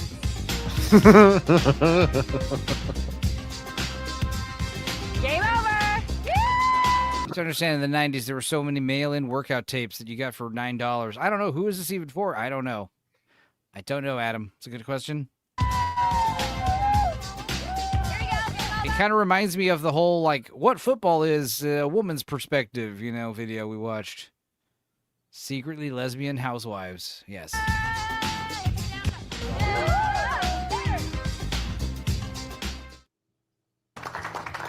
I know this looks ridiculous. Make sure. Oh, yeah. Elvis class. How to become Elvis. It's like Krusty the Clown camp. I know this looks ridiculous. Make sure to do this in private. And he always had his arm out, kind of like at an L position from his body. And that might have had something to do with his karate training. Buy a bottle of sweat inhibitor. And you can get this on the same shelf that you get the Spirit Gum and the Spirit Gum Remover. And what it does is, like I said, it inhibits perspiration in that area so that those sideburns will stick throughout your show. Fuck. Found footage fest. What else they got? Kenny. Thanks to us, we have a yo-yo. Oh, here's the yo-yo video. Right, this is a yo-yo video. It's a couple videos about this Kenny K. Strasser doing yo-yo stuff. Here it's like 4 or 5 videos in a row, rapid fire. Why does he look more like John Travolta than Elvis? I don't know. Try and get a touchdown, you scumbags. Woo! You wouldn't know Charles Manson if he came up and bit you in the face. All right, thanks to us, we have a yo-yo champion on Hometown this morning. That's right. Kay Strass, good morning. Thanks for coming on. Thank you. How are you? Good. And you go around to schools with yo-yos and show demonstrations, and you have a goal behind all this. Yeah, I go around. I've been teaching kids about the environment. Actually, I've only been in one school so far, and I'll be honest, it didn't go so hot. In fact, it was literally a major disaster. Oh, no. This is the energy vampire guy, right? This is that actor? Is this a joke? It might be. Yeah, this man just sucks the energy and life out of the room, right? Comedic persona created by Mark Prosk. Okay, that is him. Good to know. Well, it sucks that he's played by such a famous guy. Otherwise, I would have thought this was real and therefore funnier. Damn. Oh, well. Oh. Because the fact that this is performance, though, we got to commend it. It's Colin Robinson, exactly. The kids didn't like my stories, and it's no surprise because they were running around most of the time. And I'm sorry, I think there's something to be said about how kids are brought up these days. And I come from a home that believed in spanking, okay? And so when I was being bad, Daddy would get a switch or a belt, and I would get it, and I would get it good, and I am literally terrified, to this day. Well, hopefully you can, try another school. I mean, it was your first time, so maybe you can see for the next time. But basically, you go around and you talk about Those make children sure, should I be mean, Going assaulted Green, and the whole trying Going to. Green event, is that basically the whole point behind your message, what you're going to try to spread? Well, yeah, and but I kind of have breaking news. This may literally be the last time you see me in this shirt. They are going in a different direction, and it's a direction without me. It's like and so am I depressing. angry about this, Kyle? Yes, I am. Well, And- let's. How about you show us some yo-yo demonstrations? I mean, you are the yo-yo champ. You brought a yo-yo with you, right? I actually last night what I did was I came up with one named after the station. Really? Oh, really? Yes. So what? It's called the KQTV. KQTU. KQTV. Or two. KQ2. There you go. I Same got one. Yeah. brain fart. We go by two different things. Yeah. We'll go ahead and show the KQ2 Okay. yo-yo move. See, you have the up and down, Okay. Okay, pretty basic. and then Oh. Oh, you're right. okay, let's do it. How long have you been practicing yo-yo? Since oh god, when did Since you were younger? when or- did Schubert Dip come out? Oh, I don't know. That. Because it was my first one was to that. Yeah. My first Well, one. the up and down is the basic move. I mean, The that's basic. pretty basic. Are you gonna? Don't hurt yourself. Oh, You know what? Do you have a clip? a clip. Did Joe send a clip over? No, we don't have a clip. That's what a clip of what you've done before. Yeah. All right. Well, we're gonna take a quick break. Honestly, the You fact kinda that wrap this guy is a fucking phony who's trolling the news makes it funnier. I'm sorry, it does. that up. But glad we basically, found that K out. Strass is what you go by. Yep. And then I'm gonna be up in Omaha. Okay. All right. Well, thank you for coming on. We appreciate it. Here's Jane King with the Bloomberg Business Report. All right, well, we all know how important it is to be green and environmentally friendly, but how do you get your kids interested in this? Well, yo-yo master Katie Strasser has an idea. He's visiting medicine schools this week, teaching kids about being green. Now, how do you combine going green with the yo-yo? Well, first thing, one of the things that we do is teach the kids about how recycling works and how to recycle batteries, you know? And honestly, it's been kind of a struggle to get into some of the schools, but it's a shame because they pay really well.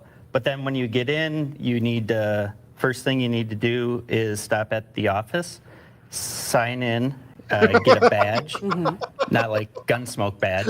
Right, just your name. Your name, and then the security guard will take you down to the auditorium, gymnasium. He's complaining it's difficult to get into schools. Basically a room. How did you get started to do something like this? Well, that's Zimzam. You want to hear a scary story? A brief? Secret? Scary? You want to hear a scary story? Scary story is basically at one time this saved my life.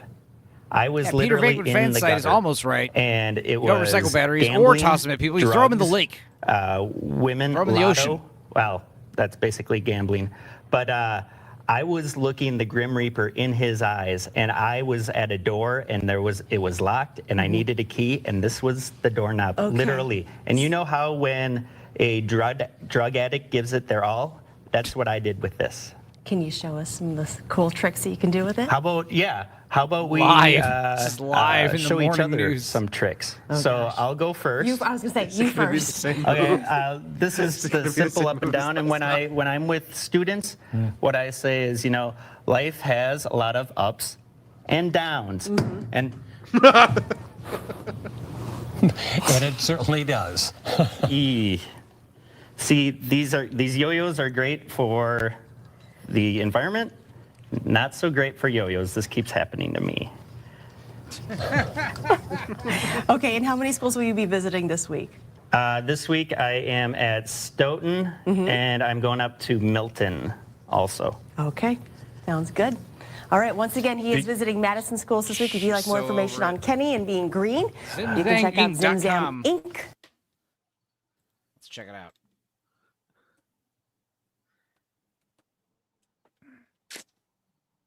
Ah, boo.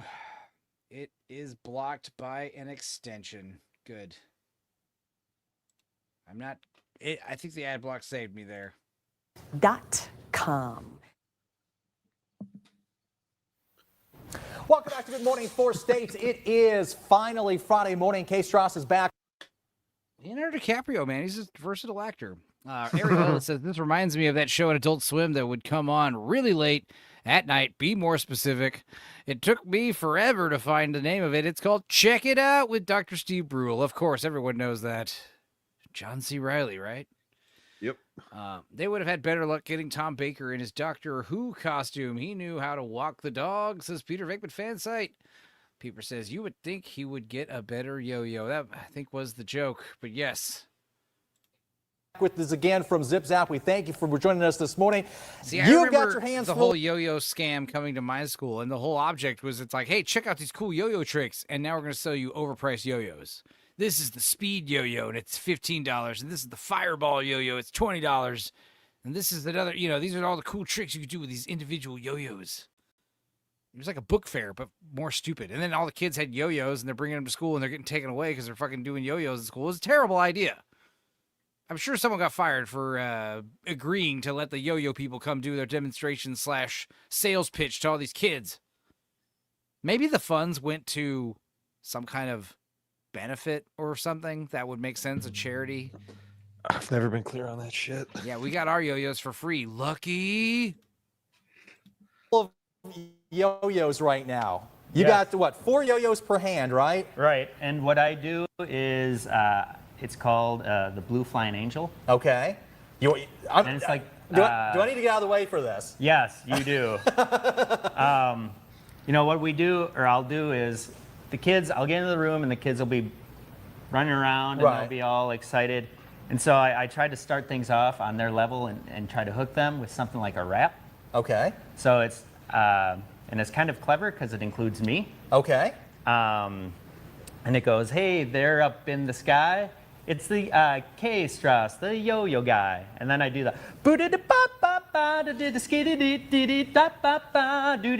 yo-yo-yo, and I get them going and I get them into it. Okay. And so once I do that, they are ready to learn. Okay, so you ready to do the trick then? I tell you what, I'm going to get out of the way here, and I'm going to get Kay Strauss, go ahead and take it away. And I usually have like a headpiece for this. No, for effect. Okay. Because I act like I'm in a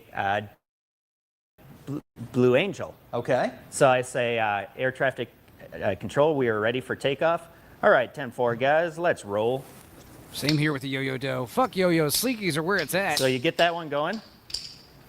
Oh my God, it's just gonna hurt somebody. Oops, lost one.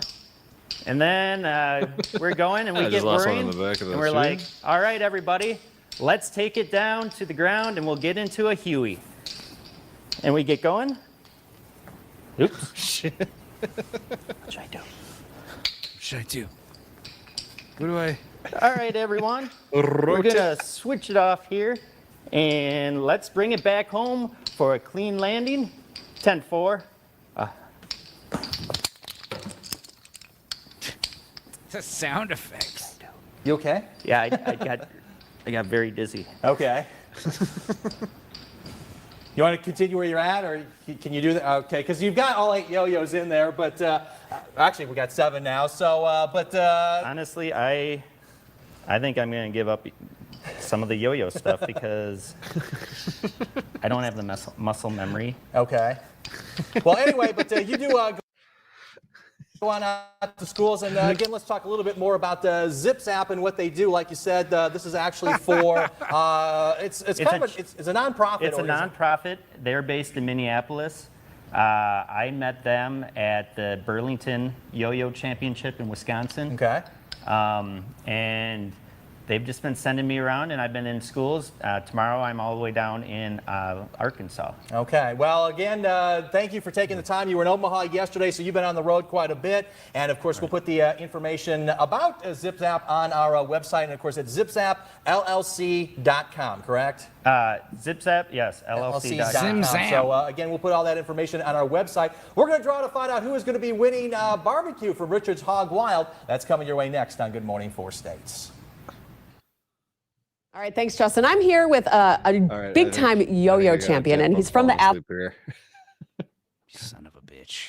Well, before we go, let's check out this Fireball yo-yo review. This is the yo-yo. This is the one that everyone wanted. Hi, my name's Nicholas. Today I'm reviewing the Omega Fireball yo-yo. It's a responsive yo-yo. This whole yo-yo is plastic. Even the bearing is plastic, which isn't normal. There's the bearing right there. The problem with this yo-yo is it likes to bite you. It'll come up randomly. It's really best for tricks like hop the fence, loops. Yeah, it does this. You could really jerk it up at you. And around the corner and stuff like that. It's really not good for trapeze because, like I said, it doesn't want to come up without you telling it to sometimes. Yeah, like it snaps up when you And it's flick really it. good for like picture tricks like Eiffel Tower, seeing right there. Spins. Yeah. Interesting. That was a cool little yo-yo. I remember having that as a kid. All right, Dudicus, get the hell out of here. All right. We're going to watch some more Kenny Strass. Just 2 more videos of this. And then what else? We've got... oh, yeah. Transformers have weird names. Sure That's do. it. And then I guess maybe we'll watch another episode of Tales from the Crypt. All right. Have a good night. Good night.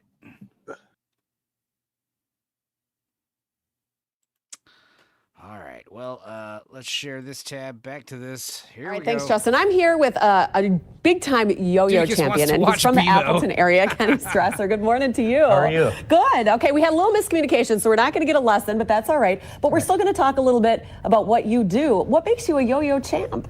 Well, I've been all around doing my yo-yo tricks since very young age. I would have brought, had I known, I thought it was a sit-down interview. That's okay. And I had this greased yesterday, and so it takes about 48 for it to set. Oh, so there's Once like it's there's really a maintenance you have to do with your yo-yos. There's upkeep, and the major brain fart award goes to Joe at Zim Zam for telling me it was a sit-down. That's okay. You know what, people? We'll have a link on our website to your website where they can see a lot of the tricks that you do, right? Right. But talk about, you go around to schools. You're on a 60-city tour. Yeah, it's been great. A great tour so far. Last Friday, I was in Rockford, home of Eric Stringer. Very cool vibe. And I go into the schools. I tell them a little bit about the environment, not too much. I don't want to bore them and lose them. And then, I'll hand out our catalog, and then we'll go online, show them how to order. And then the teacher takes it back down to the office. You turn in your badge, which is basically a sticker with your name on it. And then I do a cool down period, Look who's in BMO's chat. You were right. I feel so betrayed. Dudicus, you shame me. No. Dudicus, how dare you?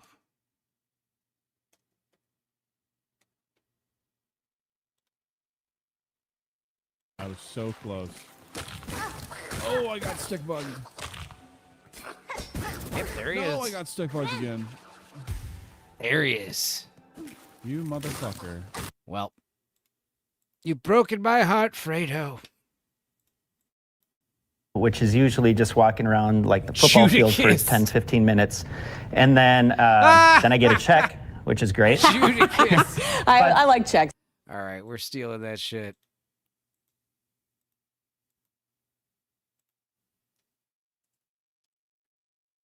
Shoot a kiss.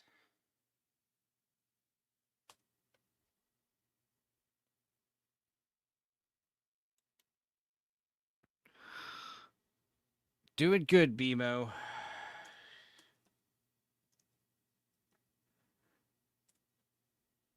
Oh shit, I'm made. I'm stream sniping. Let's share this tab instead. Duh. Fully back, posted my art where I needed Now to. I'm stream Sweet. sniping. Dumbass. God, I'm stupid. Shoot me a link. Oh yeah. I shall hit it. unbreak it. your I gotta kill it. heart. Say you love me again.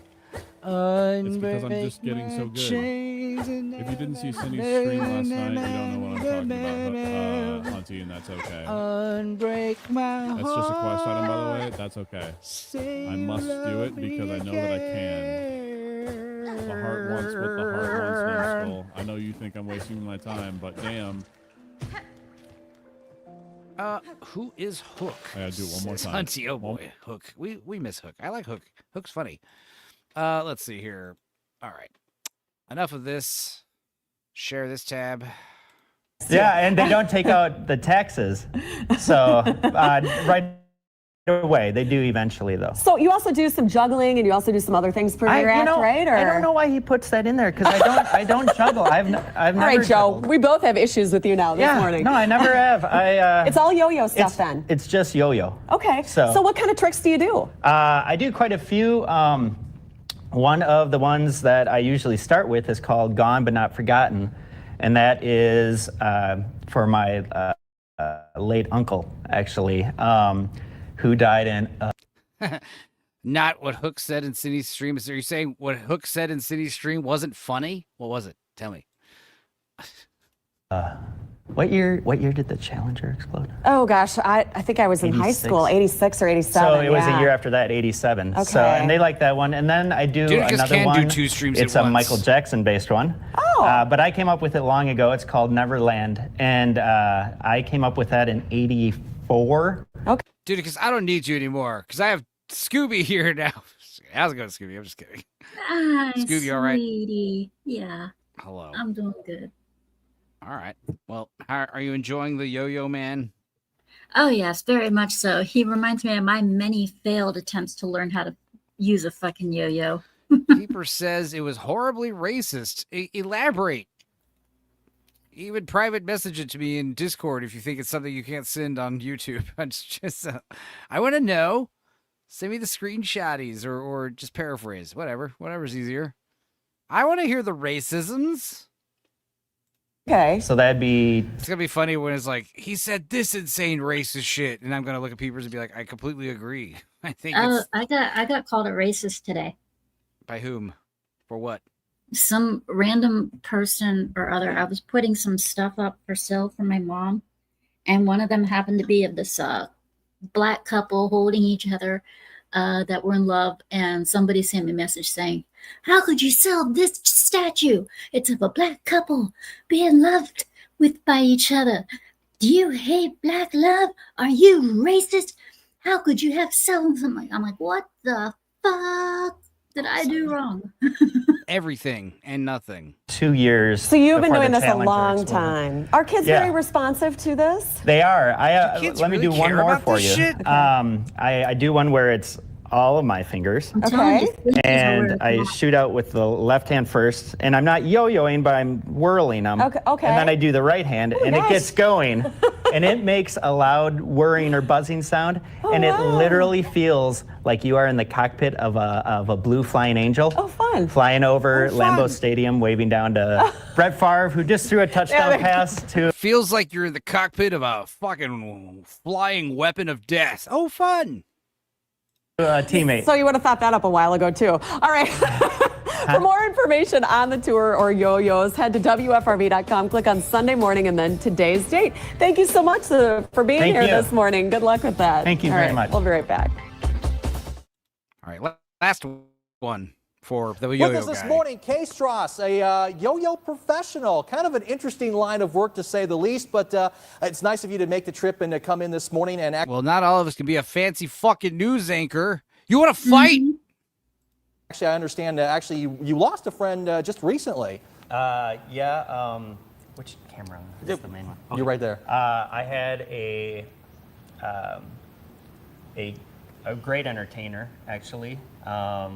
He was doing what Make I've it been doing. stop. It's almost over. And he is... I vowed to be Garth casually Brooks- more racist to Stupenzo, or especially Stringer, because he Garth sounds Brooks whiter than he of, looks. yo-yoing.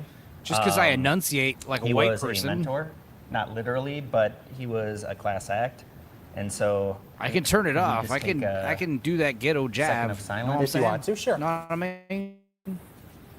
God, he's so bald. Moment of silence. It was a jet ski accident. Ooh, okay. Well, again, I mean, obviously, it's tough in any business to lose somebody that has been, a mentor, or, somebody that you've known Jet for a long skis. time. So, but again, we thank you for taking the time and I am joining us part this energy morning. Let's vampire talk a little today, bit anyway. about what it is that you do. You're with a company called Zip Zap. Correct. What we Zim Zam. It's right there on his shirt. They always call him. right, They always we're say moving zip on. zap. Is that it? Cleanse your palate with more. Yeah, that one guy has said zip zap twice. Here's some more. I hope you find what you're looking for. Here's some more Zen to cleanse your palate. Kitty.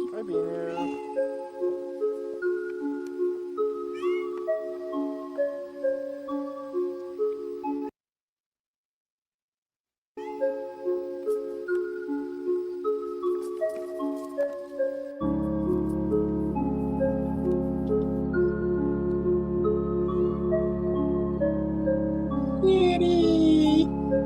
Morning, dude, says Enzo, you just turned my lights purple. Hell yeah. Good morning, dude. Do you even meow? The purple bag chips. The chips in the purple bags are always the best flavors. You know if Tony were here, he'd be going ballistic. Cat-tacular. He loves cats. I do too. I wish Cats I are had cute a little cat. critters. Doggies. I miss turtles. having a cat. I loved my cat so much. I miss him. Tuxedo boy. Little calico girl. Calicos are so How's your chocolate lab? It's AJ as an animal. That's my brother's dog.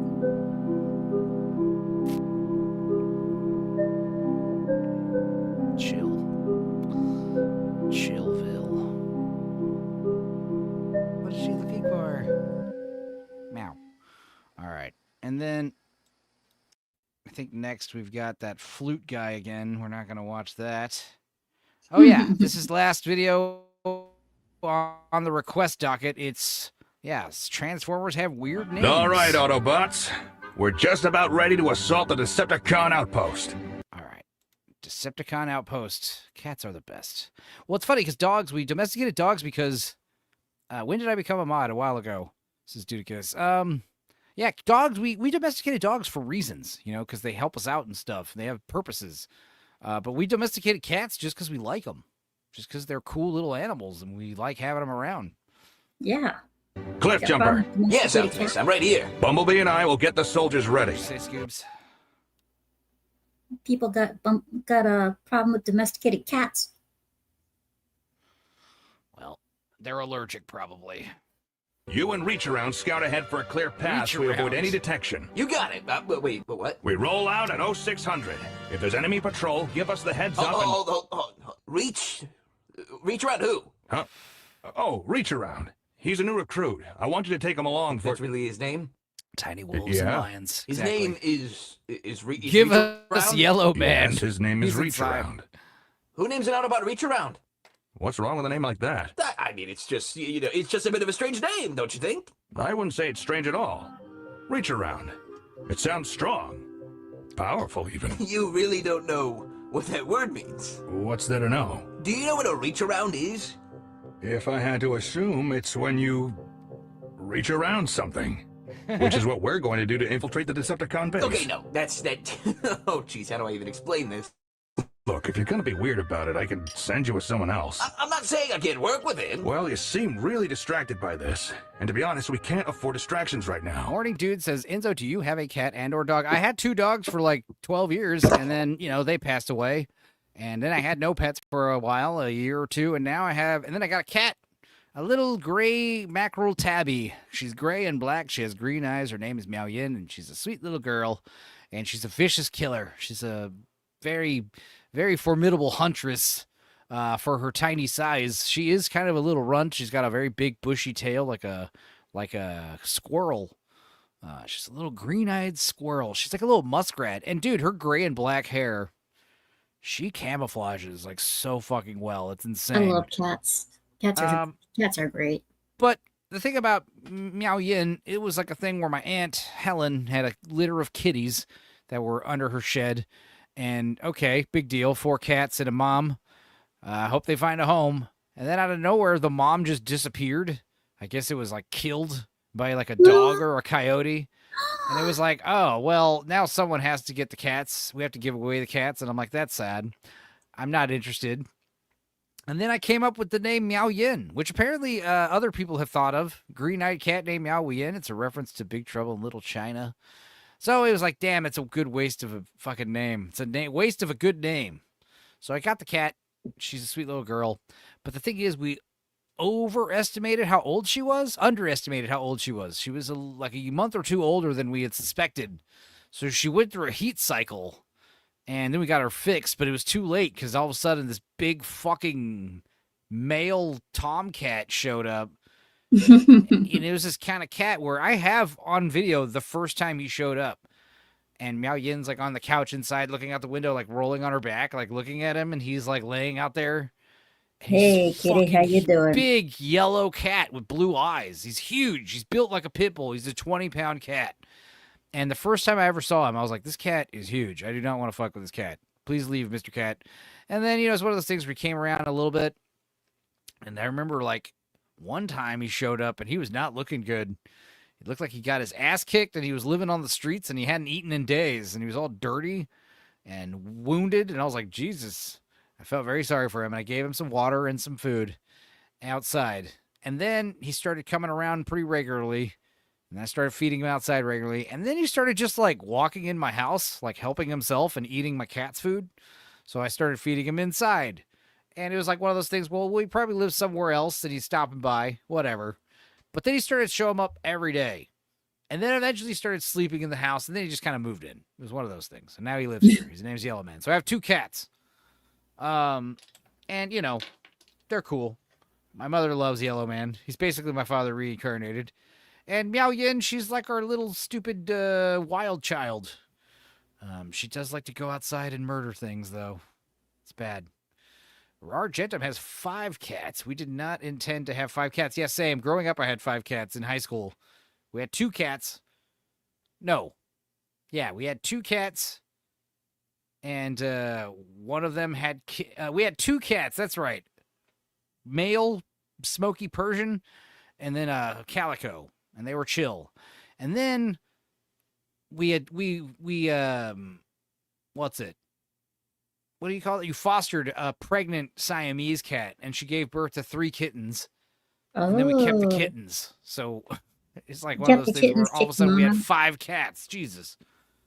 Yeah. Kept the kittens, kicked out the mom. Yep. She went somewhere else. We got her a home. The thing is, it's like the lady's like, I want the Siamese. I don't want 3 other cats. Here we go. This assault has to happen today. This assault has to happen today, because tomorrow's the Sabbath. But you know, Cliff Jumper, these new recruits, they need field experience. And you're someone I trust to show them the ropes. Well, I mean, thanks, Optimus. I'm happy to. Who else have you got? Handjob? Excuse me? Handjob. Sorry, I thought you met him already. He's also new. You could take him No along. fucking way. What? That's not his fucking... Is there really a Transformer named Reach Around and Handjob? That can't be true, right? Oh my god. I wouldn't doubt it, though. I wouldn't doubt it Becoming a either. cat farmer. Ariel Ellis says, I have 3 dogs. What the fuck? What did that happen? I thought you had 1 dog. Was planning on getting just 1, but I wasn't going to send them to die or watch them die. I don't regret it. I love my girls. Jesus Christ. Oh, no, it's not. Yeah, so no, they are not named. Someone call Skyfire. Okay. See, I don't know my Transformers lore enough. Maybe there is a lesser known character named Reach Around. I think Handjob might be a bit much. That would be funny as hell. I'm sorry. If you didn't know what Reach Around meant, you might get a pass. But you're telling me you don't know what Handjob means? I don't believe you. Name, there's no way. Cliff Jumper. His name is not fucking Handjob. Language. Jeez, Cliff Jumper. What's gotten in your circuit? No. Okay, listen. We got a guy named Ratchet. He fixes us up. Like a ratchet. Okay, sure. And you're Optimus, because you're, like, optimistic about everything. I want Handjob and Reach Around Yellow, statues. self-explanatory. So, why in Primus's name is this guy named Handjob? Because he works with his hands. He's a demolition expert, so his job is hands-on. Handjob. That is such a reach. Well, then why is your name Cliff Jumper? You're not jumping off cliffs all the time. That's not what I'm talking about. I've seen you drive on airstrips. Why don't we just call you Stripper? No, that makes no sense. Not every name has to make sense. Airstrip. Sometimes a name is just a name, and there's nothing wrong with Handjob. Instead of being all uppity, at least get to know the guy. He's a good soldier. I'm sure he is. Really has a grip on things. A firm grasp for close encounters. You can't be this naive. All I'm saying is Handjob is a decent fellow, and you might like him. You could use a handjob in your life. Please don't say that. Optimus! Come in, Optimus! Can you hear me? Hang on, I gotta take this. Come in, butt plug. Are you fucking joking? Hang on. Cliff Jumper, I can't hear butt plug. Come in, butt plug. Come in. You've been on Earth this long, and you don't know what that is. All right, you know what? Why don't you tell me what you think it means? You want me to explain what a butt plug is? Yes, please explain to me what a butt plug is. It's a thing that... I can't believe I'm having this conversation. It's a thing that humans use for stimulating themselves during sex. They plug their butts. Plug their... How do you even know this stuff? Look, this point... I mean, I got friends outside of this, but that's not the point. We have the internet now, thanks to Michael Bay. This poor guy is named The after World something Wide that Web. someone's... What? Shit. Oh, boy. Is that what you really think of me? No, it's not that. It's just... What even was it that you said? I'm a toy that goes up butts? You really think I'm that shitty? No one's saying you're shitty, butt plug. Cliff Jumper, look what you did. You upset butt plug. What? No, that's not what This name means something, you know. I came from a long line of honorable Autobots. My creator was a butt plug. His creator was a butt plug. There has been a butt plug in my family for centuries. And that's definitely a long line of butt plugs. And we're union folk, you know. When it came to Cybertronian rights, we butt plugs, we've always pushed through to the end. That's very brave of you, butt plug. But if that's what you really think of me, then I'll just pull out. Don't pull out, Dude, butt because if you're not plug. going to bed, we're about to watch Tales from the Crypt. Bring Don't your ass. bother. I know well enough when I'm not wanted around. Butt plug, pulling out. I'm a butt plug. You just had to be a butt plug's ass, didn't you? I feel like I'm going crazy. Maybe if you didn't spend so much time railing on people's names, you'd be happier with your life. Didn't have to tug handjob like that. Come on. Or shove butt plugs so aggressively. Seriously? Could have just settled for a reach around. All right, that's it. I'm done. Shoot, I'm out of here. He always would. Oy vey. You think the Decepticons have to deal with this sort of thing? If it's as confusing as this, I hope so. So the Autobots think they can take us by surprise. Well, we certainly have a surprise for them. Allow me to introduce our newest, most powerful recruit yet. With cock and ball torture, the Autobots will bend over to the Decepticon. Wait, his name is what? Wow. All right. That was fucking funny. That was pretty good. Good suggestion, guys. Yep, there she is. All right, well, let's watch some Tales from the Crypt. We've got a minute and a half to take a pee or grab a refill. Enjoy. I'll see. That's what I'm gonna start doing on streams. Is every time I'm trying to be funny, just start firing guns off in my cave. So I just started blasting. Your Honor, my client has a mental capacity of a teenager. Yeah, he'll plead insanity for sure. Well, that was a good one. That was fun. A little sillier. A romantic episode. All right, so what are you going to bed now, Judicus, or are you going to go hang out with BMO? Didn't even Is he gonna pull another Judicus? Judicus. What are you doing? I don't know. I assumed that was the end of the stream. It is. Oh, yeah, then I'll see if he's still streaming and then fall asleep probably. All right. And what, you gonna stream tomorrow or anything? I'll try and stream tomorrow. All right. Scoops, that's for you. I will be streaming later today. Last night I cut my Wu Chang stream early because it was just the boss I was facing was just one of those bosses that kills the entire experience and wants you to just quit the particular genre overall. Okay. Yeah, so I was going up against one of those bosses. I had to take a break. So I'll pick up again later today, this afternoon. I'll post the announcement on Twitter. Are you going to sleep? I may. I don't know. Okay, because if you are, then you should just say tomorrow. If you're not going to sleep, then today will work, I guess. But it is 3 a.m. Yeah, so technically it is today. So yeah, later today in the afternoon. Also, it depends if my voice holds out because this thing has me raging and screaming. And so yeah, this whole week, what's left of this week, it's going to be Wu Chang and Lost Soul Aside, Saturday, 5 p.m. Eastern. I got Cult Classic Cage on Scooby Pups Podcast, my flagship show. So come on down, check that out. That's going to be fun. I mean, she and I always have a good time doing nothing but talking games and such. And 7 p.m. Eastern, I will be on Levistro's Dragon Cast.